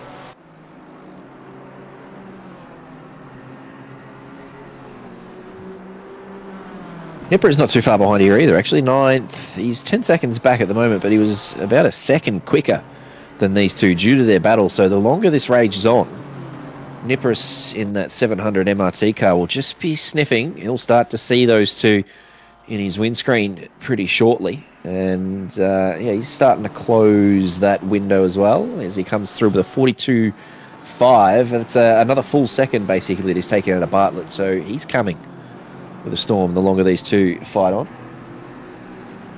Yep, very competitive car, the 700. did have a bit of a unfortunate stint. They were kind of leading up. They were P6 at one point, but just had a bit of a bad stint, and they're now recovering. But they got drivers like Austin and Matt Nippers in there, Grant Begg and Chad Pepperich. Like that, it's a quick, very damn quick car. And yeah, not far behind them either is the other MRT car, the 200. We were talking about Sasha Death before and how that car's extremely quick when it's facing forwards. And so they're only 20 seconds behind as well. So you can expect them to close that gap over the next 3 hours. And that Pro-Am battle, especially if Bartlett manages to actually clear Pickford here, you'll have the 3 Pro-Am leaders all in a row there. So that Pro-Am battle, really one to watch over the next 3 hours.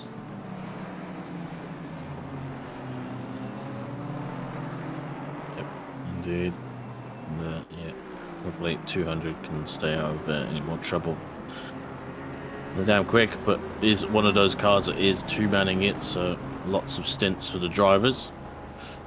And the car up ahead, that is the McLaren of Red Rebel Racing. That's not the Mosaic Motorsport car. My mistake. So it's P22 up ahead. I was going to say if they were going to put a lap on Leo Dry, that would be quite depressing for them, given that they're not that far away for position. So it's got to be depressing when you got the car ahead for position overtakes you on track. Car number 2 is off at Acqua Minerale. That is Nathan Monks. That's oh dear. Oh no! Found the no! grapple even. Ooh, it is too. Tram marks going full hard left at Acqua Minerale. It's not something you normally see there. I was actually just about to comment on them too, because they've just boxed. Bender's obviously just had his heroic stint where he took the slicks through the wet and gained them a lot of time by not pitting. And Nathan Monks, we were talking about before how he's extremely fast and a young up-and-comer in the ACC series that we've got going on, and this is for the AM class lead. So Kay in the pits now too, and they've changed drivers over to OOR. So that may or may not... Oops, someone else out in the sand here is another Ford just having a bit of a beach day. Where is the 492 in relation to Monks here? In fact, Monks is going to pit here. He's only just got in the car. So has he sustained a significant amount of damage and has to repair it? What kind of accident did he actually have down there in Acqua Minerale? Because, as I said, Bender's only just gone and put Toto in the car. And, your Yao. Sorry, apologies if I've butchered that. The 492 Porsche out of the pit lane now and currently leading the AM class after Kay's stint has ended and put him in the car. So here's your replay of Nathan Monks, and I think this is Piratello as we come around here and then down into Acqua Minerale where we found Nathan Monks in the sand. Shallow entry, missed the apex there by a mile, and then just had a big snap. That is a lot of damage. Yeah, that's really small, shallow slide on when turning right, and then just tank slap it as he counter steered in the left. I've not seen that. That's very odd, and unfortunately it's very hard full frontal impact for the Mustang, which doesn't actually look that damaged, but I'm sure the actual obviously info will be representative of that. But unfortunately that's really gonna hurt them. That's gonna drop them back, because not good. Hopefully fresh set of tires, maybe send Nathan out again, just reset, recalibrate. 3 hours to go, not over. No, not over by any stretch. So does Nathan Monks continue now, or has that damaged his confidence and he's going to put Suma or Bender? But, well, it won't be Bender, I don't think. Maybe Suma gets in. But if I know Toto, I think he'll have another crack. I reckon he'll be disappointed in himself for that. But he'll want to carry on. He'll be telling the guys, "I'm sorry for that, but let me recover." Yeah, Nathan's staying in. So he's gonna go back out there for round 2. Here's Toto. Try and make up for that mistake and see if he can reel in the gap that has now been created to the AM class leaders. Long way to go. Thresher said camp 3 hours to go, so plenty of time to do so. But a lot of work ahead. Yeah, it kind of looked like that kind of looked like a mistake.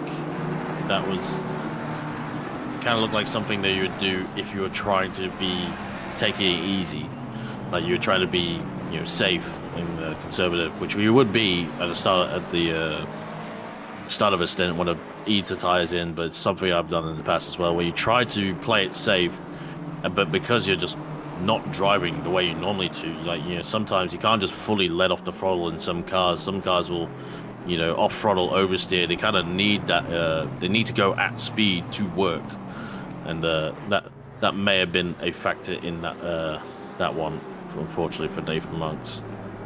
But, all part of the learning process, I'm sure, and he will bounce back a lot stronger. Yeah, as I said, hopefully he hasn't shaken his confidence, and that spurs him on for the next 70 minutes, because if he gets a fire under him, he will be extremely quick, and he will reel in the 492 AM class. So, yeah, that one definitely not over yet. We'll be keeping an eye on that. Tell you what else is keeping an eye on the back of Michael Pickford's Kovacs red entry here is Bartlett, and he'd be bloody sick of it. He's been looking at the back of this BMW for a few laps in a row now. And this is another bloody battle that we've been watching for a while now. It's gotten ahead of Aaron Lee, because Chris got spun around, so either they redressed or there's been a penalty and they've served it, and I don't think that's the case, because I feel like we would have caught it. But yeah, I get the feeling maybe that's been a redress there from the GTR, because they were a long way back. The Mustang fell back quite a significant gap. But, interesting, because that's not just a redress either. As you said, Taylor was facing the wrong way, so they've obviously have they just driven 3 seconds a lap slower for the last couple of laps to let them get back up to that spot? It's the only thing I can think of, because I'm not seeing any penalties, unless we would see any being applied anyway, because it comes up on screen by the race control. So yeah, very odd. But that's the only thing I can think of. Well, I'm sure we'll find out. We do appreciate anyone can shed light. Diabol's, yeah, 111 gave the spot to 17 after that contact. They gave it back. They redressed by the sounds of things.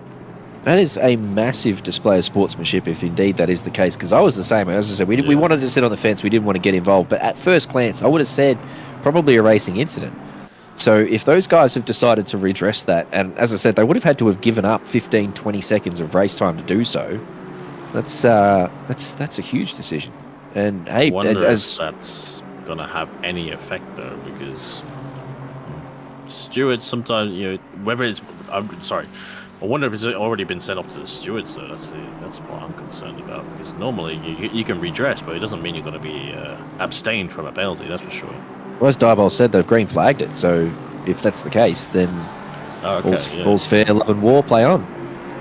Fair enough, but yeah, massive sportsmanship from the GTR, especially, bearing in mind there's a precedent. It's just letting off.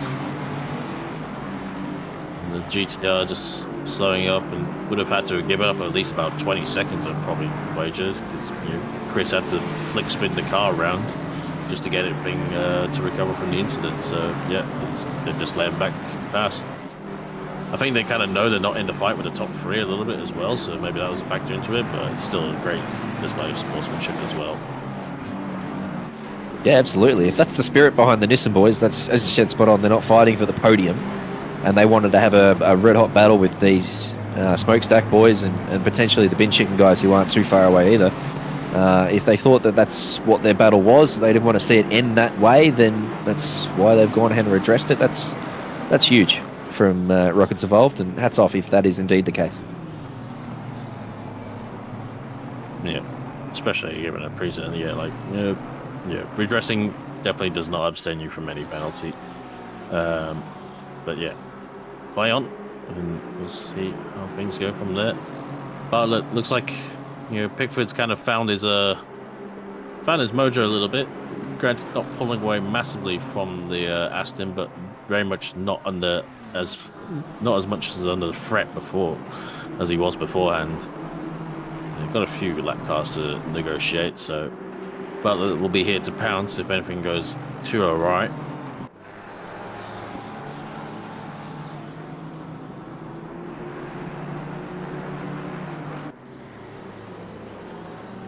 Well, a step away and it all kicks off, doesn't it? Ah, welcome back, Sean. How's the Jack Daniels? I mean, the coffee. Coffee, mate, coffee. Irish coffee. No, Yeah. Look, tell you what, Maybe a bit That's of rum instead. it's a pretty good shout, actually. I'm going to have to make myself a coffee. I'm going to jump back in the car pretty shortly soon, too, once Gibbo jumps out. So I am going to love and leave you. I'll potentially back in for a little bit later on. I don't know. We'll see what's going on with the rain and whatnot. But have a bit of fun, and I'll talk to you soon. thank you, Cheers, JC. Catch you around. Oh, that's David Bartlett's off there in the Convicts and Colonials entry. So that's not the optimal line. We are getting to that point of the race, especially with these two-man teams, that fatigue is definitely starting to kick in. I'm fatigued just being here, like watching it.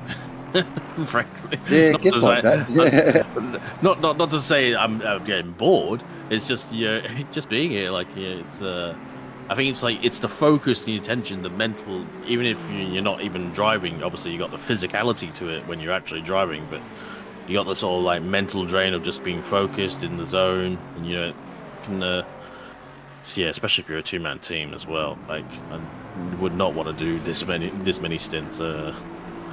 That's my preference. Oh, that's another car off. I think it's a 333 BMW. Yep. Just slowly gets its way back on the track. It stays out the way, doesn't do a mad rejoin, which frankly we haven't seen. And Notorious there, right now, 2 seconds now behind Bartlett after that error. I'm not sure we caught the end of that moment. I'm guessing he kind of maybe found a curb a little bit at Acro Minerale, did Mr. David Bartlett. Just let him off the hook of let Picky off the hook, but now Notorious comes up to bat. And that'll be like a red rag to a bull for Nicholas.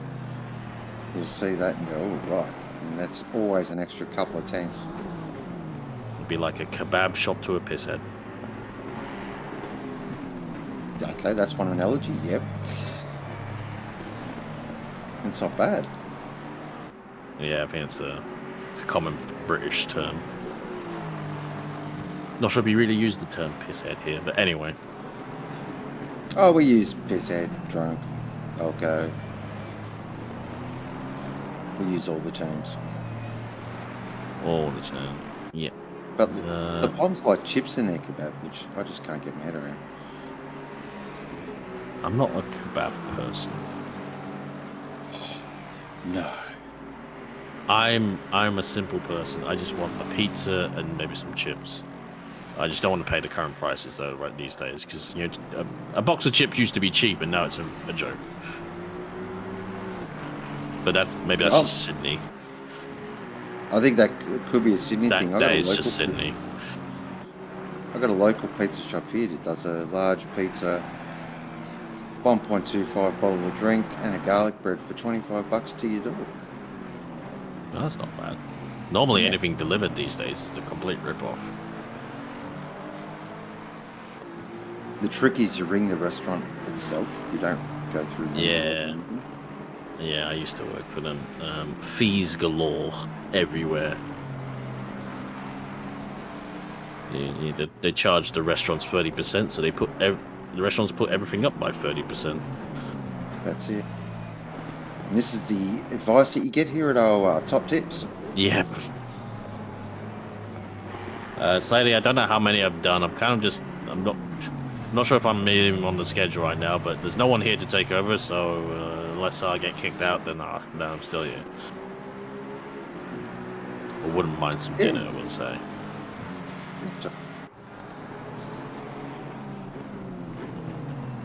That's alright. It's not like I've got anything better to do, I'll just be playing games. Yeah, I was the same. Maybe the F1, I think the free practice is not too far away. 960, who are you, and why are you yellow flagged? at the side of the road. We are checking. That's the rudimenter spin. Oh dear. They may have had another spin. Pun definitely not intended. No, definitely not. So Boxer's coming for pits, 474. Still running third in class, fourth in class now, so still a solid day out. Yeah. Pro-Am field is utterly stacked. Not to be fair, all the other fields are stacked as well. But Pro-Am's a real, a big mix of just very quick people and a lot of other quick people as well. Not to shine too much of a light on it. Neil Wood, 960, looks like he's recovered from that spin in the Ruta, I can never say it's amateur but backwards spins car.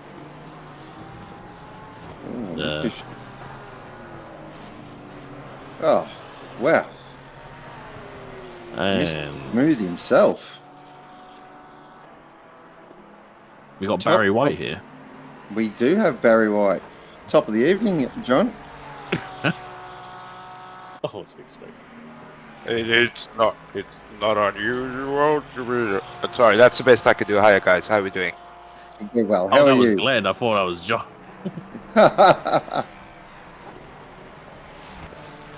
Sorry. Hiya, guys. I was doing my best Barry White there, and I was muted, so you're never going to hear that. How are you doing? Yeah, We're doing well. How about bad. yourself?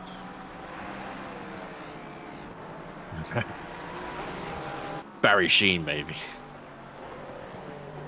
Barry from the local hardware store here. Happens to be white. Anyway. Are many Barrys in Thailand? No. I mean, you would know. You're more Thai than me. Well, like, it wasn't even. Anyway, it's not about me. Anyway, how are we going, guys? No, it cannot. The 191 cannot win. No. It's closing up with Brit and them. I mean, it's within a DT, but they're just going to put in Cooley for the last two stints, and yeah. It's not over. Don't be like that. It's do or die. We don't know. The script hasn't been written. Cliches and cliches. Well, I mean, it is within a DT. I think, but you did see what happened when Aston was behind the Porsche twice so far this race, right? Yeah. Yes. Well, I was just going to say, maybe you John. should take the Aston.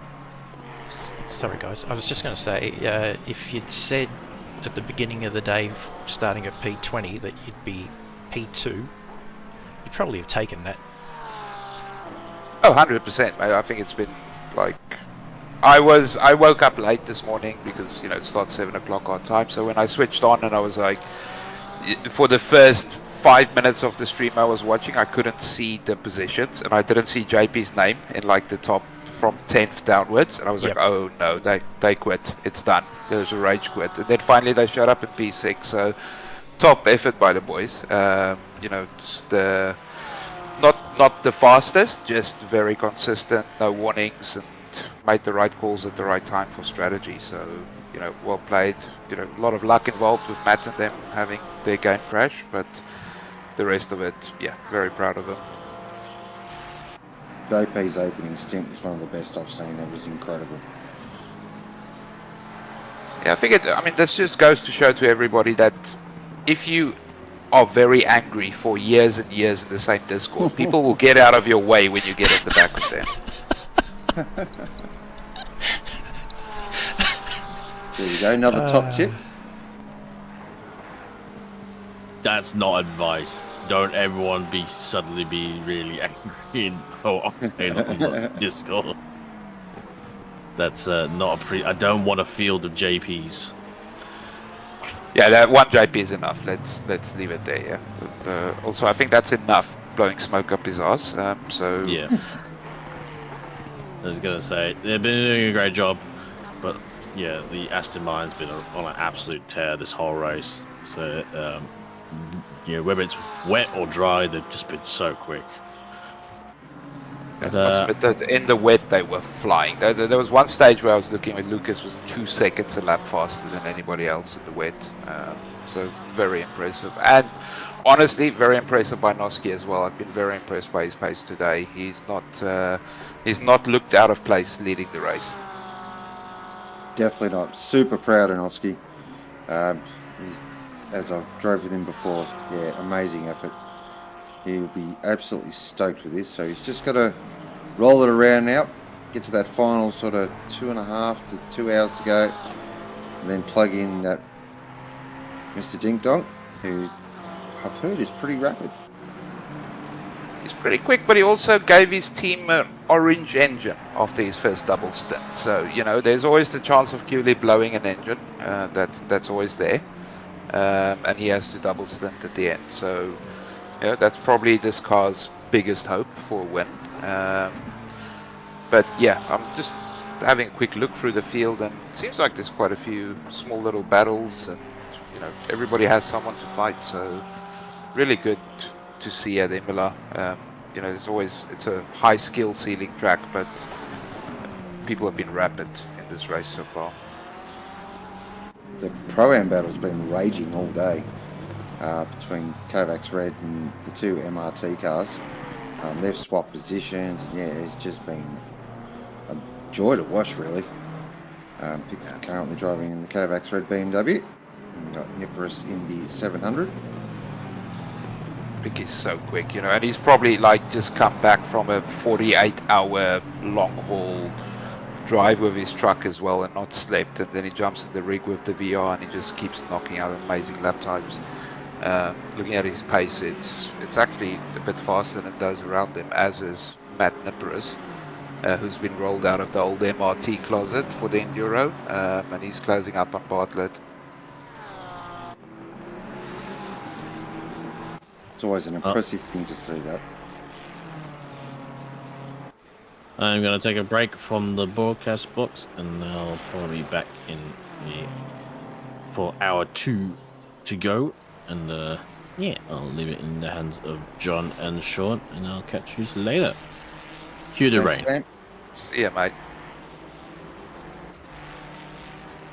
Yeah, so Sean, how are we doing? You've been in here. You're in for your, what is this, a quintuple stint that you're on at the moment? All good, you know, like you got the snacks, refreshments, Yep, all sorted. got all that. Look, to be honest, I lost track of it after about 1 o'clock, so it's just rolling getting on now. That's fair. At least you know what's going on in the race. You know, there's nothing worse coming in and you've missed a couple of hours and you're like, okay, so Yep. where we at? Because I've only really been keeping an eye on the top, you know, the top end of the field, but looking down, there's looks like quite a few standout performances so far from, you know, like I see a couple of the Kovacs cars up higher, you know, the red and the blues doing well. Sasha, they're fighting back. What's that, the Pixel Racer, Gibbo and them, Yep. have they had issues in that during the race, or They just copped a... I JC think it was pit an stops? Yeah, JC, there was an SG30. Fair enough, kind of, okay, yeah. say no more. But that's built in to their strategy, Yeah. I'm sure. So standard operating procedure there. But yeah, they drove really well. They did a bit of a hero move with the slicks in the wet. So always fun to watch. There's been actually a couple. Bender was probably the most impressive in the two. Yeah, as soon as the rain came in, he stayed out in slicks and yeah, it looked like he was loving life. Yeah, but that's kind of his thing, Yeah. right? Like when it rains, he wakes up and he's there, and sort of, yeah, that's good too. Yeah, it was an interesting one with that strat.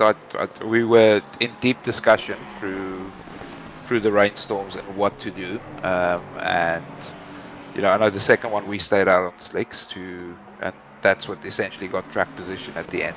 And with Lawrenson trying to stay out as well, they did gain time at the end, like 10, 15, or so 15, 20 seconds overall.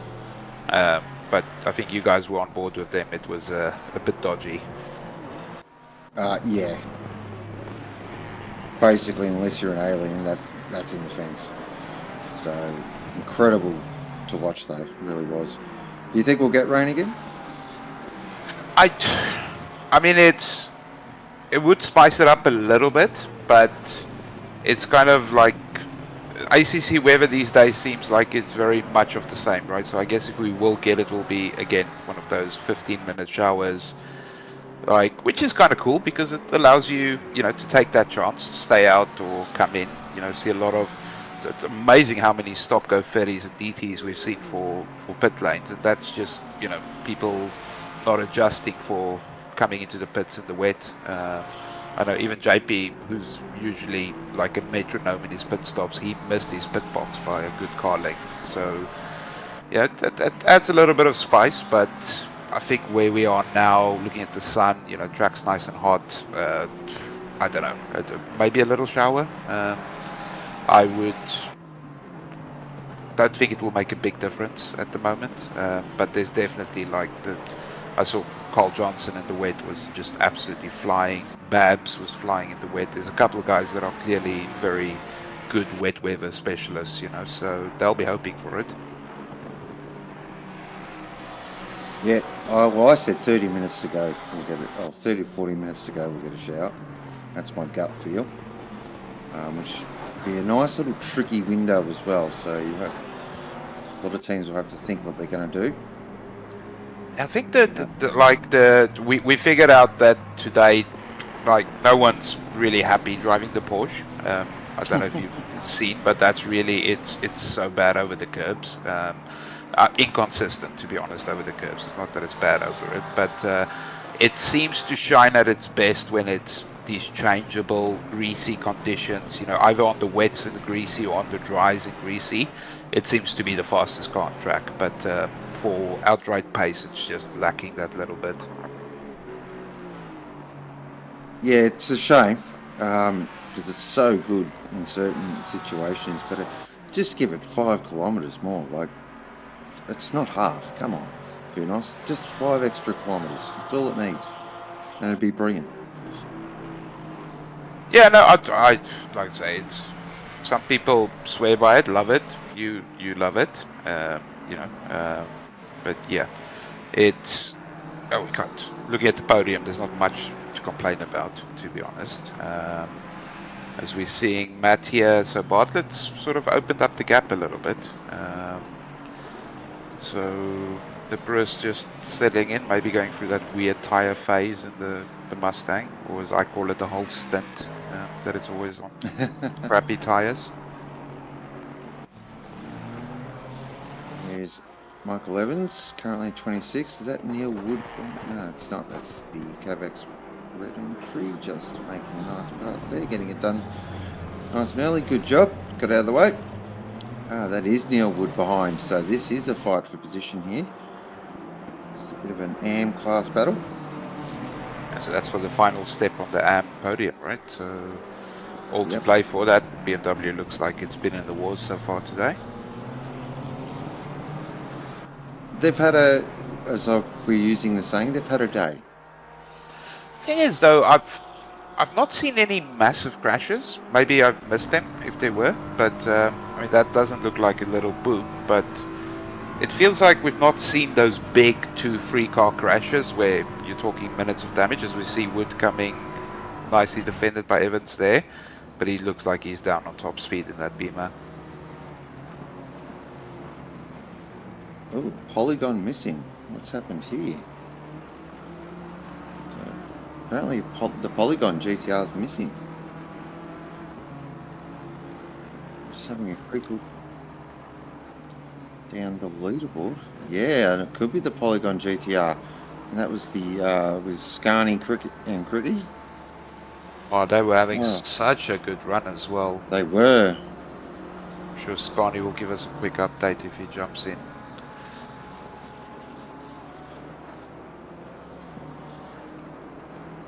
Is Boxy in that car? Yep, correct. So I think that's Elon Musk then, if he's in that car.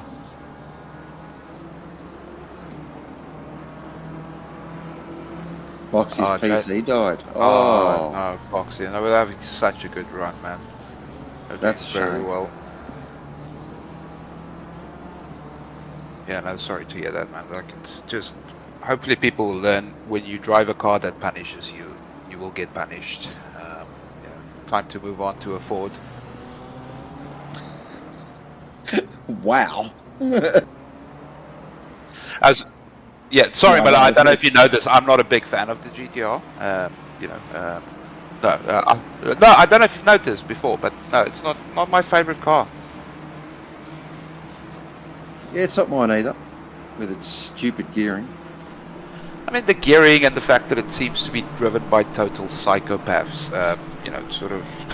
So, as we see, Evan's still defending there from wood, and is that the battle? No, that's not for position up front. So yeah, this is about the closest battle we have on the field at the moment.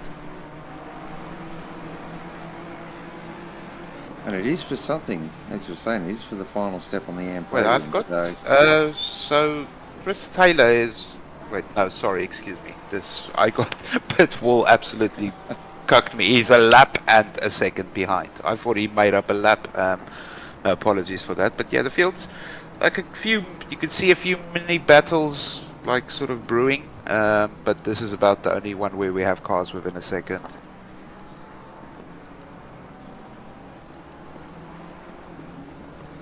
Yeah, looks like 474 just disappeared off the face of the earth. It's a strange one as well because JP was having massive freezes, and his PC is pretty rock solid. So I don't know what's happening. Maybe just how the cars are loading when there's a lot of cars on track. But it's. I saw it before. I saw a couple of freezes before the race began, but I haven't experienced any during the event. Probably wouldn't read chat right about now, Jim. We are checking. This is why John's doing that. Oh, a bit of a touch there. This is getting real spicy Oh, that's between spicy. Wood and Evans. Oh. That's it. This is what we like to see. A little bit of argy-bargy.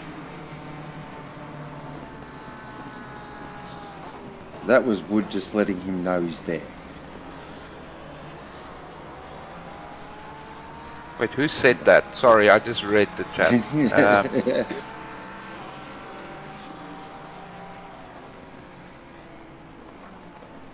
Okay, so Wood, that's an experienced campaigner. He's going to try and use this car lapping them as an opportunity. So if you're Evans, you get out the way right away. Nicely done. Close the door.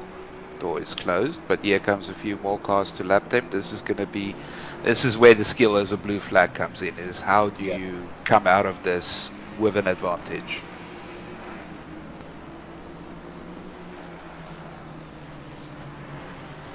That's notorious, right? So yeah, that's the battle for. Okay, gotcha. So Wood got way out of that. Very nicely done. Break. Okay. Yeah, so Wood just decided he doesn't want any of that. He's getting out of the way and let the faster cars through. So now it's up to Evans to do the same, and let's see how they end up after this cycles through. I've noticed the blue flag's been pretty good today. I haven't seen a lot of sort of stuff where you go, oh, hold your breath. And I think the issue here, Mala, is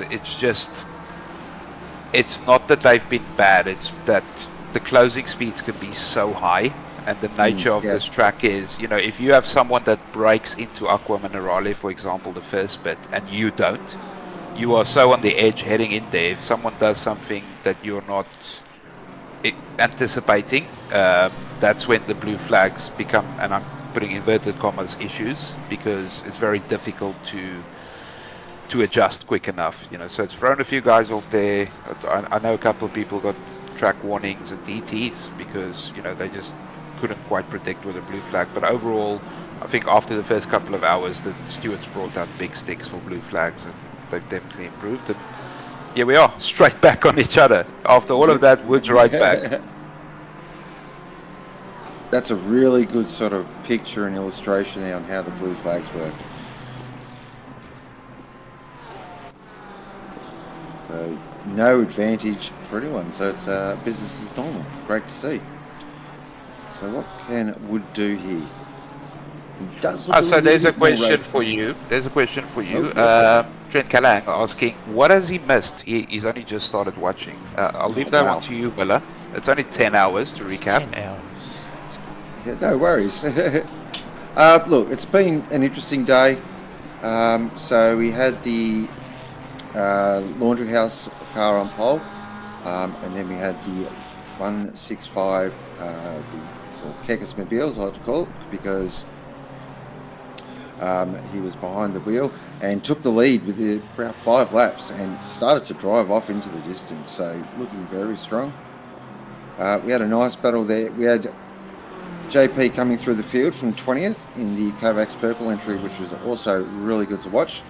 We had a fantastic Pro-Am battle, which is still going on, by the way. Here we go. We'll come back to that because... Round outside, he Good. sends it back, Evans. This is very willing, I'm going to use the word. I've had 3 rain periods as well, which has sort of thrown some strategy up in the air. We've seen some different options. Some teams staying out on slicks, some going to wets. All in all, it's been a really good enduro. I've actually really enjoyed this one. There's been plenty happening. And as you were saying there, John, not a lot of big crashes either. Not a lot of you sort of, oh boy. Which is surprising because being Imola normally does throw a few little curveballs, but you can tell these guys have put the practice in, and it's showing definitely in the racing. I mean, can we just all admit how good is Imola as a track? It's amazing. Just as a racetrack, just proper racetrack. Best track in Italy by far. Yeah, I'll play that. I'll say best track on mainland Europe. Can't agree with that. Didn't expect you would, but we can all be wrong.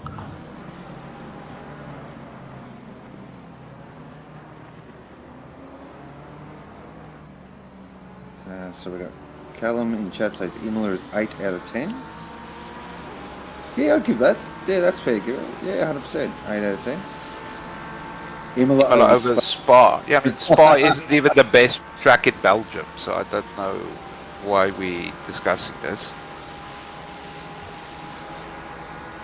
Yeah, I prefer Zolder over Spa, 100%.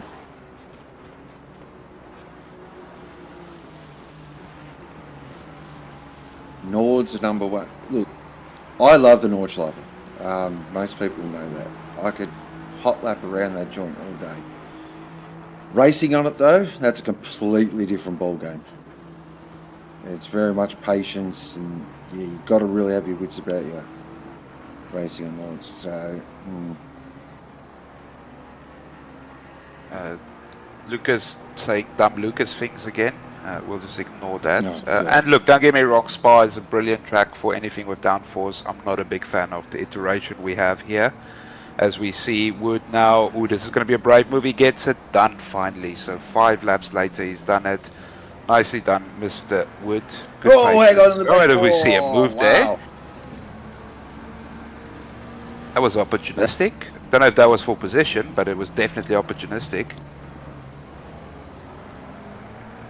So that was actually Sasha lapping Evans there. So, and we can see Wood there in the background. So, Oh, Evans sorry. is gonna... I was just about to say, Neil really got out a good move there all of a sudden. Sorry, apologies. Same color car. I've got William C in chat saying Valencia is the best. That's not a bad shout. Valencia's not bad. I don't mind Valencia. Yep, no, I'd say Valencia's alright. Just very difficult to race on. But to be fair, as is all tracks on ACC these days. I like Barcelona in GT3 cars. I think it's a great track. I think ACC killed my love for Barcelona with the fact that your left front tire just dies a death. But overall, these are all great tracks in different ways. I just like tracks that you can have fun at hot lapping as well, like Imola is one. So like Paul Ricard I really love, but I hate hot lapping it. Oh, it's the worst, a hot lap.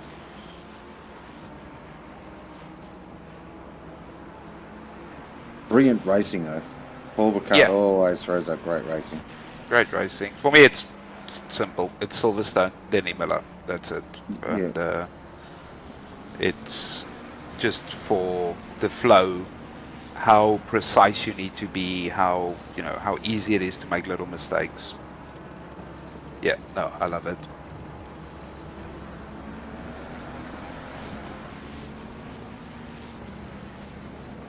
Mine will always be Brands Hatch. Not up for discussion. It tried to kill you, Miller. We have to discuss this, man. It's like this is an abusive relationship. It feels like it's coming. It's coming. It's one-way love only, Miller. I feel like we need to have an intervention here. Hungaroring. I love Hungaroring. I wish I was better at it. That middle sector is amazing, but I'm not good enough at it. Such a tricky track. You've got to be, it's one of those ones where you can lose time so easily through a lot of corners. So we'll just have a look here. Just want to keep an eye on Evans here. So he gets out of the way. That's going to allow Wood now to close back up, and this can resume for round 45. So, I mean, look, this is about the only real battle we have on track at the moment. It's amazing how they can still stay close to each other while letting everybody through. So, we hope Evans learned from his defensive moves before, and this battle can resume. It looks like there's about 2 more cars to let through, and then they'll be on their own again. So I've got a request to check the 165 through Aqua Minerales.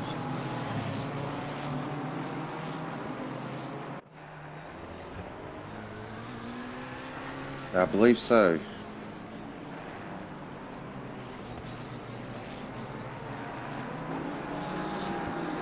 Keep an eye on this battle here.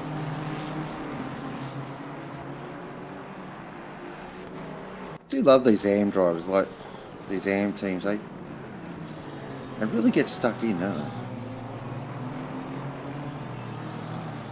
It's not all about being super quick. Sometimes it's just having a race and putting a smile on your face. Yeah, no, and it's this is a great thing about OOR is it is a league for everybody, regardless of your pace. You have the rookies, you can go into sprints. Even if you're 3, 4, 5 seconds off the pace, you'll always find someone to be able to race, and just add it in with a whole bunch of very fast guys that come past you while you're racing someone else, as is illustrated now by these two. And look at that. The gap is now as per normal.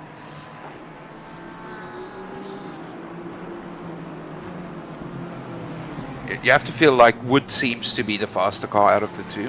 He seems more confident, but he's also a bit more apprehensive when they do go side by side. So maybe he just needs to be a little bit more assertive, go for that move, block it off, and go run his pace.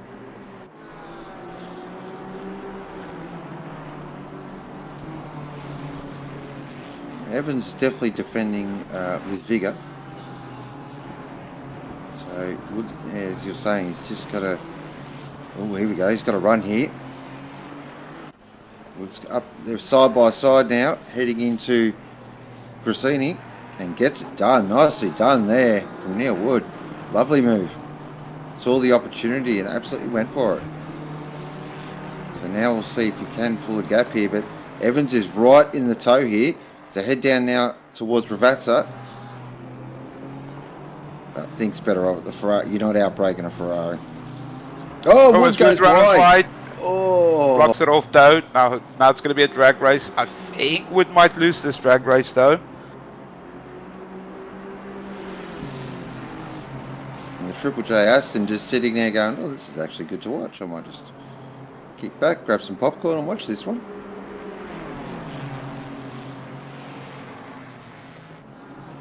Notorious would just escort him outside. That should be the move done, and you should hope that Evans gets out of the way of the lapping car now, and maybe gives Wood that breather. So Evans now, yes, anytime now. All right, there we go. Triple J going through. That was actually smart by Sweeney then. He could have sort of, at the end of the straight there, could have, you know, made a bit more of a move, but he sat back and just waited. That was, yeah, good heads up. Yeah, you sometimes you look at something, you're like, no, Yeah. I'm not. No, thank you. Oh, is that Sweeney is actually unlapping himself? I see that down in P30, so I'm assuming they've had some dramas. They're another team that's had a day.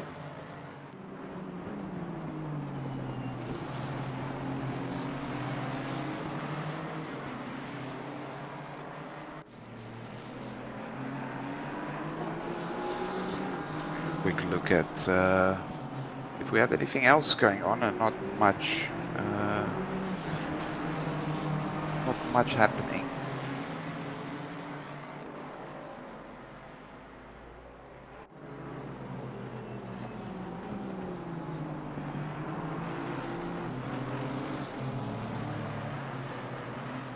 Yeah, okay. There you go. Oh! There goes Wood. So, okay. Oh, watch the Oh, rejoin. easy. This is a tough situation. It's not going to allow you to spin it up. Come on, Wood. Yes. Flick spin. Nice. Nicely done. All right, well done. Those tyres, though, will be not great.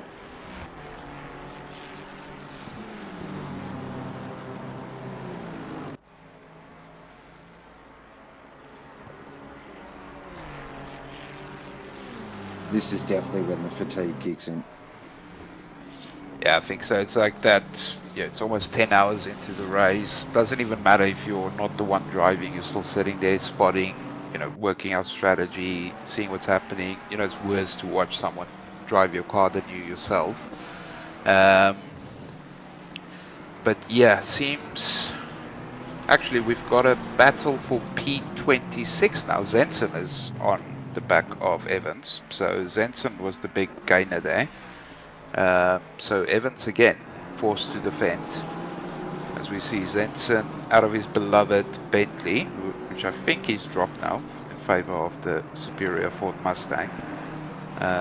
Should be easier for him to pass. Opinion there. No, in terms of superior in every single way, but it should be easier for him. He should have a bit more top speed, to be honest. That is the party piece of the Mustang.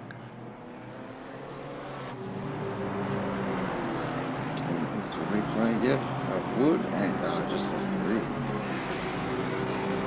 Yeah, I think he was under pressure from the. He was obviously not going into the corner at the speed he was comfortable with. Overturned it, lost the rear. Did well to not smash it into the wall there, but unfortunately, after all that hard work, cost himself 2 positions with that. Well, I mentioned it before, the Mustang just feels like a big sort of FU to the European manufacturers. Yeah, look, I've been driving it in sprint. I'm not its biggest fan. I'm switching out of it. But as we see the move now, Evans covering the inside. Zenson going outside. Going to try and get a better run out here. Not good enough this time, so probably have to wait till the next straight. But yeah, I'm not the Mustang's biggest fan, but there is something intoxicating about just the pure. Its 4th gear is like a hyperdrive. Yeah. You know, it's normal until 4th gear, and then 4th it just kicks off. Yeah. Yeah, it does. It's not the quickest. Well, in the right hands it is, but I took it around the Nordschleife and wasn't as quick as a couple of my other lap times as the laundry house car comes through and put a lap on Zenson in the Mustang. But geez, it felt good. I just felt like a hero coming through. Yeah, my issue with it is I cannot make its tires work. It just, for me, it's not like, it's fun for 15 minutes and then I don't know. I admire the guys like, you have Cookie and Taylor and, Yoda, guys, or Shady even in the Fords that really know how to make him run an entire stint. I can't. It baffles my mind. So much so that it made me buy a new rig because I was like, something has to change.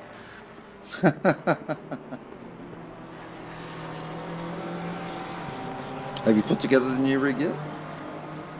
Let's put it this way, it's standing half built next to me as both JP and I's combined brain power couldn't figure out the track racer manual, and we just gave up. So we'll try again tomorrow as we see Zenson looking for the Sen. No, Evans is wise to it, so as you were. But no, we were totally defeated by Sean. We have to fit in a wheelbase with about 4 inches on each side of it, so we've definitely built it wrong. And now it just looks pretty standing in the room. Track racer never change. To be fair, they did give a nice notepad. Look, that's what you pay the premium for. You get a nice little notebook where you can put business cards in. That's true. Yeah, okay. Got some... Yeah, I mean, you give out business cards when you pass people, don't you? You give it to exchange insurance information, yeah. So it can be useful. Okay. Yeah, Right, as we wouldn't be see passing anyone. Fancy. Welcome. Second. Oh, here we go. That's a good run. This should be. Very good run. Should be breakfast. Oh, but he's in a Ooh. difficult position because he has to Yeah. let the Nissan through as well. Oh, well done, Zach. But that's unlucky. Ooh, no, no, no! Oh no! Oh Check out, the dear! rocket survived. Okay. Oh. Oh boy! Oh, that's, as we were saying, that's where you have to... Zenson did the right thing there. Evans, unfortunately, didn't notice the GT on his inside and ended up collecting both of them, as we have... Now he has another blue flag that he should be allowing inside. Okay, alright, play on. And we're back on each other now. So, Evans definitely in the wars today. That's probably a good time to welcome in Mr. Neil Haynes. Evening, sir. Yeah. Thank you, Sean and JP. It's No, good it's to not JP. be here. Oh, sorry, John. Sorry. Sorry, it's your brother. Sorry, you don't like. Sorry about that. Oh, as we see Zenson finally going on the inside, side by side. Oh, it's a bit argy-bargy. And done. Fair play. That was harsh, but fair. And as Sean was saying, it's time for me to come in as being the team leader of this blue car of Michael Evans as well. So, yeah, he's had a big day working over in WA. He's come into the driver's seat right as the rain came at the last minute here of this last part of the race. And, Is he the type of guy that does not let people pass on the highway? He looks to me like he doesn't like anybody passing him, right? Yeah, I'm not too sure. I'm not too sure about that one, but yeah, definitely he's a learning driver, as most of us are in this team. But yeah, he's done an all right job, but he has got in the way a little bit here and there. You may see that, but look, he's here for his scheduled stop. He'll hand it over to another new driver of ours, of Charles Baker, and Charles has been doing a good job actually. So we should hopefully see a good little run here to the end of the race. Looks like you guys are in a good little battle there for that final podium spot in the AM class. He did very well with the defense. Some moves a little bit, but overall kept his head through the blue flag. So yeah, still every chance for a podium there because Wood and them still have to stop as well. Yeah, definitely. Like we are trying to get that latch onto that third position. That'll be our highest result here at OOR if we can get a podium in the AM class. We've had a fourth before. But we haven't actually been a third in the AM yet. I say we'll keep a close eye on that one for you for sure. As we see here, this is 191 sort of running in there. So kind of Shady's been catching. Oh, Ooh, Stevie. go. Ooh, interesting. Okay. So that would be for that move on the BMW. it was So only 3 laps ago. So we're on lap yeah, 337 at the moment.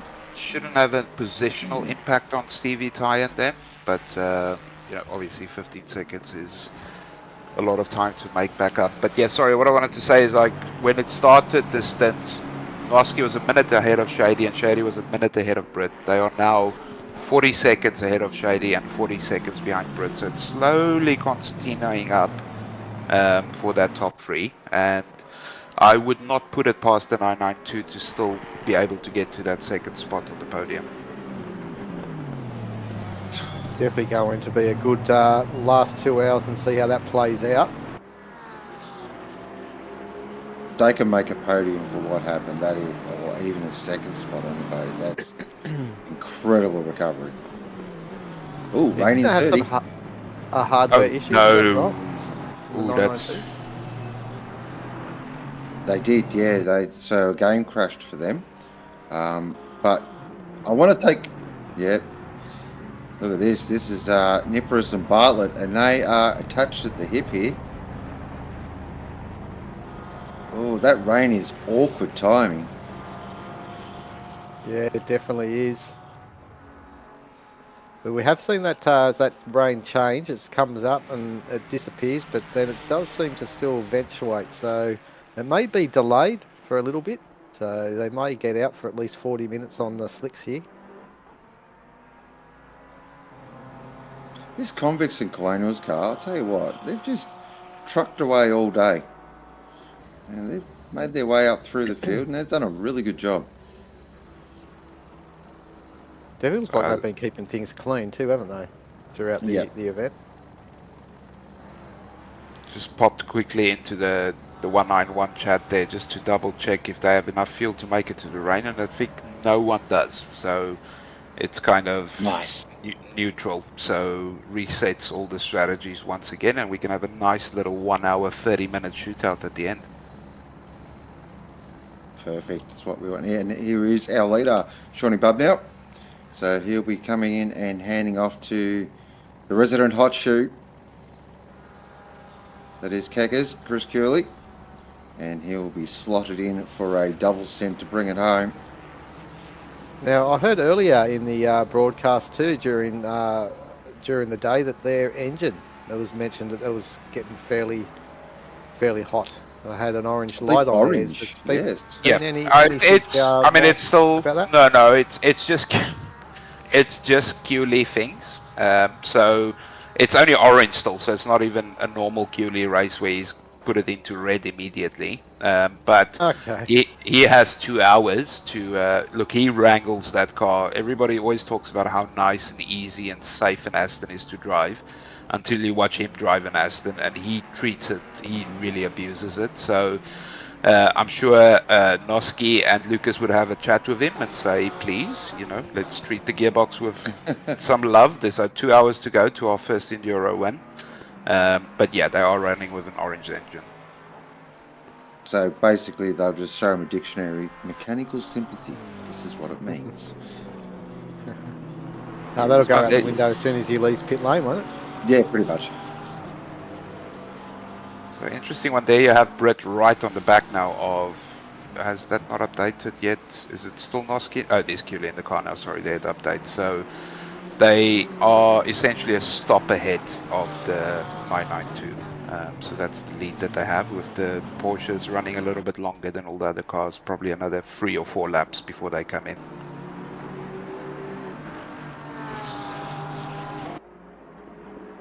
I feel like that was sort of important, that. Just to give Curley a bit of clear air. Talking about what was important, I missed the chocolate bar poll. Can anyone enlighten me what ended up happening with the vote? We haven't got there.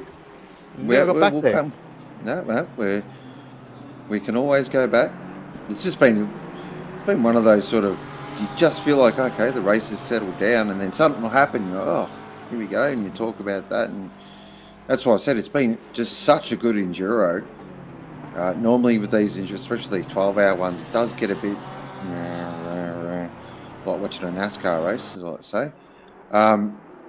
But yeah, this one's been riveting to watch as the Laundry House entry Brick comes in. Interesting to see who they hand it off to. Well, it doesn't really matter. They're all quick as hell. Yeah, they've I was got a about good to say. team there. It's not it's you want the number 1, 2 or 3 driver, yeah. So but at least Matt Lamb has done all these stints, so he can go put his big fat ankle up on an ice pack and relax.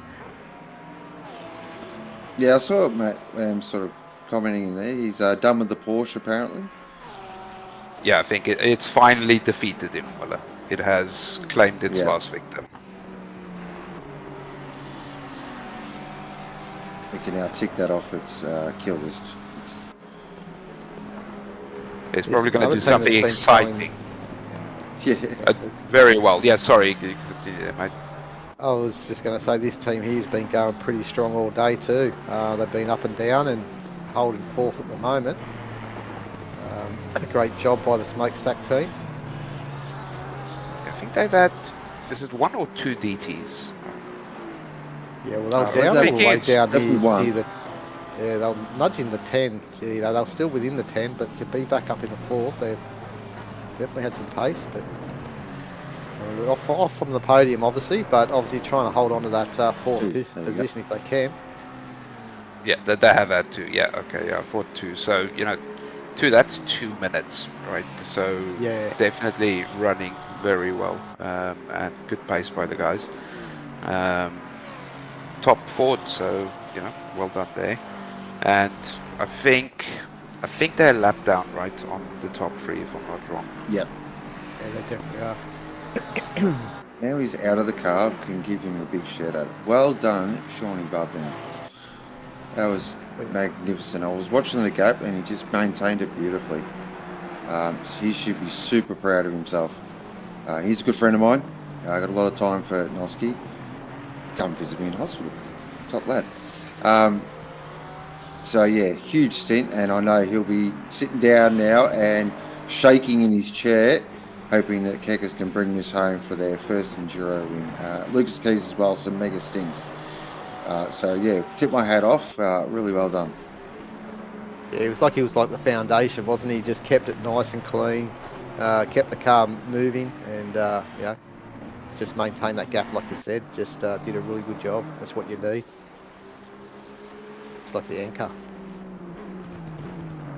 So that rain's it's only light rain, but it's been hanging there for what, 4 or 5 laps now. So Yep. seems like it will be a proper little shower this time. And Bloody hell. I reckon he whacked the gearbox down in the first gear there.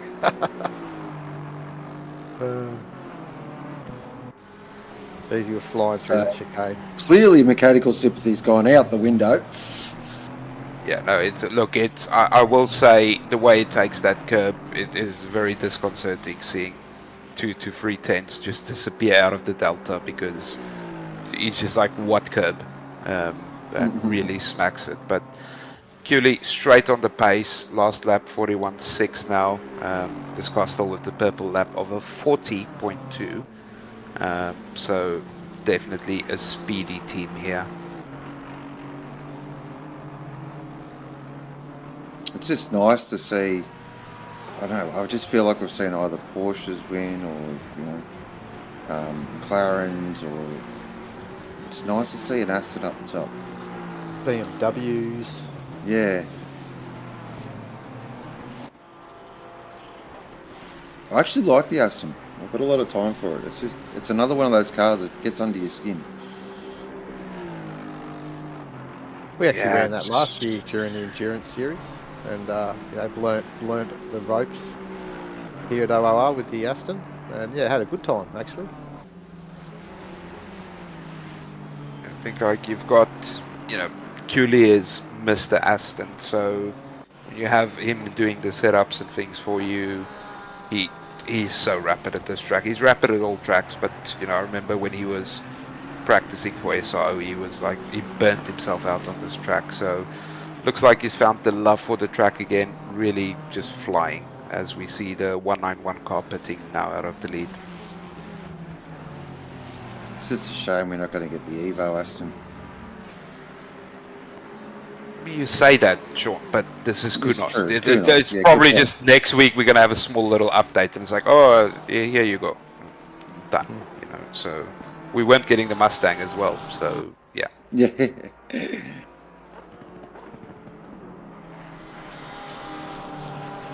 Oh, good question, Callum. When was the last Audi win in an Enduro? Oh, Last There's not even one here on the Audi grid, is win. there?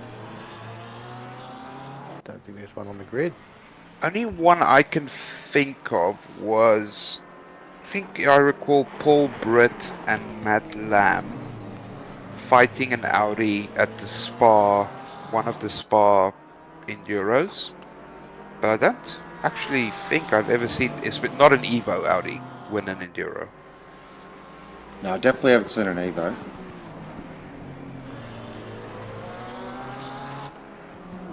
It's interesting, the Audi. I remember there was a time when it was just a rocket ship. Everyone was driving it, and Audi things became a thing, and it's just literally, in my opinion, fallen off the face of the earth in terms of ACC. Yeah, it's unfortunately it's been, because it can be so quick over one lap, it just gets killed by Bob, so it doesn't carry the weight well. So it's very, very fast over a single lap, but with the weight added, it's not a good race car. I think it likes to burn its tyres, doesn't it? What? Yeah, it's kind of it's almost like they put the weight in the wrong spot of the car. Like, I love the Audi. I think it's, one of the best cars, but as soon as it has positive balance, it's almost like they put the weight not in the middle, but on the back of the car. So it's like, it's fine, you're dead, type of thing. So yeah, it's a shame, but lovely car, sounds amazing. Really love that car. There's Charles Clark, currently in 7th position, leading Pro-Am for Kovacs Red. Solid race from these guys, absolutely solid, rock solid. And is Really that haven't put a margin, foot wrong. the margin about 13 seconds, is it, to Chad? I think it might be, as Chad coming down now into Rivazza. Yeah, So it's about race that on 13 here for the Pro-Am.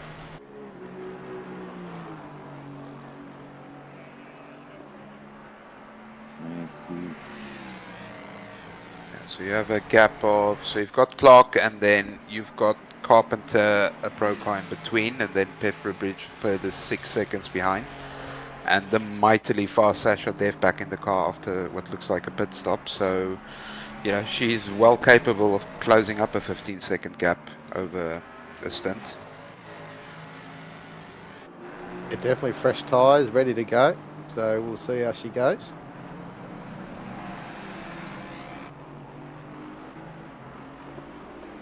Going to be interesting, this rain, because it's dropped off the radar. Apparently it's coming, but alright. I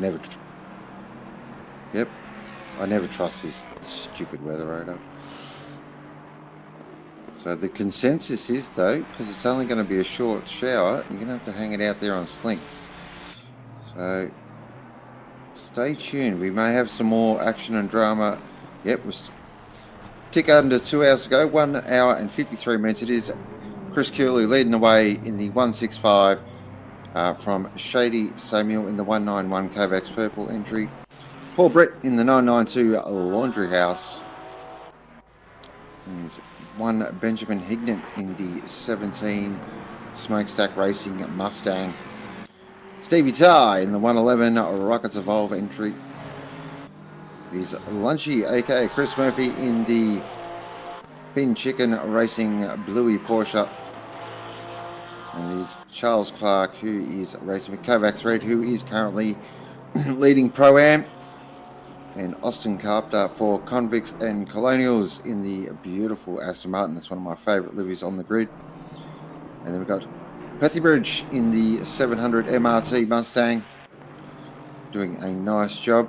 Then we've got Sasha Death in the MRT 200 Ferrari. Lovely job. And one of my absolute favourite drivers in 11th position is the one and only Graham Hill. Big Graham Hill fan. Love the way he goes about it. And we'll give him a mention because he did spend some time in the box with us. The one and only Jamie Comboy in the 716 Pixel Racer Mustang. Here are our top 12 with 1 hour 52 remaining. Ambient temperature 19, track temperature 25, and rain is expected in a few minutes. Yeah, I'm just having a look because it looks like, yeah, Cooley's car, they lost about 16 seconds in the pit stop cycle for some reason. Oh, okay, sorry, 191 didn't do tires. Thanks, Lucas, that would make sense. 992 would also not have done tires. So, yeah, that would explain why their gap has remained the same and Cooley and them did not. So, interesting different strategies that is coming out there. Yeah, I think that they may have even done that one with the tyres because they did see that wet weather icon when they came into the pits. So maybe they were thinking that, yeah, just shorter pit stop because they may have to come in for those wets. But look, on that radar, it doesn't even look like rain's about at the moment, but I'm sure we may see it pop up again with the 10 minutes to go when it cycles through there. But wait and see. Yeah, not so sure why. I'm assuming that the thing that the 191 cars realized, and I'm assuming the same for the 992, is their fastest times come at the end of a stint. Like the car is just super fast at the end of a stint. So perhaps, but if they're running to the rain, that means they have to go wet, right? So they're doing an extra pit stop anyway. So definitely, from what I can see, Lucas is saying they're going to go drive through the rain with their slicks. And it seems that the P2 and 3 are not. It's interesting. It's a dice roll, 100%. I like it. It really does depend. We've said this all day. The temperature has actually dropped, so it's back down to 24 track temp. The real key is how long the track takes to dry out. I find that is so important.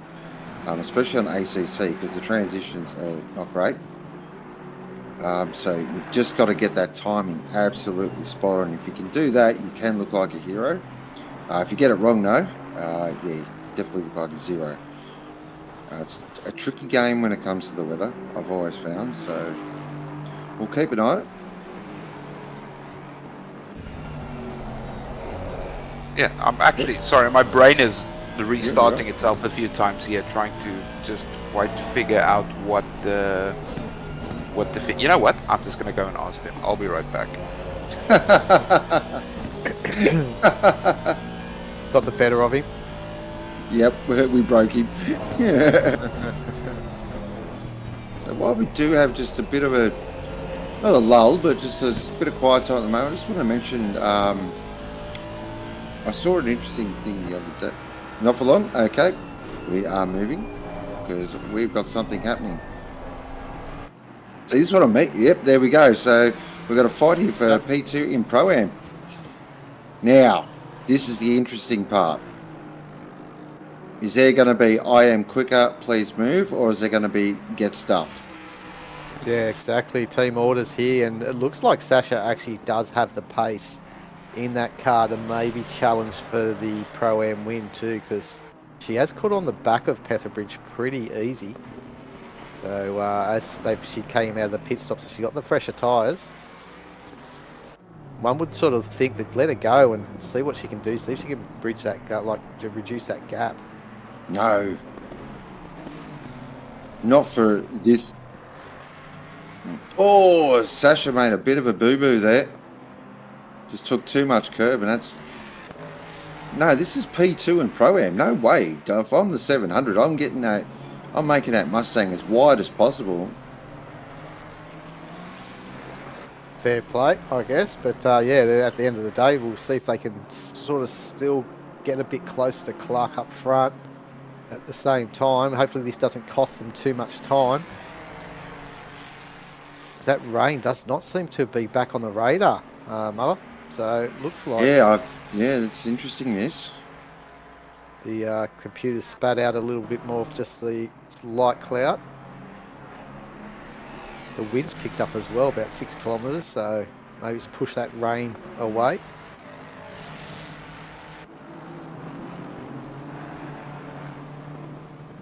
Okay, sorry, I'm Still back. getting- I figured it out. There you go. Oh, here we go. He's figured it out. So from my estimations, 191 has screwed it by not putting enough fuel to make it all the way through the rain. Or they'll make it through the rain, but they won't have. They will have to do another splash and dash. So a little bit of a boo-boo there that might bring the 992 back into it. So that will be an interesting one to see. Well, no, I could get around that. A Porsche battle for second on the... Yep.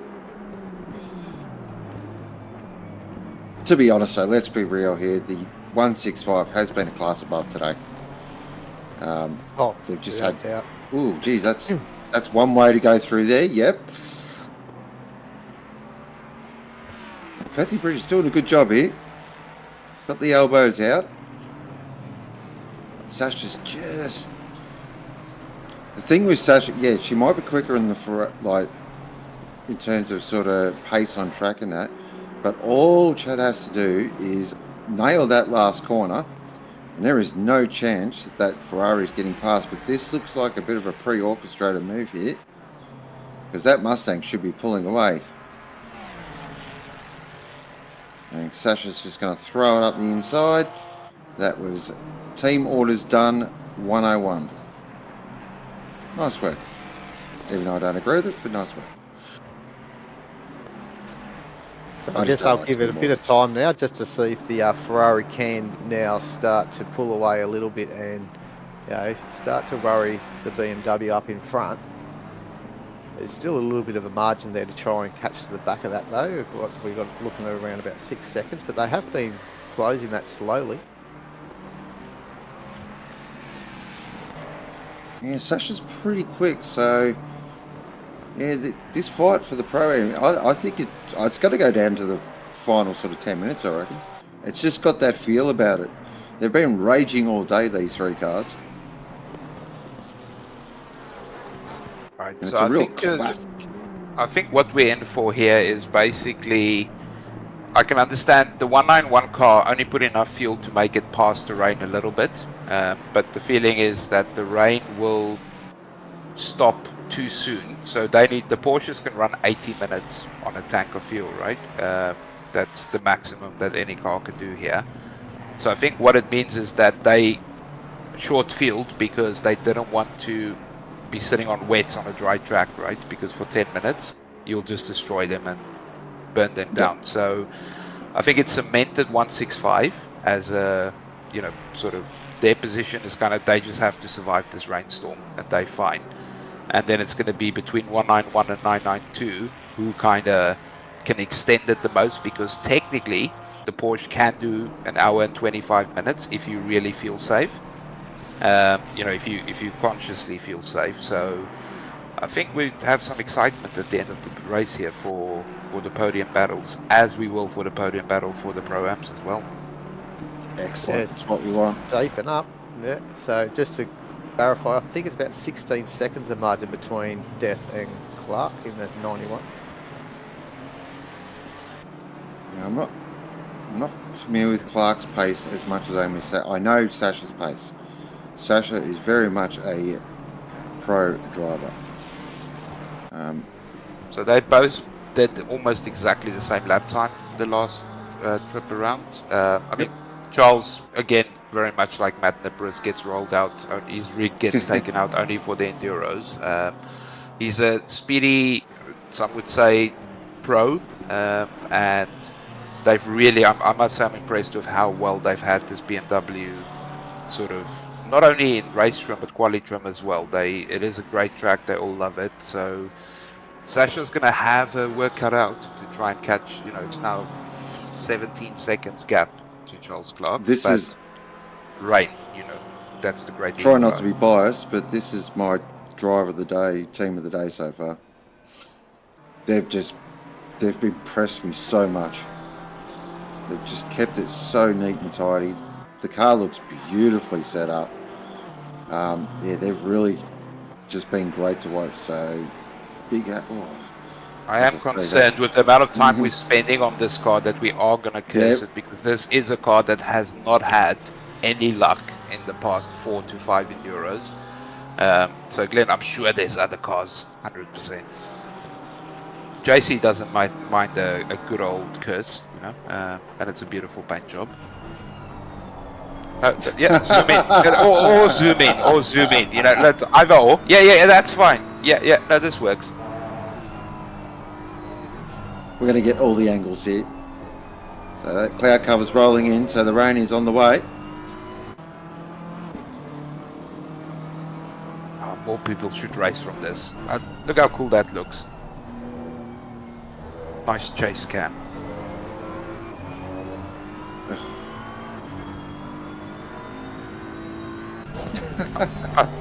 That looks like there we go. Beautiful. Here's our leader. Probably a good time to welcome in the one and only Mike Crick. Hello, everybody. How are we? Doing well, Mike.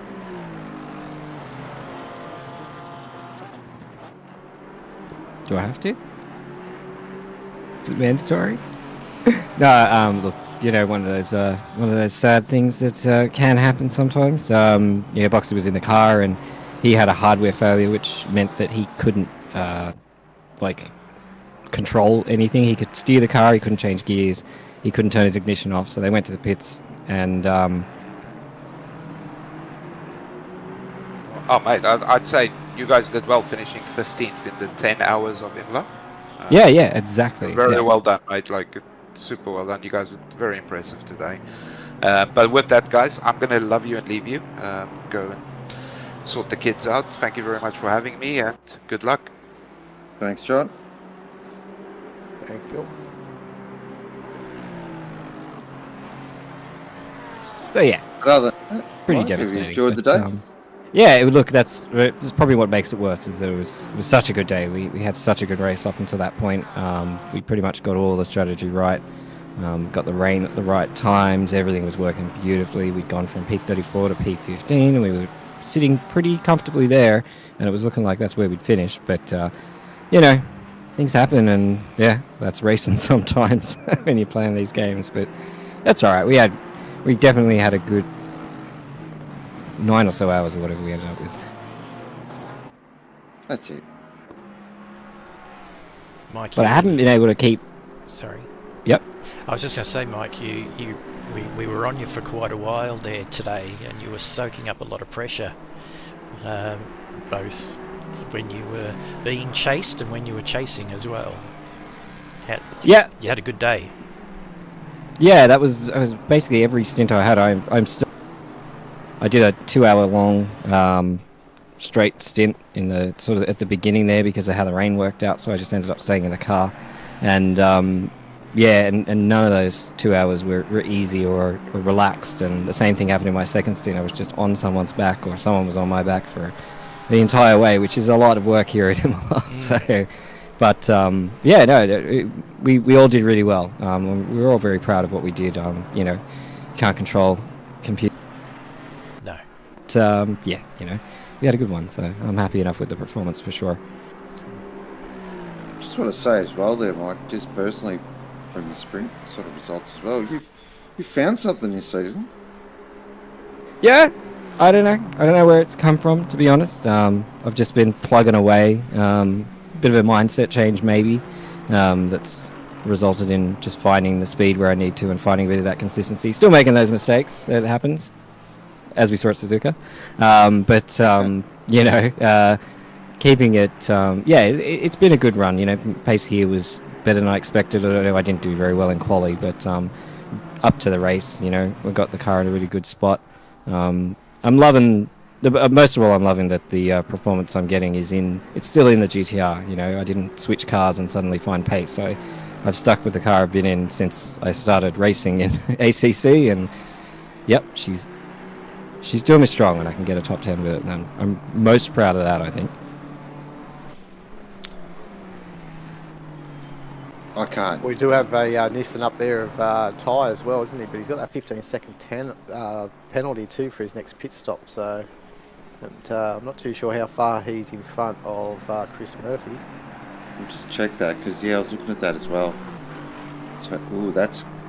Oh no, he's got plenty of time. He's got a whole lap, so it shouldn't affect him. No problem there. Yeah, they've run well. The Rockets Evolved entry. They've had a couple of little boops, but no, they've trucked along. Yeah, it's not the easiest car to drive here. It's interesting because the actual the update on a lot of the more traditional tracks, it's done the Nissan very well. But here at Imola, where it used to be very, very strong, it's not quite as strong as it used to be. There's a little bit of BOP. I found the car a little bit harder to set up for this race than I have in the past, as we see the moisture begin to appear. Certainly has. Here comes the rain. Lucas, like so what's Bab's race number? There you go. A bit of numerology for you. So we've got rain. Now, that is light rain increasing. Yeah, so this may play in the hands of Will saying before with the two Porsches in 2 and 3 where they short field and they didn't actually put the tyres on either. So we would imagine they will jump in fairly early to get these wets on to try and benefit that extra grip as this track starts to get wet. Currently fast, but we have seen how quickly it does drop in condition. Yeah, look at it. Yeah, greasy already. I feel like they've changed that. I don't know why. Just, yeah, I never. It has been different this race, yeah. Yeah. Yeah, we noticed it was changing quite quick. It made it pretty hard to call the strategy, but yeah, it'll go from greasy to wet reasonably quickly because the rain just comes in. But then it tends to dry reasonably quick too. But this one's looking, I don't know, this one looks a little different. It might be a slightly wetter period here as we see Shady just struggling at Aqua Minerale there. You look sideways at that curb and it kills you in the wet. Yeah, if you get out on that curb on the outside too, down the bottom of the valley there, you definitely feel that the car does want to step out. I can confirm I did it once this race. Yeah, so I can confirm that too. I had a nice power slide in the on the slicks.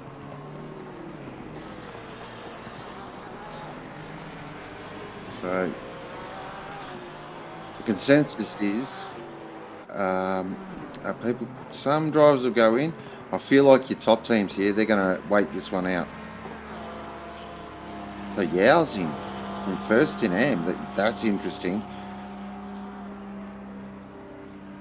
Hey, my car's still there. Yeah. What's it doing there?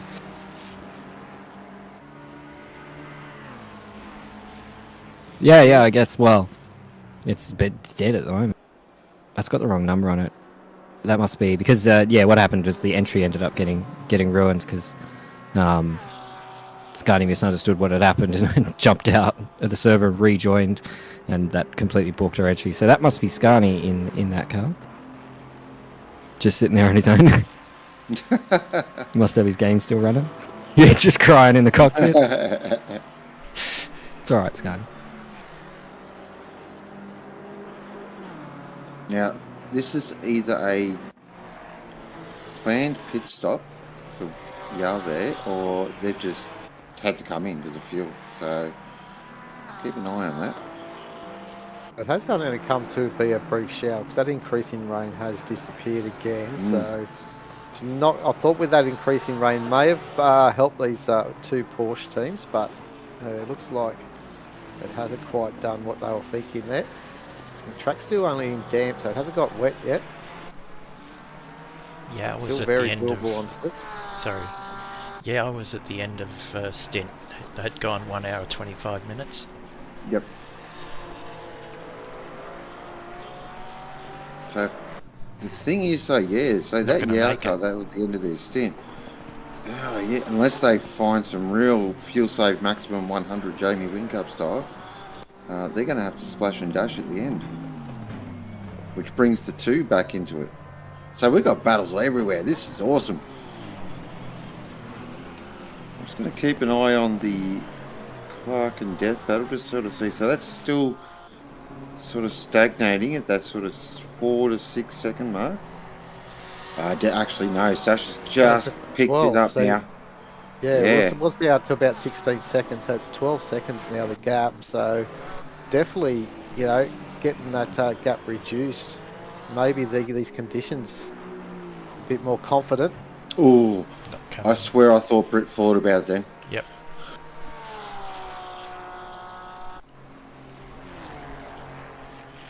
Here is Sasha. And it's a classic battle. MRT versus Kovacs. I mean, this is history. This is everything we love. Oh, that's probably not the line you want to take through there, Sasha. It's definitely a line though. It's a line, yeah. Car's still there. That's right. More of a dry line, though. In the Ferrari, I don't think that's a line full stop. Yes, that's just a Kiwi. Everything is dry when it's wet for them. That's true. That's a good point. They do have Look, I've seen the Ferraris going pretty hard over some of the curbs, I have to say, today. I've been following a couple of them. They've been, giving it a good go.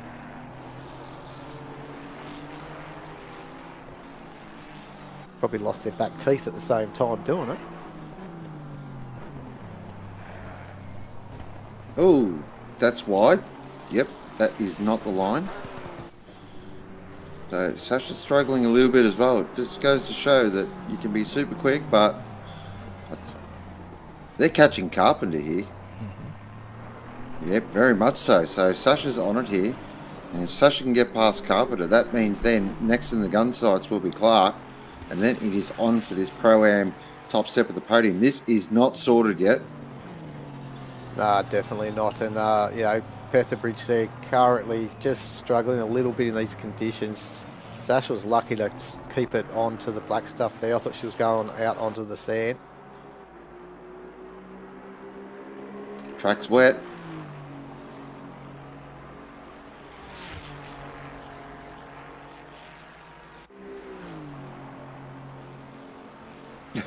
Okay, Annie.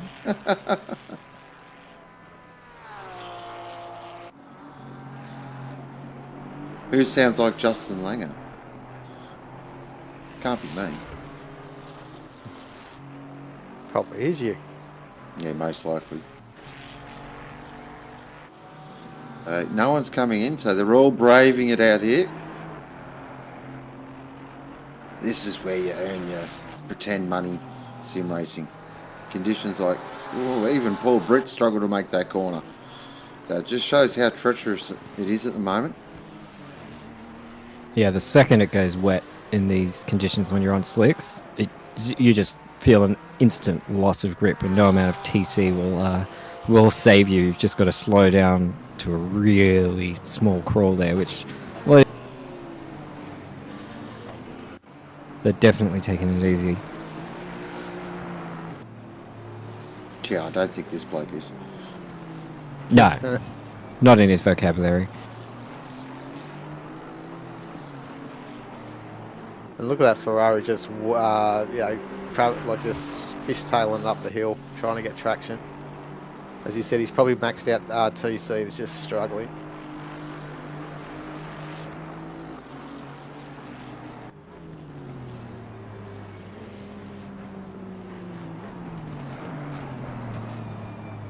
Running wide, as you don't want to keep turning though, I guess, on that part of that painted part of that road, because it does lend to the rear stepping out and over rotating.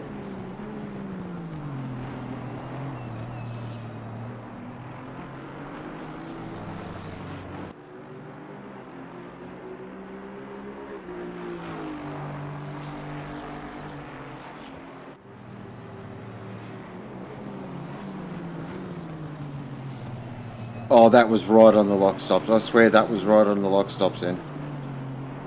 That is as deep as you want to break in these conditions on slick tyres. It'll be interesting to get an in-car view. I'd like to know just how much this Aston is smashing the limiter when it exits corners. Asking you shall see.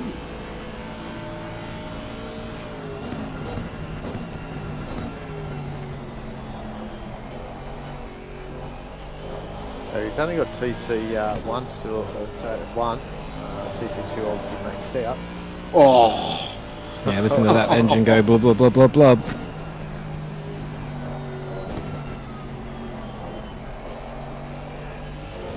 oh.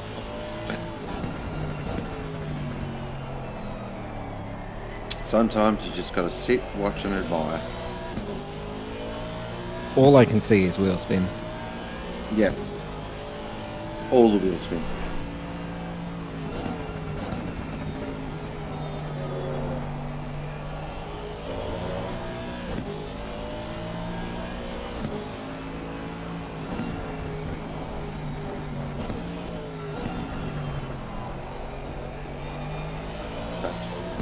Jeez.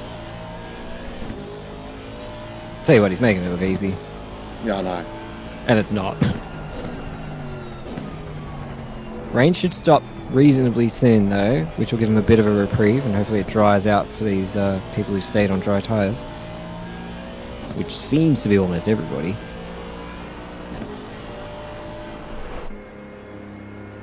But we did see the laundry house is in. Okay, interesting.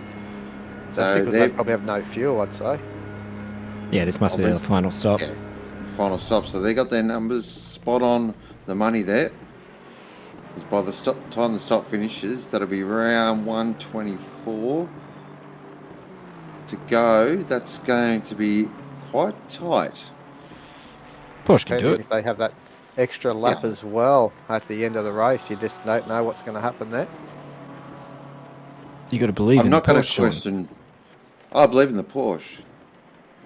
I'm not going to question laundry house either. So I'm pretty sure. I'm sure. Very well calculated pit stop.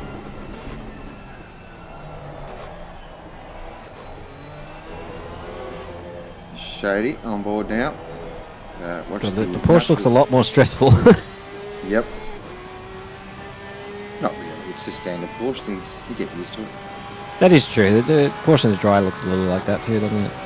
Yeah, pretty much. It's actually a very good weapon car.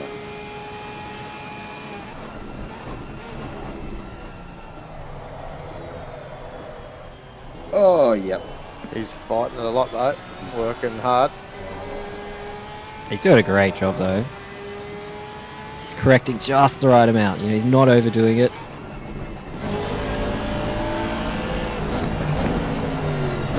No nice comparison here between the two manufacturers. Yeah, look at how much easier that is to control.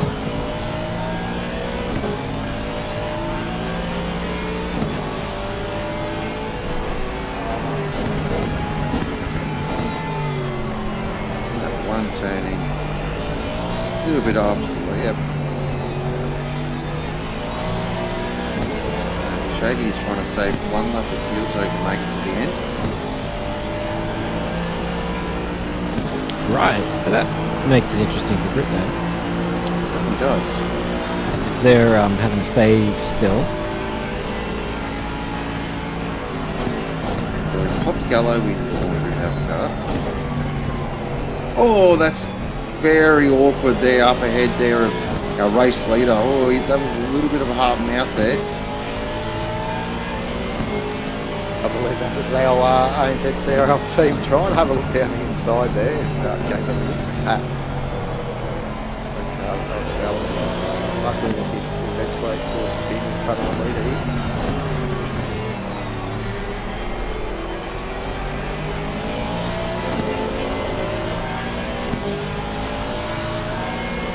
So Shady's still going though, he didn't come in this time either, so it's got a little bit, maybe they've been bluffing us all along.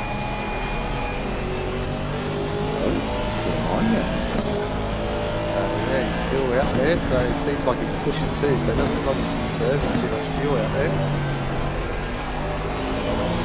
Are you suggesting that John has misled us? Not at all, but I reckon maybe a little bit.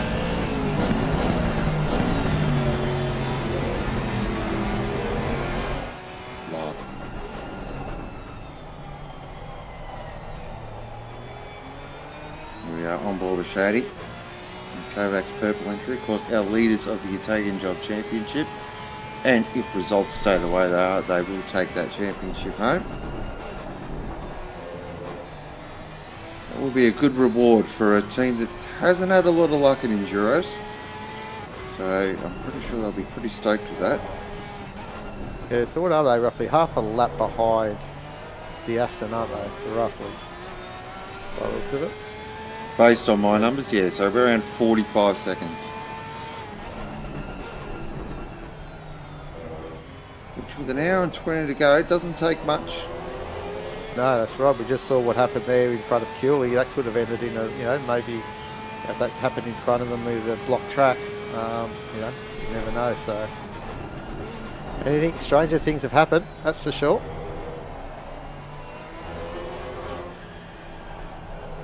So the rain has stopped this track. I've got a feeling it's going to dry out pretty quickly. Oh, they're in. So Shady's in. He's hit his number. I think now they will slot JP in to bring it home. Well, actually, they might put Tom in. We'll keep an eye on that as well. Just want to bring up too. I remember during my when I was in earlier in before we got halfway mark, I think in the race, there was a time there in the chat there. A lot of people were saying there was a lot of people all of a sudden copying pit penalties, speeding penalties, and I think it's because that's 60 board got knocked over around that time because everyone was funneling in and watch what pops up next to the 191. I think they might have overrun the pit line there, though. The 191. They may have penalty. Not may have. I guarantee that was. Yeah, it looked really tight. If he's managed it, I would like his pit limiter because it's amazing. So hard to stop the cars when it's wet and you're on dry tyres for that pit line. Just And that stupid bump. yeah, that bump. I saw him hit that bump. I was like, oh no, he might not stop it in time because that. There it is. You're on the money. Oh no, it's a stop go 32, so he was over by a fair way. It's a brutal pit entry, Imola. That is a big shame. Yes. That brings the 992 right into play now. It sure does, doesn't it? You think he'll be in this lap just to get it served. He's probably got 3 laps to have to get that done. We definitely want to do it now because the track's still damp, so the less time you can spend out on a damp track with dry tyres, the better. Exactly.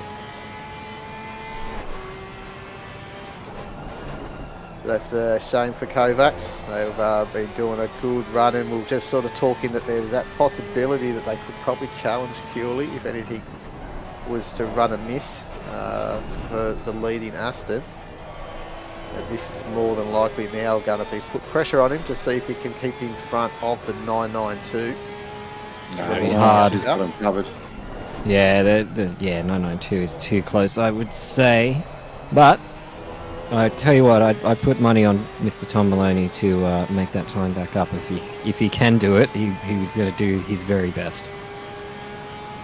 And one thing, having his stop go as well, coming back into the pit lane, and may just give him that little bit of freedom of fuel as well, so he can really chase to the end here. Yeah, won't need to do any conservation. This will be map 8 all the way home, I reckon. That's better. Oh no, yeah, on 18, yeah, probably not actually. Oh, so I was thinking that he may have to do another one. Are we sure? I thought he got it right on the money. I'd like to curse Tom. Fuck. Sorry, Tom. I'll take that But one. anyway, It's been a while since I was in the box. yeah, that line comes up fairly quick, as you said, in the wet too, and if you've got them all locked up, you're hoping you can't put that foot down any further. Yeah, he would ask. But we'll have to find out. So Bruno up into second position now as his track slowly drying, still damp, so they still have to be a little bit careful. Still a bit of water spray coming off the tyres. As Lucas says, perfect entry. There we go. Wow. So Oh, no, got see, out I of knew Yeah, Tom Maloney. Yeah. Nailed it. perfect. Down to the kilometre. I never lost faith. Yeah, that Did you- that battle for the Pro-Ams too, Muller, is Yep. now just around 8 seconds, so it's looking very, very good in this dry in track 2, so this should go right down. I think they have to have one more stop, I believe. Most of these Yep, cars. So there are a few that do owe us a pit stop. So the couple of interesting things to take out from all this is we're definitely on watch with the 992. They should be able to make it to the end, but we just want to make sure, just double check that. They'll be very tight, I reckon. We definitely got that battle between the 91 and the 200 for the Pro-Am. I probably wouldn't count out the 700 either. It does depend who they slot into the 700. So we'll keep on that as well. And then the battle for Yao and Wenzel, that looks like it's stabilised. But again, still with an hour 16 to go. You don't want to just count your chickens just yet. That's right. There's a lot of tired bodies out there too. As before said, it's not that you've been driving for this time. You've probably helped your teammates spotting, being involved, keeping them, their head in the game as well. Your fellow drivers. So, 12 hours is a long time mentally. So, there's going to be some, a few tired brains out there near the end of this race. And Tom's going to have to work pretty hard, as we said, to get to the 992. One thing I think we said earlier, though, he shouldn't have to conserve wherever they're thinking the 992 may have to do a bit of conserving, so that will work into Tom Maloney's favour for sure.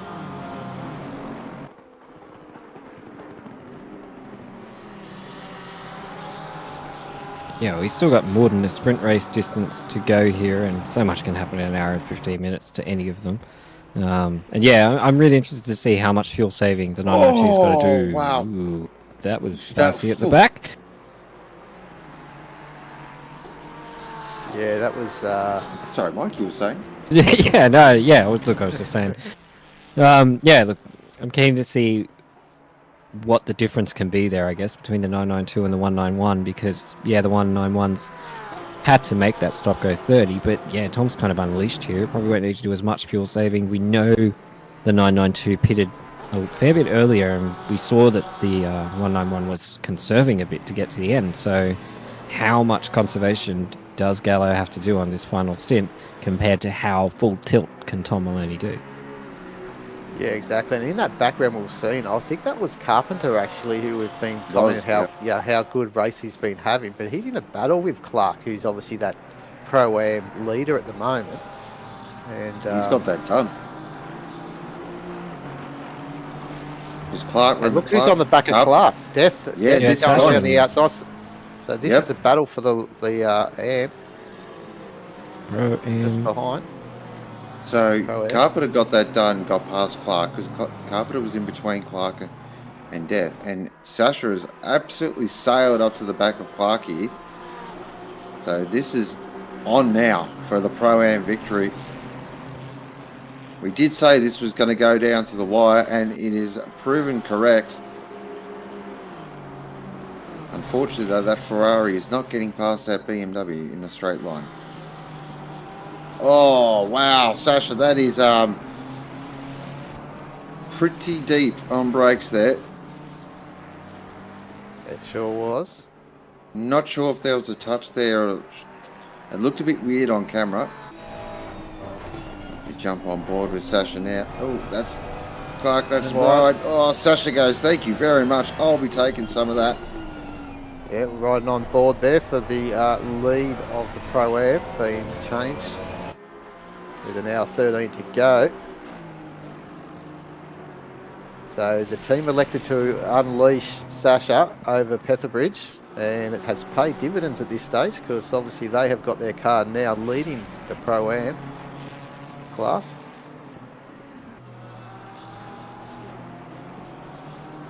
hour 12. I'm not too sure what the Ferrari can do fuel-wise. I know it's pretty good on fuel, so I know it's Ferrari will amazing be on- easy. Yeah. Easily make this in the Ferrari. Yeah, they've all got to stop again though, don't they? Because they stopped Yep. well, quite a while ago. So we should be looking at the pit lane, getting fairly busy with an hour to go, where everyone will be electing to take their final stops.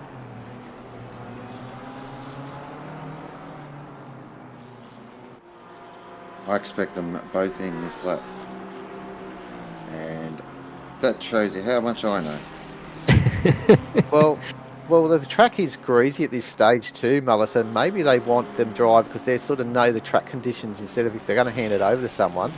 At least they've got that feel for the track, so they may just wait for that track to become optimum again, hopefully, before they can change to their final driver.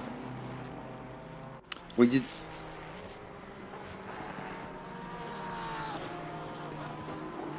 Alright, okay, interesting.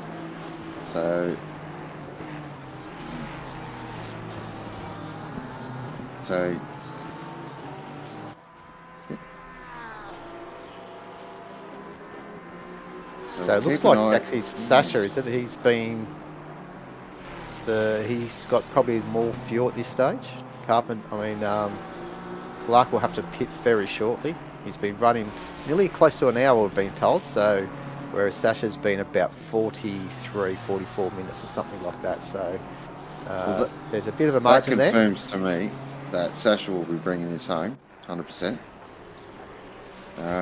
Now, in terms of the 91, look, if it's me, I probably would throw Pickers in. Yep. That's probably the way I'd go.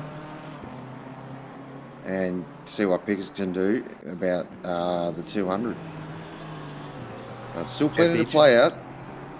Yeah, and interesting to see who they put in the 700 as well, because Oh, they'll be Nippers. aiming. They're still within a shot as well of maybe second. 100% you throw a Nippers in the 700. Yep. They drag him out for the Enduros, so they've got to drag him out for the final stint. That's it. Dust him off. Extend his driving time to the maximum. Yeah, well, Got to get your money's worth. exactly. Nah, they don't pay him. They just sort of drag him out of the coffin and they just put him in the seat and he just drives on his own. Give him a little dust over, you reckon? Yeah. It looks like he's only done 2 stints, so I'd wager Nippers is up for the final stint. Yeah.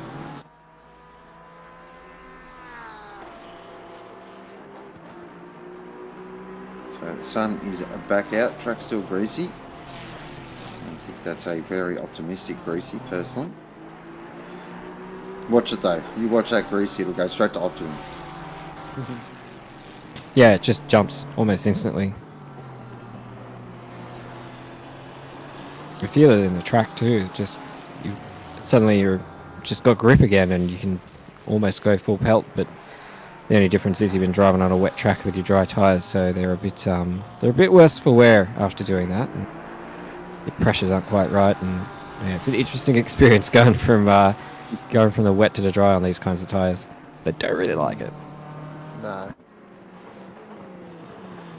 All of my extensive testing for how long we can do a stint on a single set of dry tires has basically been useless this race, because every time you had a wet session anyway. Yeah, the wets come out in really awkward times sometimes. For quite a few teams have been caught out with the wet conditions. I mean, it makes a great enduro, but that's worse than it was. A couple of other teams now have pitted and done their final stops. Yeah, it certainly keeps it interesting having the different weather conditions throughout it. You know, some people like it, some people don't. Definitely give me a weird session like this where it's kind of not in this unpredictable, slightly predictable kind of way. I'd definitely take this over an entirely dry race 100% of the time. it's nice to just do 12 hours and have no worries, but I don't know, part of the fun for enduros is having to think on your feet and make those strategy calls, I think, and seeing who does make those correct calls. So I'm all for it. Yeah, definitely. I mean, that's why we love endurance racing. Shouldn't be predictable. Exactly.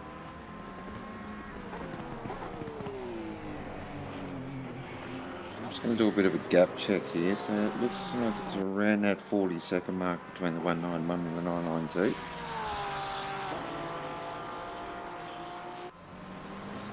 And as quick as time is, I just can't see them making that up. Yeah, lap time's pretty close. If Gallo's going to fuel save, he's not doing it yet. No, he's not. He's probably trying to put that pressure on Maloney to hopefully Maloney makes a little mistake as well. So before, you know, if he starts fuel saving now, at least that probably gets Maloney into the zone as well, seeing that time being reduced. So the longer he can hold that off, it's putting that pressure back on Maloney as well.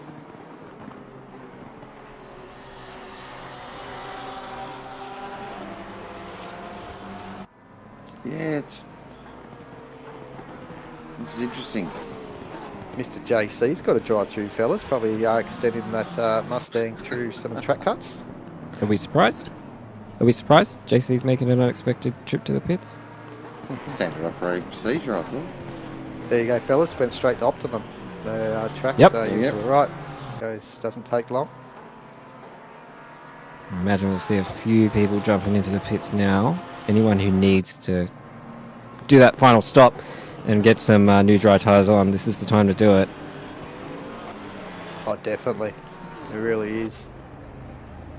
Yeah. And on cue, in comes Benjamin Higgin, in comes Stevie Ty. Of course, Stevie Ty will have 15 seconds to serve in his pit stop, so it will be a long stop. But he's covered off, I believe, Chris Murphy pretty solidly. So a couple of positions look pretty locked in. I'd say that.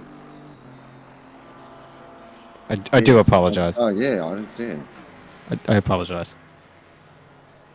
So what's the chances of another rain shower coming through? We have seen it coming through this race today. We got obviously 30 minutes on that radar showing it's good, but is there any chance, you reckon, fellas, with an hour 5 that we may see a little bit more moisture before the end of this race, or you think it's pretty stable out there now?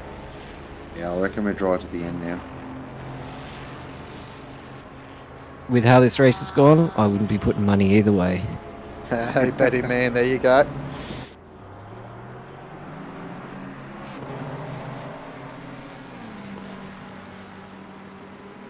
And PG's out there asking questions, seeing if people are boxing again. I'll get the intel.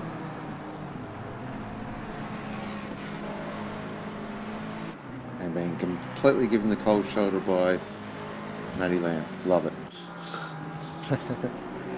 Maybe that's the answer he was looking for. Yeah, it could be. True. Bit of reverse psychology. I like it. Here is Bruno, currently in second in the Laundry House 992. They've had a good season, haven't they, in the endurance season? I have.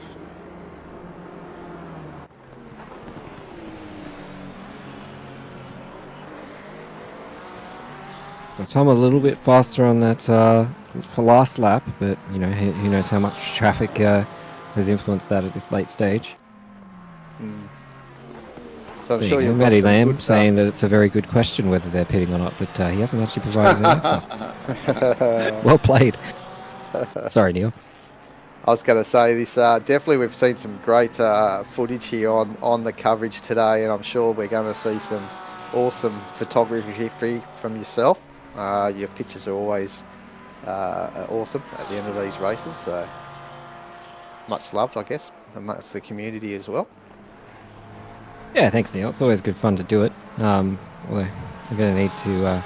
might not get them done tomorrow, because I'm going to need a good sleep after today. It has been a long one. Didn't even finish the race. Didn't even finish. No, but no rush for those that art to come out. But yes, definitely always appreciated, Mike, and especially that intro that you did as well. It was awesome. Yeah, I love doing it. It's good. I love to provide that sort of stuff. It's something. It's good to be able to use the skills you've gained for something that's fun and something that's just genuine for everybody. That's, you know, not just about, I don't know, making a product or making money and all that kind of stuff. It's just good for giving back to the community with the skills I have. Well said. It doesn't go miss. Couldn't agree more. Exactly. I've been lucky enough to drive many a Mike Crick livery. And our leader Checkers is in. in the pits. Yep. Just for a bit of fuel, some tyres. Oh, combo in the pits. Oh, watch this with Yeah. bated breath. He must have been. I didn't need to say anything. You said it all there, Sean. Yeah, no. We'll just wait and see what happens. But the 165, as I was saying before, they really have been a class above today. I'd say nearly a flawless race. They've just been inch perfect. Kekas has put in some almighty stints. That double he did at the start of the day was huge. And it's definitely made... We thought, when he went out to the lead, I thought, oh, you know, with their other two drivers, you know, maybe the 992 will come back. Yes, the 992 did have its problems. But you make your own luck in this game, and they haven't put a foot wrong. And yeah, it's been a really top-notch drive from all three drivers. So hats off. Still an hour to go. Don't want to go too early on the old early crow. But, No, not at all. But it has been awesome drive by them, and in the chat there as well, they've mentioned about Cookie having a bit of brake issues, a bit of brake fade going on with the Mustang. So no. you know, we talk about some tired bodies out there. You know, this is where, you know, a little moment may become a bigger moment. So you have to keep his attention going for the next hour. That's for sure. That's if he's going to bring it to the end. When you're trying to pull up 3-tonne race car. That's right. Yeah.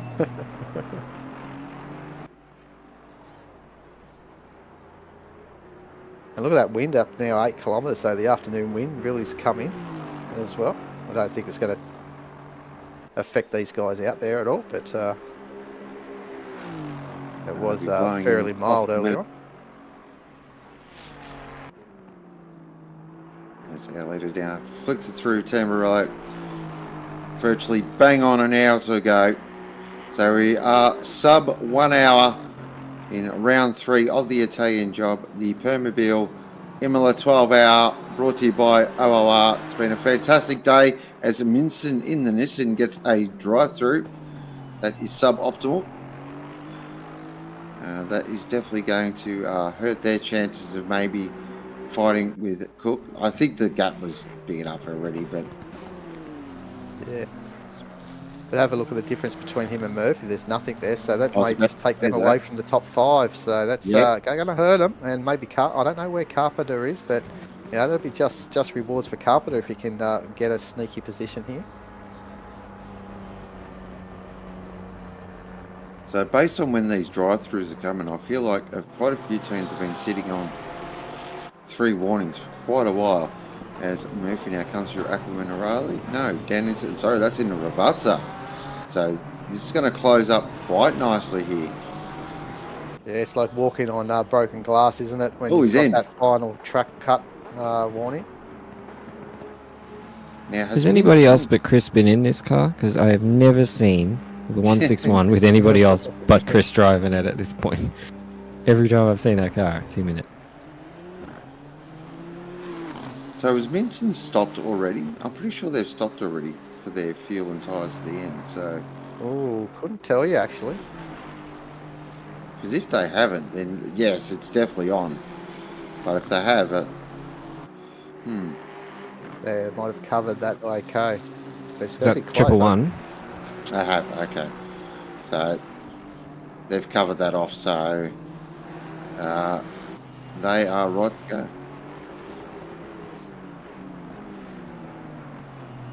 So they pitted about 5 minutes ago there, so yeah, they definitely could get to the end. So we missed that when they came in.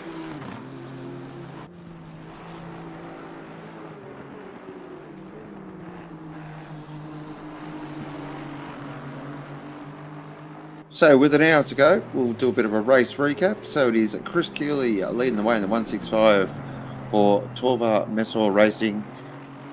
It is Bruno Gallo in the gorgeous Laundry House 992 in second position. Third is Tom Maloney in the 191 Kovacs purple entry. Fourth is Brad Cook in the 17 Shell Mustang. Sixth is Austin Carpenter in the Convicts and Colonials Aston. Sasha Death in the 200 MRT in the Moment Ferrari. Eighth is Mr. Bab in the 161 Bin Chicken Racer. Clark is in as well in the 91. Matt Niparis has been plugged in the 700 MRT Mustang. And Johnson and Gibbo are just outside the top 10. And Gibbo is in for the last stint, which is good to see. Another one that just they plug in. I suppose some of these drivers, they're like robots.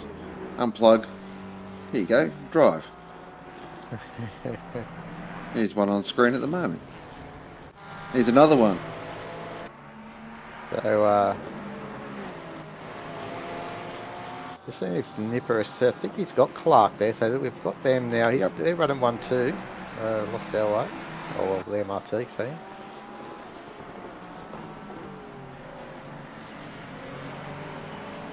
So that's changed actually quite a lot. Hang on. I was about to say, where's the 200? Something's just happened there, because... Oh, no. Oh, that's a real shame.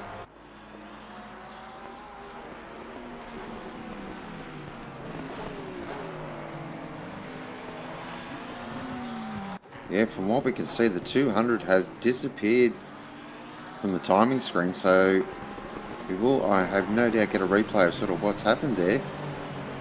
But that's just basically given that Pro-Am victory to the 700 now. Yeah, unless Carl Johnson has something to say. Obviously, he's now in that car. See if he can do something in the 91. No, he's come back again now, in 8, so something in the pit stop. So maybe just that timing board. So in the pits now. That is one of the that'll be a disconnect. Yep, that is a DC, 100%.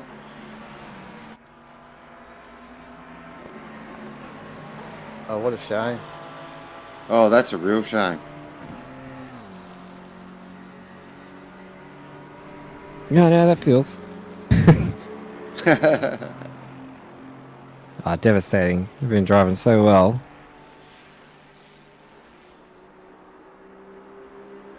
It was storming drive to take the lead of that Pro-Am as well. Between them and Clark, that was awesome. We got the end of that. And we were actually riding on board the 200 when they made that move. Yeah, it's pretty devastating for us. And we were P15 and we'd done, 9 hours, and this is 11 hours in. Yeah, you DC guys at this point. I think you're saying, Mike, as well, you covered up half the field, didn't you, in that whole drive too? I think you started at the back of the grid and made your way right through. Oh, here we go. Oh, yep. The telltale signs of a disconnect. Mm-hmm. Yeah, that's really sad for them. No, that car may just sit there for a while too. Oh, lights are on. Maybe they've gotten reconnected.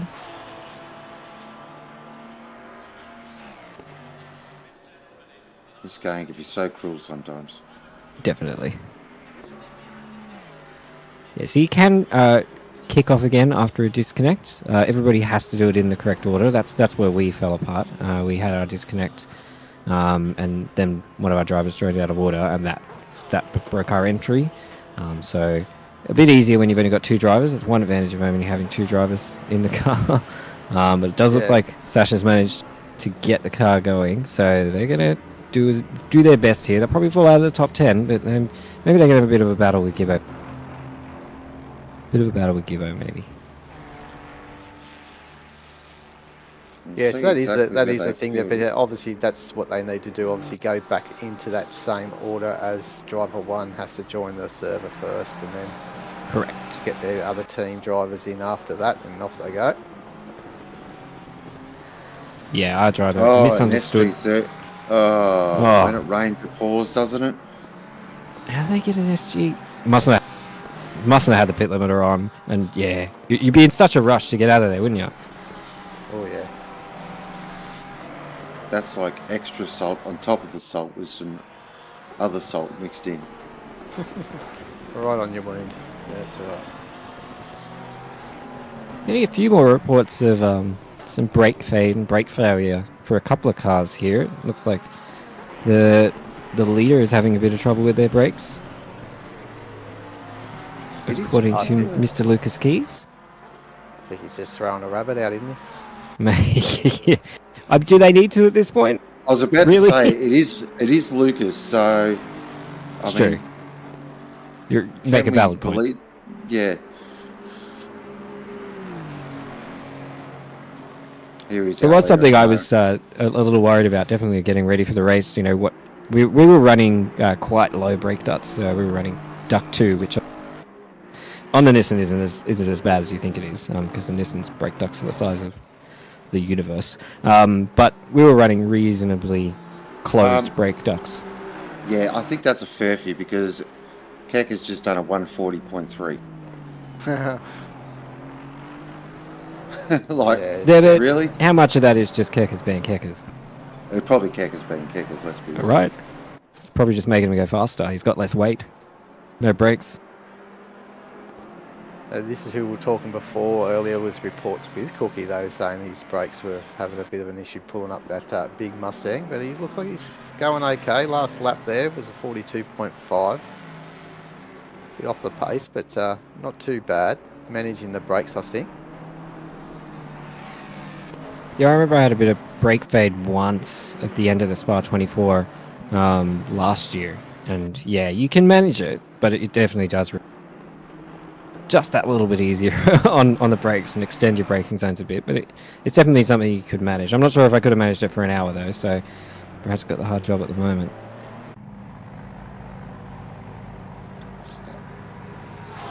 Carpenter's been in and Bartlett's now Yep. got control of the 676.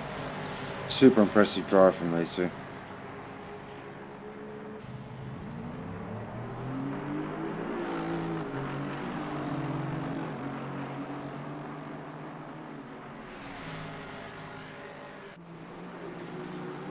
So to answer the I've chat got some there, Inside Okay. info here. listening. That lap from Keckers is on 3 warnings, 28 psi tyres, and we have front brake failure. Just Keckers things. Mm-hmm. It's just gonna make him go faster. But yeah, just normally in a 12-hour you wouldn't change brakes. You go pads 2, and that should last 14 or so hours. But it definitely can fail, depending on the track. Imola's pretty heavy on the brakes. Depending on the car, how you've got it set up. If you've got it set up really aggressively on the brake ducts, like I was saying before, that can also cause the brakes to overheat excessively, and it will cause a little bit more wear. So yeah, generally in 12 hours you shouldn't need to change pads, and the vast majority of cars won't, but certain combinations definitely can happen. Yeah, I mean, this circuit, there is a lot of braking zones in this circuit from Yeah, quite this high is- speed. So. That's exactly right. Yeah, there is quite a heavy brake load on these cars, but a brake pad change roughly, Mike, around about 50 seconds in the pit lane, added to your pit stop roughly. Yeah, about that. It's not something you want to do if you don't have to. No, that's right. I mean, they could. Yeah, Just they've to got a tighten gap. things up. Yeah, as Keckers now pops in a 40.8 washed. Yeah, but that's going slow for Kickers. He's clearly struggling. But yeah, they're interesting in chat though. I do remember that at Misano, the last Misano 12-hour, where it was actually, I think it was Cooley or it might have been Keys who was having brake failure there towards the end. Misano, another pretty heavy on the brakes track. Yes, very much so. Looks like everything's just sort of settled down here. There's sort of no real big battles that we have to keep an eye on. Just got to sort of keep an eye on gaps and get to this point of the day. The good as old Johnson such. and Johnson battle. There's only less than a second between those two. Oh, behind yes. the hands. Oh, so we've got some calling a couple of baby sprint battle series here. between these two. So the baby wipes are going at it. Johnson And and Johnson. they're not related, I Nope. believe. They're No, spelled they're not. different, obviously. There you go. As one Johnson gets out of it. That is a very fast Mr. Bab coming in 6th position. And we did Oh, see there's the Stab- other. That's the other 161 driver. Yes. And Matthew Spinanze is their third driver. The 161 has finished 6th 3 times in a row if they hold on to this position. And I just found that very interesting considering Mr. Bab's race number is 666. That's just spooky. Oh, That's terrifying. Why did you tell me that? oh, real God, life there's gonna facts be- there. Conspiracy theories abound now. That's it. Everyone get Will their that be tin Sean foil always hats the on. stat man? Yep. You can always find the most obscure stats to throw at us. I can't take credit for that one. Lucas actually helped me out with that one, but I thought Nah, that that's was all right. interesting. Actually, no. Yeah, I'll take credit for that. Yeah, good. Right. You take the credit. Don't have to reveal your sources.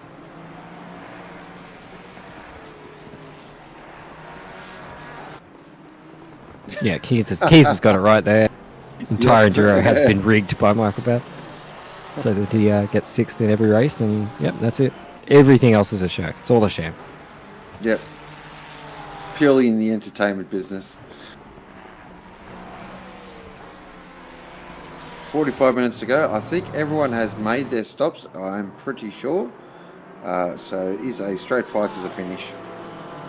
But it is... Oh, Kekas has dropped into the 41s. There you go. And he is clearly the fastest car out on track at the moment by quite a margin.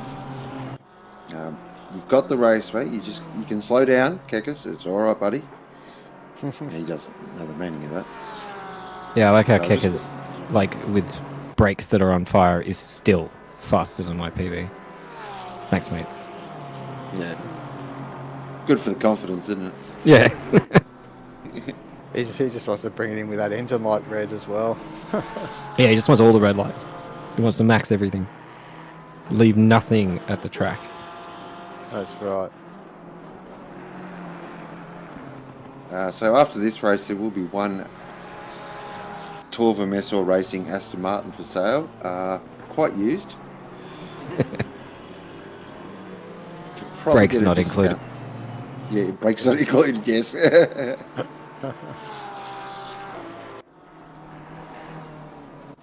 It's been a pretty mild day there out on track. It did reach into the 20s, but not much more higher than that. So it's been a pretty fast race generally without that rain. So a pretty hot pace. It has, yeah. It's sort of, I think 28 is the highest I saw the track temp go. So, which is strange for an OOR Enduro.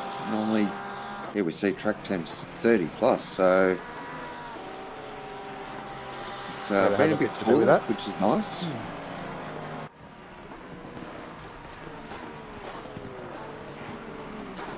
So he's pulled in that gap, Maloney, but he's got to really put the hammer down now. I think we did see it out. I think he mentioned 50 seconds, probably at the top of the hour.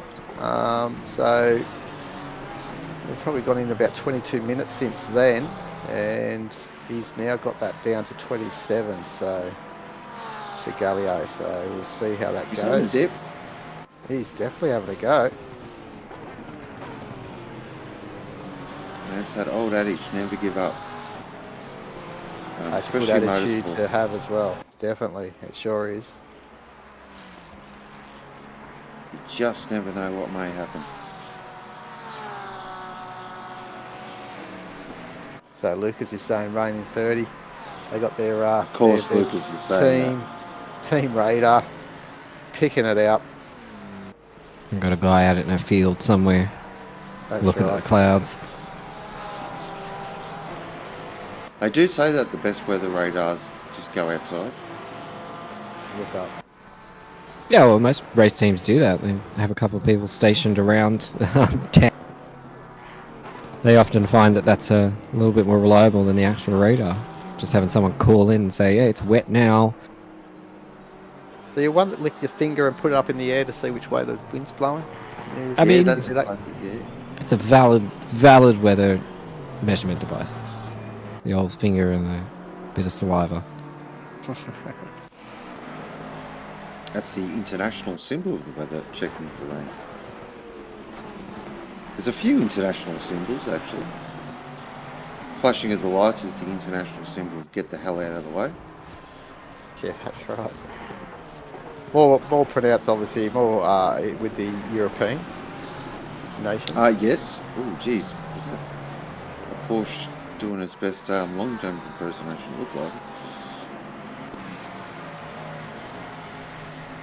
And of course, there are some international recognised hand signals, but we won't go into those. What's the classic I'm going for first?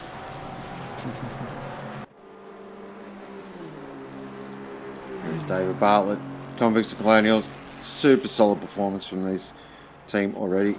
They have, I don't know how they do it, but they just manage their stints so well and sort of like, yep, okay, it's time for our American counterpart. They plug him in and away they go. So really nice drive.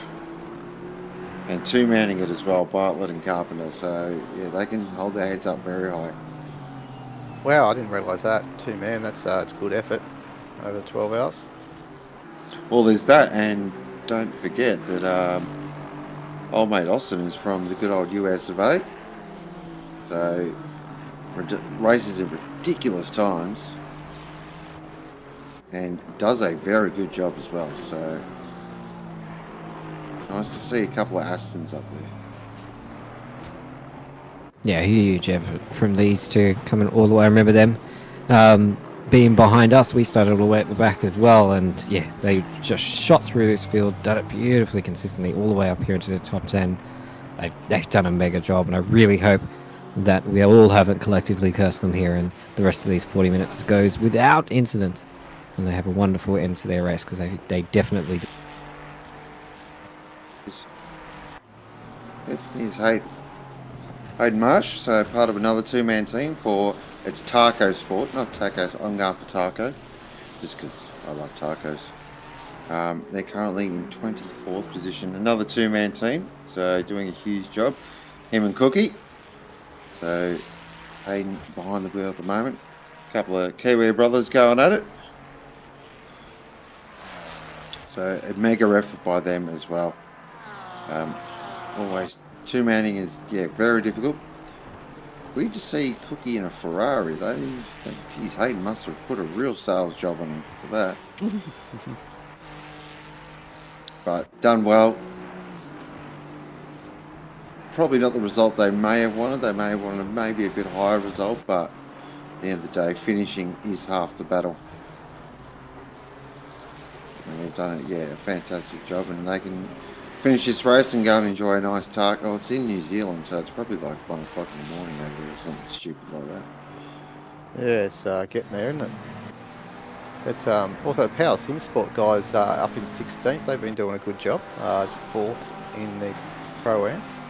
I think that's probably one of their higher results in this Imola. I mean, in the Italian job. Yeah, really nice job. Him and They're Huddy, sort of- they been doing pretty good. Yeah, they sort of evolved a little bit of sort of stuff earlier on, but they've sort of got over that and just kept the head down and, ran a very nice race. Oh, so, what's that? Yeah, the 200's just really feel for him. It's just change of drivers. I reckon that's Sasha going, you know what? Bip, bip this, bip, bip that.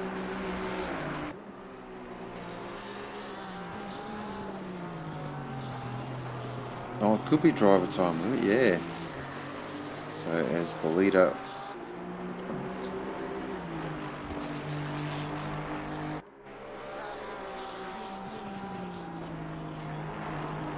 So we're still getting word through that we could get another splash of precipitation. Do we want it? Surely. Oh, Do I we don't want it think to be rainy at the end? Nah. 12 hours is a long day. Let these drivers just get it, bring them home. Yeah. But also, content. I was waiting for it. No, look, I hope it's... There's been enough. Oh, that was very close there from Gallo. Lapping up every possible millisecond of drag there from Dart's car.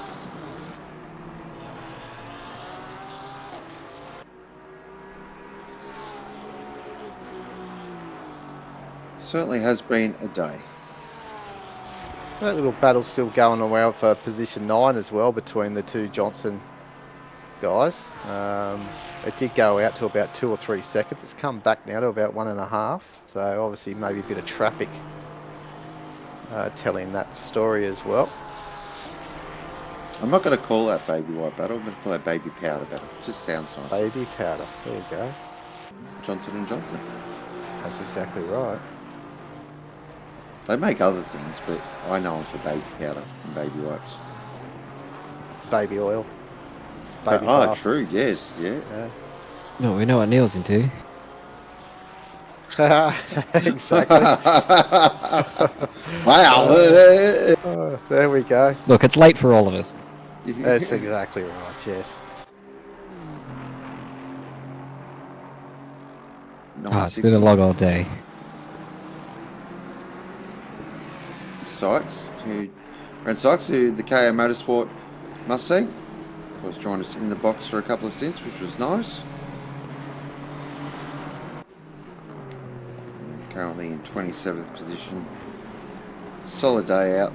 Oh, Michael Evans, that is one line through Aquamarine and Riley, I suppose. That doesn't want to be repeated too many times.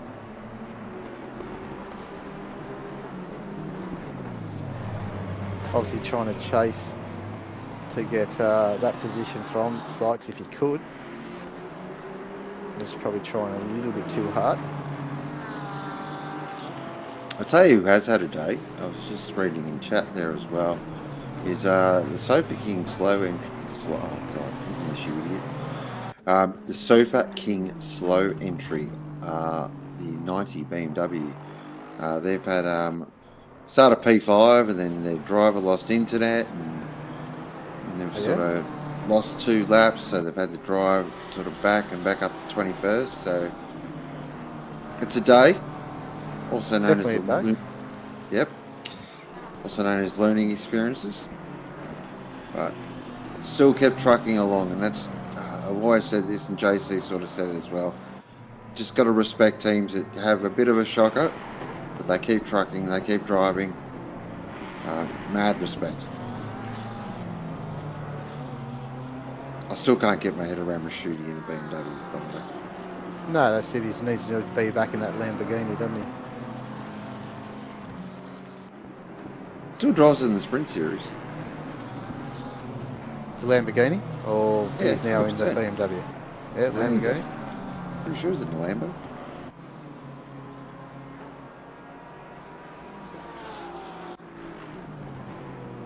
Is out in 15th position and our AM class leader. So what a job they've done. Top 15. That is a huge effort. Sure is. If you want a class win, take a Porsche. Can't, Calm can't down, take Sean. away there was AM, who was the AM driver? Was it the Triple Eight? They had problems early on as well. They were up in 12th or 13th. They were going fairly well in the AMs. Obviously had some I think they're no longer in the race. I think they had connection problems. Yeah, I think. Hey, well, yeah, that you Porsche's are looking a bit worse for wear. That bonnet's talking to me. right. Aerodynamics. Just looks like classic German engineering to me. It's actually a DRS. Oh, so they're cheating. The That sounds secret like a DRS. Porsche thing, yeah. Oh, there you go. Wow. Coming from a Nissan guy? Seriously? Yeah. So I might have to calm these two down, guys. So it's getting a little bit ugly here in the comms box. Just warming up the fists. Talk about who's warming up. Is Maloney? How's Maloney going chasing down Bruno? Who, not that far. I do believe also we've got 13. Pete Viney is catching Brooke there as well. So there's only half a second between them. So we'll check this gap as well. So it is coming down, definitely. We've got to remember that Bruno, we're still thinking he's going to have to start conserving near the end of this stint to try and get to the end. Maybe. Here we go. It's not confirmed, but yeah. This is actually important. This is for the final step on the Pro-Am podium. So, we got a ring-a-ding-dinger. Here we go. So, 2 BMWs. So, same car. So, we'll come down to driver. 2 very experienced operators as well. So, what can Pete Viney do about Brooke here? And what can Brooke do about Pete Viney? Exactly.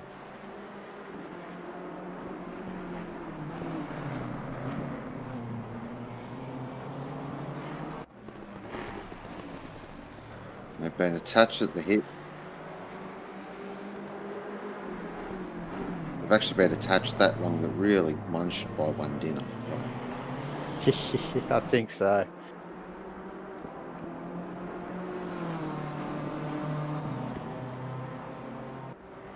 So having a look there, Brooke seems to have a bit of an advantage at the chicane there, can pull out a bit of a gap. So we'll see if Viney's got some strength somewhere else on the track. I love that shot. It's one of my favourite shots in the game. Yeah, I wonder what the, I guess the tyre and fuel difference is too. Did they both pit around the same time, or, has one got a little bit of advantage over the other? Because, I mean, when it comes down to the final run, that can really make a difference, especially when you're in the same car. Yeah, exactly. If you've got 2 or 3 lap newer tyres, that can make a huge... Oh dear. Oh, no. We've done it. No, I'm not taking Who's responsibility for that one. Who's putting the hand up for that That's one? definitely Sean. Sean was totally talking up Viney there. Oh, big sad for poor Viney. Oh, no. That's the That's big bad one off. Porsche, I believe. So that's a big moment. Was he involved with anyone else, or was it all on his own? There was a couple of cars. But, Yeah, there's no other cars coming back on the circuit near him. It looked like he did it on his own. Or he maybe got caught out a bit by Oh, where very Viney nice. was. And, Ooh. yep, those tyres are hot. So he's going to need to calm it down there a bit, perhaps. I'd be interested to see a replay of exactly what happened there, because that's very uncharacteristic for Michael Babb to make a mistake like that. So I think he might just got caught off guard there. Being where it is on the track, that's sausage. Yep, no, good call. Could be. But isn't that similar where we've maybe seen Viney go off around there too? So maybe he caught his eye. I'm not too sure. Yeah, that's what I'm thinking.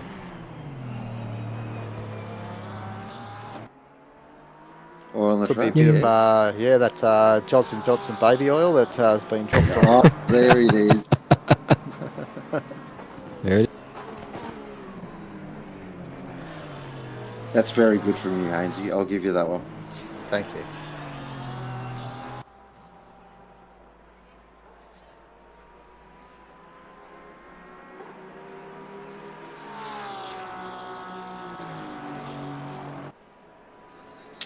Was sausage. Sausage confirmed. We'll get a look at that shortly, I think.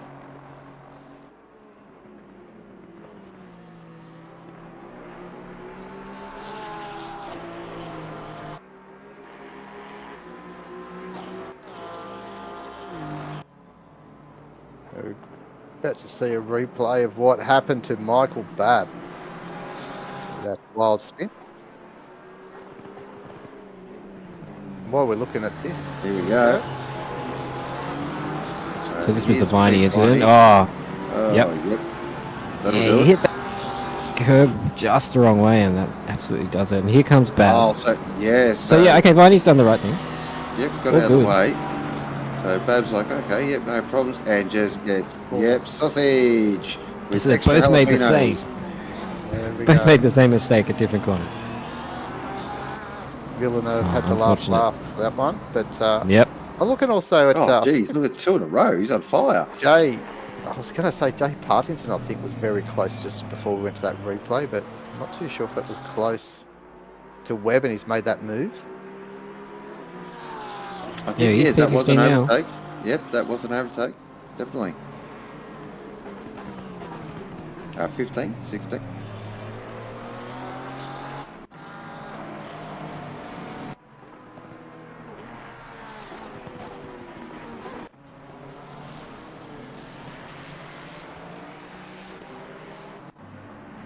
I just saw that they were very close together. There was only 0.2 in it, but then now there's a big lot. gap there. So I'm not too sure. Maybe it was a graphical error on the timing board. Yeah, potentially one of them's gone off. Could be that too, yeah.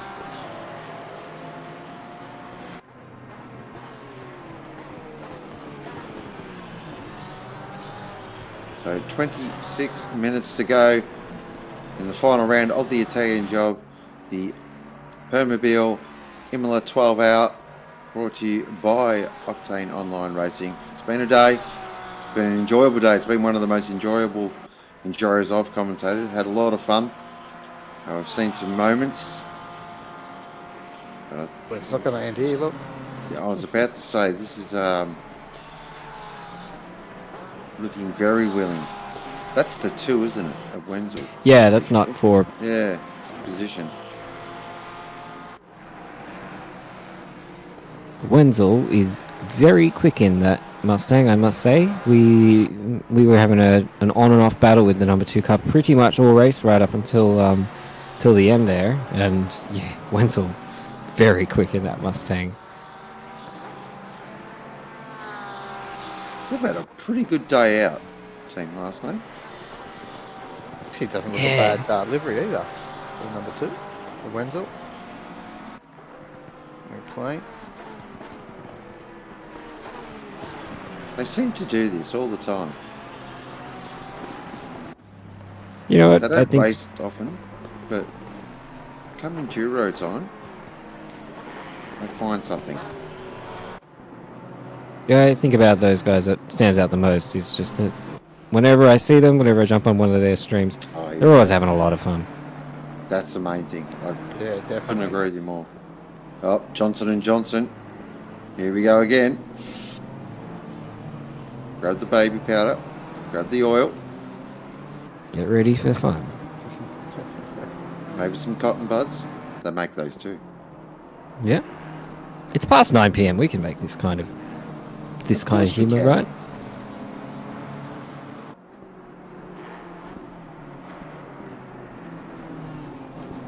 For those in chat, what else did Johnson & Johnson make? Do they make like everything? They're one of those companies, aren't they? I think so, yeah. Everyone's Googling now. You know, it's nearly midnight here in New Zealand. I'm going topless for the last half hour. Oh! Oh, there we go. And donate for the stream.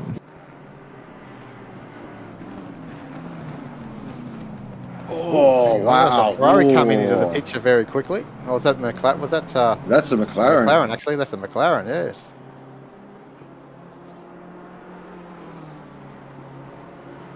So this is, yeah, wow. Mate.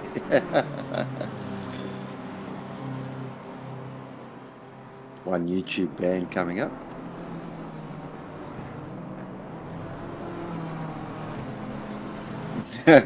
Multiple times. You're right about Johnston though. Johnston is I've raced with Johnston a couple of times in endurance races. He's very fast, but he's also very, like I'd say aggressive, but I don't mean that in a negative way. He's aggressive in a very controlled way. You've really got to. He's good at putting the pressure on you. He's really good at it. But Carl Johnson is. I don't think he's going to be two-faced. Carl's just sitting there. He's got a margarita in one hand, just driving with the other. And Carl's seen every trick in the book. Yeah.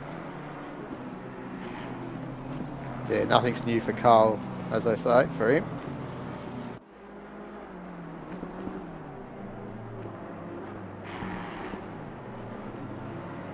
Do you want this though, with a 12-hour race under your belt? Someone pressuring you from behind, like?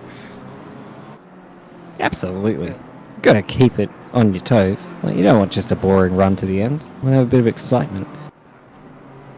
Yeah, probably make that end go a little bit quicker.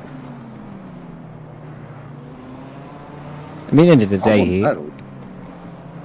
Carl, what's Carl going to do? Finish 10th? 10th would still be a very good run from these guys, and he'd get a brilliant battle at the end to boot. But he's going to want that 9th, and I'm not a betting man. Oh, Stay cool of here. course you want the 9th. Second in class, top 10. Come all this way. Try and hold on to it. Yep, we're about to see a very wide BMW. Yep, but we know that Ashley is not going to die wondering here.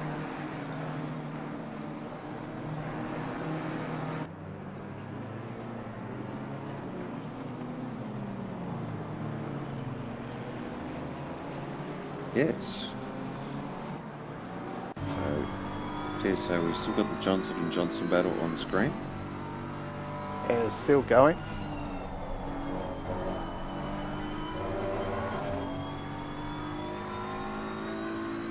They're looking just at the back towards the Johnson, the McLaren.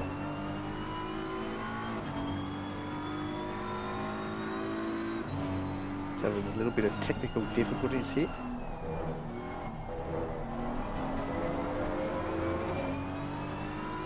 We've lost your footage on Discord.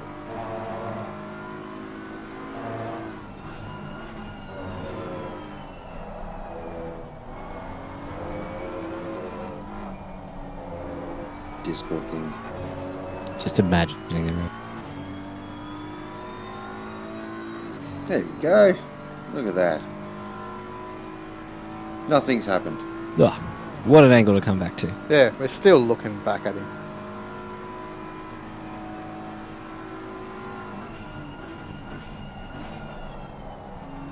Hang on, hang on. Ashley. Ooh.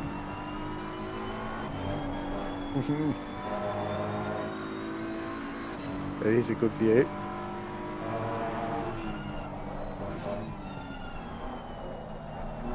That's what I was talking about. Honestly. Very good at pressuring here, but That McLaren can just carry so much big corner speed.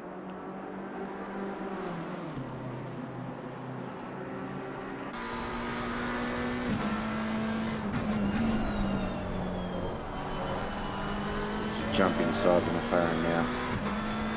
Of course, the McLaren Evo. So.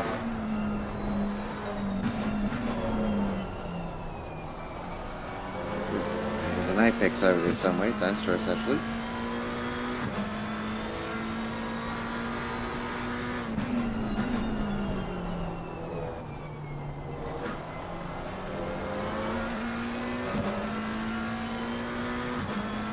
But go the 400 laps by the leader of Keeley. There you go. So for those that did have 400 on their bingo card, you can tick that one off.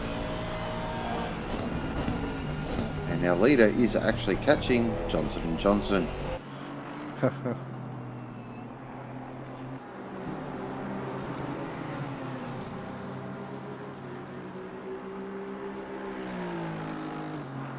And from the word we're getting, this car has buggered tyres, buggered brakes, buggered engine. a lot of talent behind the wheel. And A lot of talent driver's behind the wheel. exhausted. The technical term is stuffed. Pretty much. Oh, look what's going on there. Bit of blue flag That action. car Looks getting like out of it the all way, I worked think. itself out.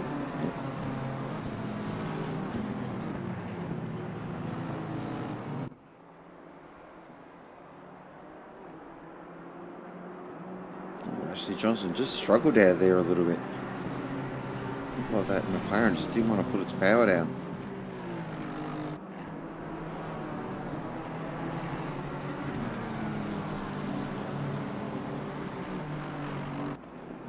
Oh, here we go. There was some requests for a bend of fact. That is correct, my good sir.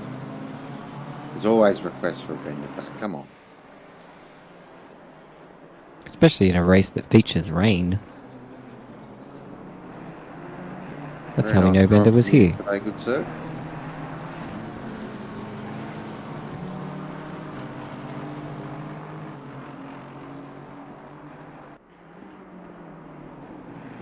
Bend of fact. The average London pigeon has 1.6 feet. Yeah. Oh, that McLaren is a bit loose as well, so those tyres may have seen better days on Ashley's car. Miston's getting very close to Nippers. I gotta know, Bender. How do we measure 0.6 of a foot? Like, That's what I'm trying to. how I is know it, this. how can you have 0.6 of a foot? Explain. It's almost half a foot. Yeah, but by how much? By what metric are we using?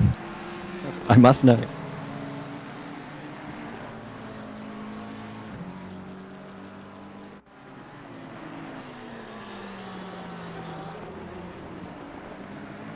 Great. I think it's 3.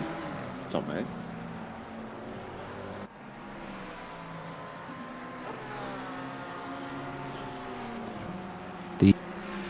These are the questions Breaking that keep our us up rule at here. night. We're doing maths in the commentary box. It is a Never recipe for works well. disaster, isn't it? Yes. Yeah, look at the Nissan looking very, very willing here.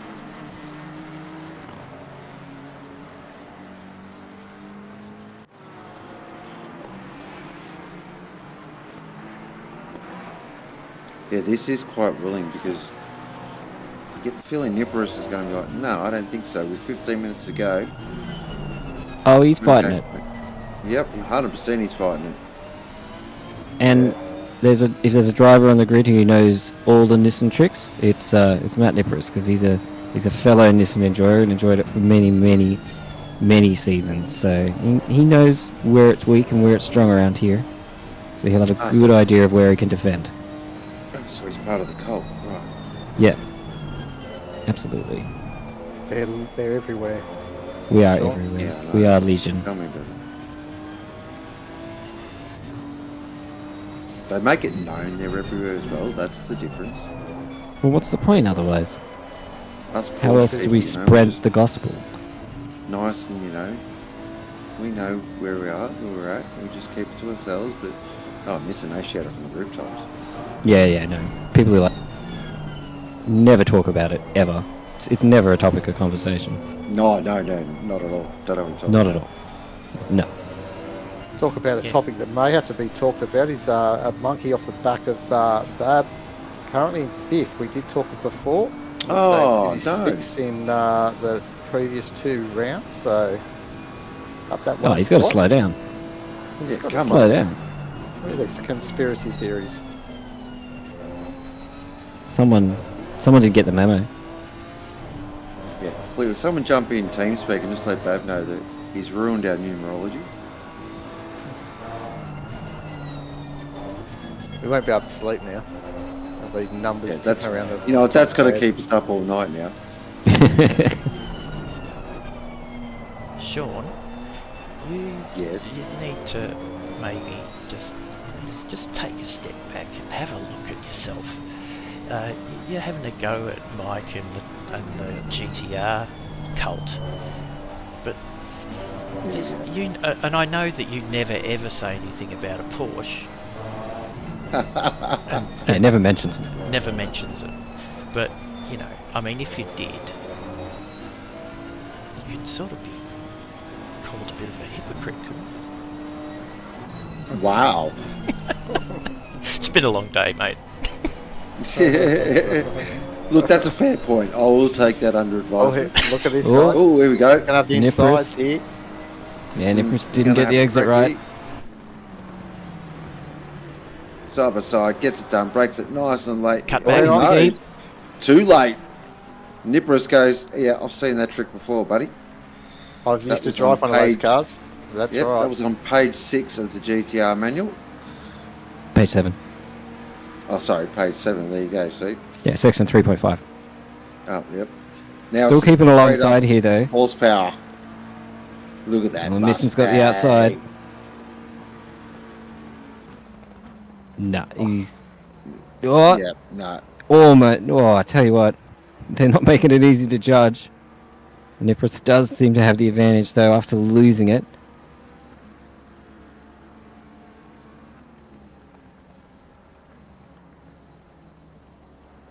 Oh, Hang it's on, a tight uh, battle at the end. Oh, no. I thought that Who was... says endurance racing can be boring, eh? We've had all these little Exactly. spot fires and battles all for 12 hours. It's been a tremendous race. Look at these primary coloured cars we've got. Yellow and blue. Yes. Need a red car. Some would say this is a green battle. Some. Others would think better. Nipper struggled there into Aqua Minerale. That's given Minson a big run here. I reckon he'll get this done. Breaks it nice and straight, turns it in. Beautiful. And that is that all she wrote. But yep, Nimpress again is like, well, no. I want more conversations, please. He thought Well, about being in- that.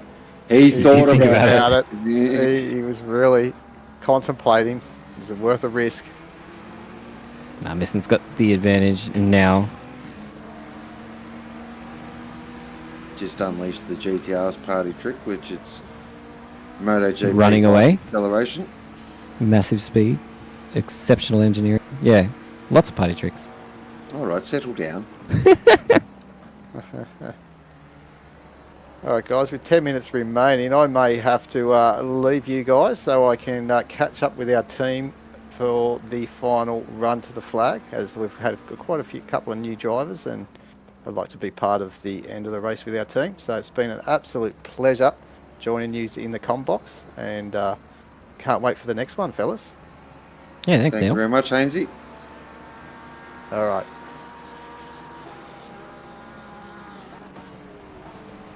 So with 10 minutes to go, quick order check. It is Cooley leading the way. Gallo there in second in the laundry house. There is our leader, looking beautiful. I reckon there'll be some slight nerves now when you're so close. Gallo there in second for laundry house. Another super solid enduro drive. Tom Maloney for Kovacs Purple. So another podium. They will wrap up the Italian Job Championship. So a huge congratulations to them. They have drove a beautiful series so far. Mr. Brad Cook in the 17 Smokestack Racing Mustang. Another really solid drive from them. They've been fantastic. Mr. Babb, Michael Babb for Bean Chicken Racing. Really good performance. They've done an enormous job. Oh, he's just getting it a bit sideways. Love that. Here is probably one of my drives of the day. David Bartlett for Convicts and Colonials, currently in 6th position. They've had a huge day. So they have done great. Quickly just going to reply to Matt Powell and chat. Yes, sign me up right now. And then Minson in the Nissan in 7th position for Rockets Evolved. They've had a day. They've had quite a few interesting things. And then we've got Matty Nippers there for the MRT Lost Our Way Ford Mustang 700. Really solid effort. They will win the Pro-Am class as well at this stage with 8 minutes to go. They should be able to wrap that one up. And then it is Carl Johnson in the 91 Kovacs Red. This is probably my driver team of the day. Been a super solid drive. They can be very proud of what they've achieved today. A top 10 is a huge result. And then the other Johnson, which is Ashley, currently in 10th in the Mosaic McLaren. Fantastic job. Again, anytime you finish in the top 10 in one of these OOR Enduros, you've had a very, very solid day. And Gibback in the 716 Pixel Racer Mustang. Couple little JC things, but they've had a pretty good day, solid day out. Of course, Gibbo is plug and play, so he just plugs them in and goes fast. And then Brooke, who will round out our final step on the Pro-Am podium for 05 Motorsport. Good day, yep. Haven't seen him on camera a lot, so that's normally a good sign. Yeah, it's solid all day. And then, of course, we've got Pete Viney. Currently in 13th position for Kovacs Racing Blue. Great job. They've done a mega job all day. They were involved in some really nice battles as well, so love that. Probably the hard luck story of the day, though, does go to the 200 Ferrari. So close yet so far. It's a cruel game, this motorsport, and they've definitely had the wrong end of the stick, but they're still trucking along, which is what we love to see. Then 15th is Parrington in the 419 Power Sim Sport entry. Good job. Solid, again, solid. That's what you want. You want a solid day. Then we've got Webb in the 623 Red Rebel Racing Ferrari. And then Josh McLaughlin in the MRT Under Chaos entry.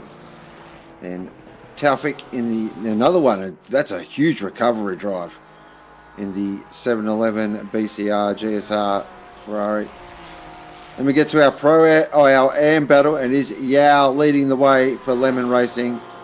Been a unbelievable drive from these guys. They have done a huge effort to finish in the top 20 is massive. Robert Wenzel for Team Last Name, really solid day as well there for the Team Last Name Mustang. In 20th, so a top 20 result is huge. They can be super proud of that.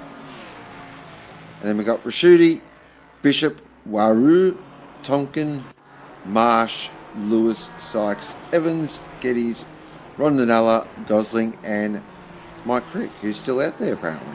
Yeah, apparently I'm still racing. There I am. How are you doing that? There I am. I don't know. I can confirm 100% my game is closed. I have no idea how I'm still on the grid. Special shout out to Sykes there as well in chat. I've just been told it's his last race with KA Motorsport, so the team wanted to give him a special shout out here with 4 minutes to go. Well done, Brent Sykes. That's a great effort there. You've done an amazing job. Good in the box as well, provides some really in-depth information. But it is back with our leader. Just disrespecting every curb. Yep. You kind of have to give Kekka's man of the match today. He's been supremely quick in this thing.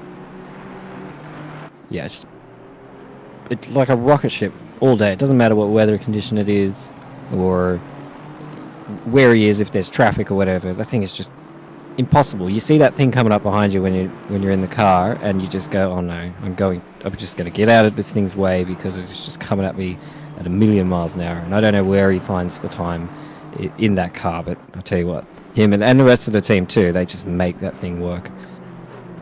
Well, yeah, exactly. I mean, Kekka's with that double opening stint, which was huge, like massive. One of the best stints I've commentated in OOR history. Absolutely amazing stint. And then Lucas did Lucas things. Very quick operator. So really they'll pump it out Hollywood numbers. And then Shawnee Bobnowski, super proud of his performance in this car. You can get a little overawed if you don't feel like you're quicker than the guys you drive. Whoa! As I say, that was a moment. Whew. Settle down. There's only 3 minutes to go, lads. Just take it easy. But yeah, Shawnee Bub now, great job. Really kept it consistent. He didn't really lose a lot of time when the pressure was really being cranked up. So he's done a huge effort, and all three of them can really be proud of this performance. I know they have been they've been close to getting that win, but they've done it this time. Very well deserved. Really, once Keckers took the early lead, they just kept the foot buried to the firewall, and there was a couple of moments during the race that they may have sort of lost it, or the pressure might have got to them, but no, been a huge performance. So big well done to the Torva Mesa crew, and all the TV time in the world now, because they very well deserve it. Yep. And according to inside sources, apparently everything in that car is currently on fire. The engine's on fire, Yeah, the right. brakes are on fire, the tyres are on fire, and they're still smashing out lap times. So, I mean, what else can you say? Yep, Keely's on fire. I mean, Keely is on fire. Look at him. Oh, very good. As you were saying. Mike. Very good. God, look at that thing across the curb. It's just a monster, isn't it? I wish my car went that well across the curb. It's not like the GTR's not great on curbs, but that Aston just makes it look easy. But again, it's a credit to how they've set it up, because those following some other Astons, they weren't taking it anywhere near as smoothly as that. So good combination of nice setup work and obviously great driving and the perfect line through there as well. Which, yeah, I mean, what else can we say about these guys? They're in front, and they 100% deserved it. As he starts his final lap around his 4.9 kilometre Imola circuit. It's going to be very close to bang on 12 hours as well, which is what you want. They've been pretty much inch perfect the whole day, except absolutely driving the wheels off the thing, literally. But massive drive. And it's probably going to, just having a look here, that might, and I think it will, that'll put him in second spot in the Italian Job Championship as well, I'm pretty sure. So, a little bonus there as well. But really, what else can you say? I mean, and it's nice to see Aston winning.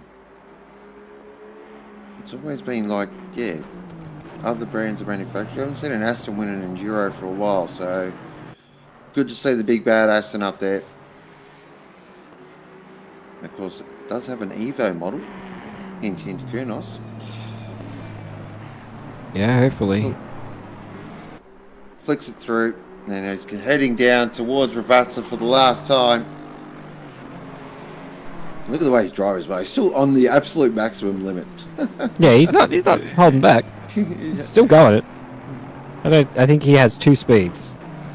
At full or Fast, none. fast. Yeah. But it is going to be the 165 that is going to take the victory in the Permobil Imola 12-hour. Huge drive, massive effort, congratulations. And that is how it's done. What a fantastic drive. They should be so proud of that. Big congratulations to Kex, Lucas and Noski. Second position will go to Laundry House. They had, what a recovery from this team. Absolutely massive after their big technical issue. To come back and get second on the grid is a huge effort. Absolutely brilliant. That's a recovery drive. Third position will go to the Kovacs purple entry. And that will wrap up the Italian Job Championship as well. So big congratulations does go to JP Senekis, Tom Maloney and Shady Samuel. And of course John Senekis as well, who did drive this car as well. So that is the championship. Very well done. Should be proud of that drive as well. And that's what Mr. Maloney thinks of the Porsche. Nice. Loves it, clearly. Cook there will finish in fourth. Bab in fifth position. Nice drive. But our winner in Pro-Am is going to be Matt Niparis for MRT. The 700 has done it. Fantastic drive. Could put you back to sleep Carl, now. yeah, exactly. Carl Johnson will get second in Pro-Am. And it looks like Timmy Brook will get fifth there for 05 Motorsport. So very well done. And then Yao. Oh, the race. Oh, gee, I didn't think I had a heart attack then. Oh, that's probably not a funny joke, Jack. Actually. No, actually, yeah. Sorry. Too soon.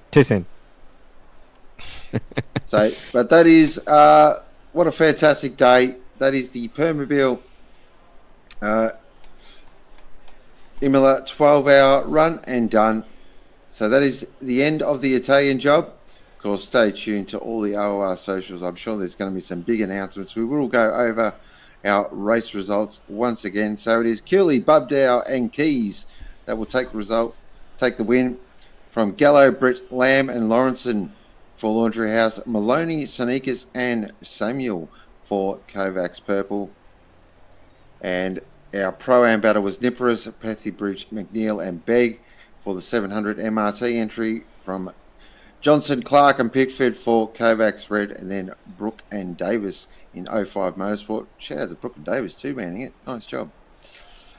And then our AM class battle was Yao K in the 492 Porsche from Wenzel, McNulty and Monks for team last name, and then Lewis, Dale, Brooker and Wood will round out the AM podium. Wow, Fantastic. What a day. Thank you, Sean, for a huge effort today. It's great to have you back and kicking and putting so much effort into our broadcast. We've really enjoyed having you there today. And Thank you. Absolutely great. And thank you to everybody else who contributed as well. Massive thanks to all the commentators, all of the stewards, everyone behind the scenes. We've had a great series. We've still got a few more events to go this year in OOR. A couple of series to finish, and maybe at least one more in Enduro, if anyone's up for it, that is. Yeah, why not? I also want to say a big thank you to you, Glenn, providing all these amazing pictures and the great camera work as well, and the replays and everything like that, and also keeping us entertained in chat.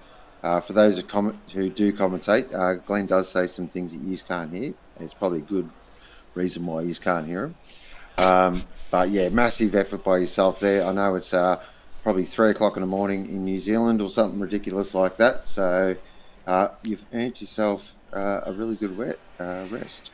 But yeah, massive thanks to all the commentators. But of course, the biggest thanks does go to Best on Ground, which is the wonderful people in chat. You have been absolutely amazing as always. So keep your chat flowing. And other than that, we're going to sign off. And thank you for watching.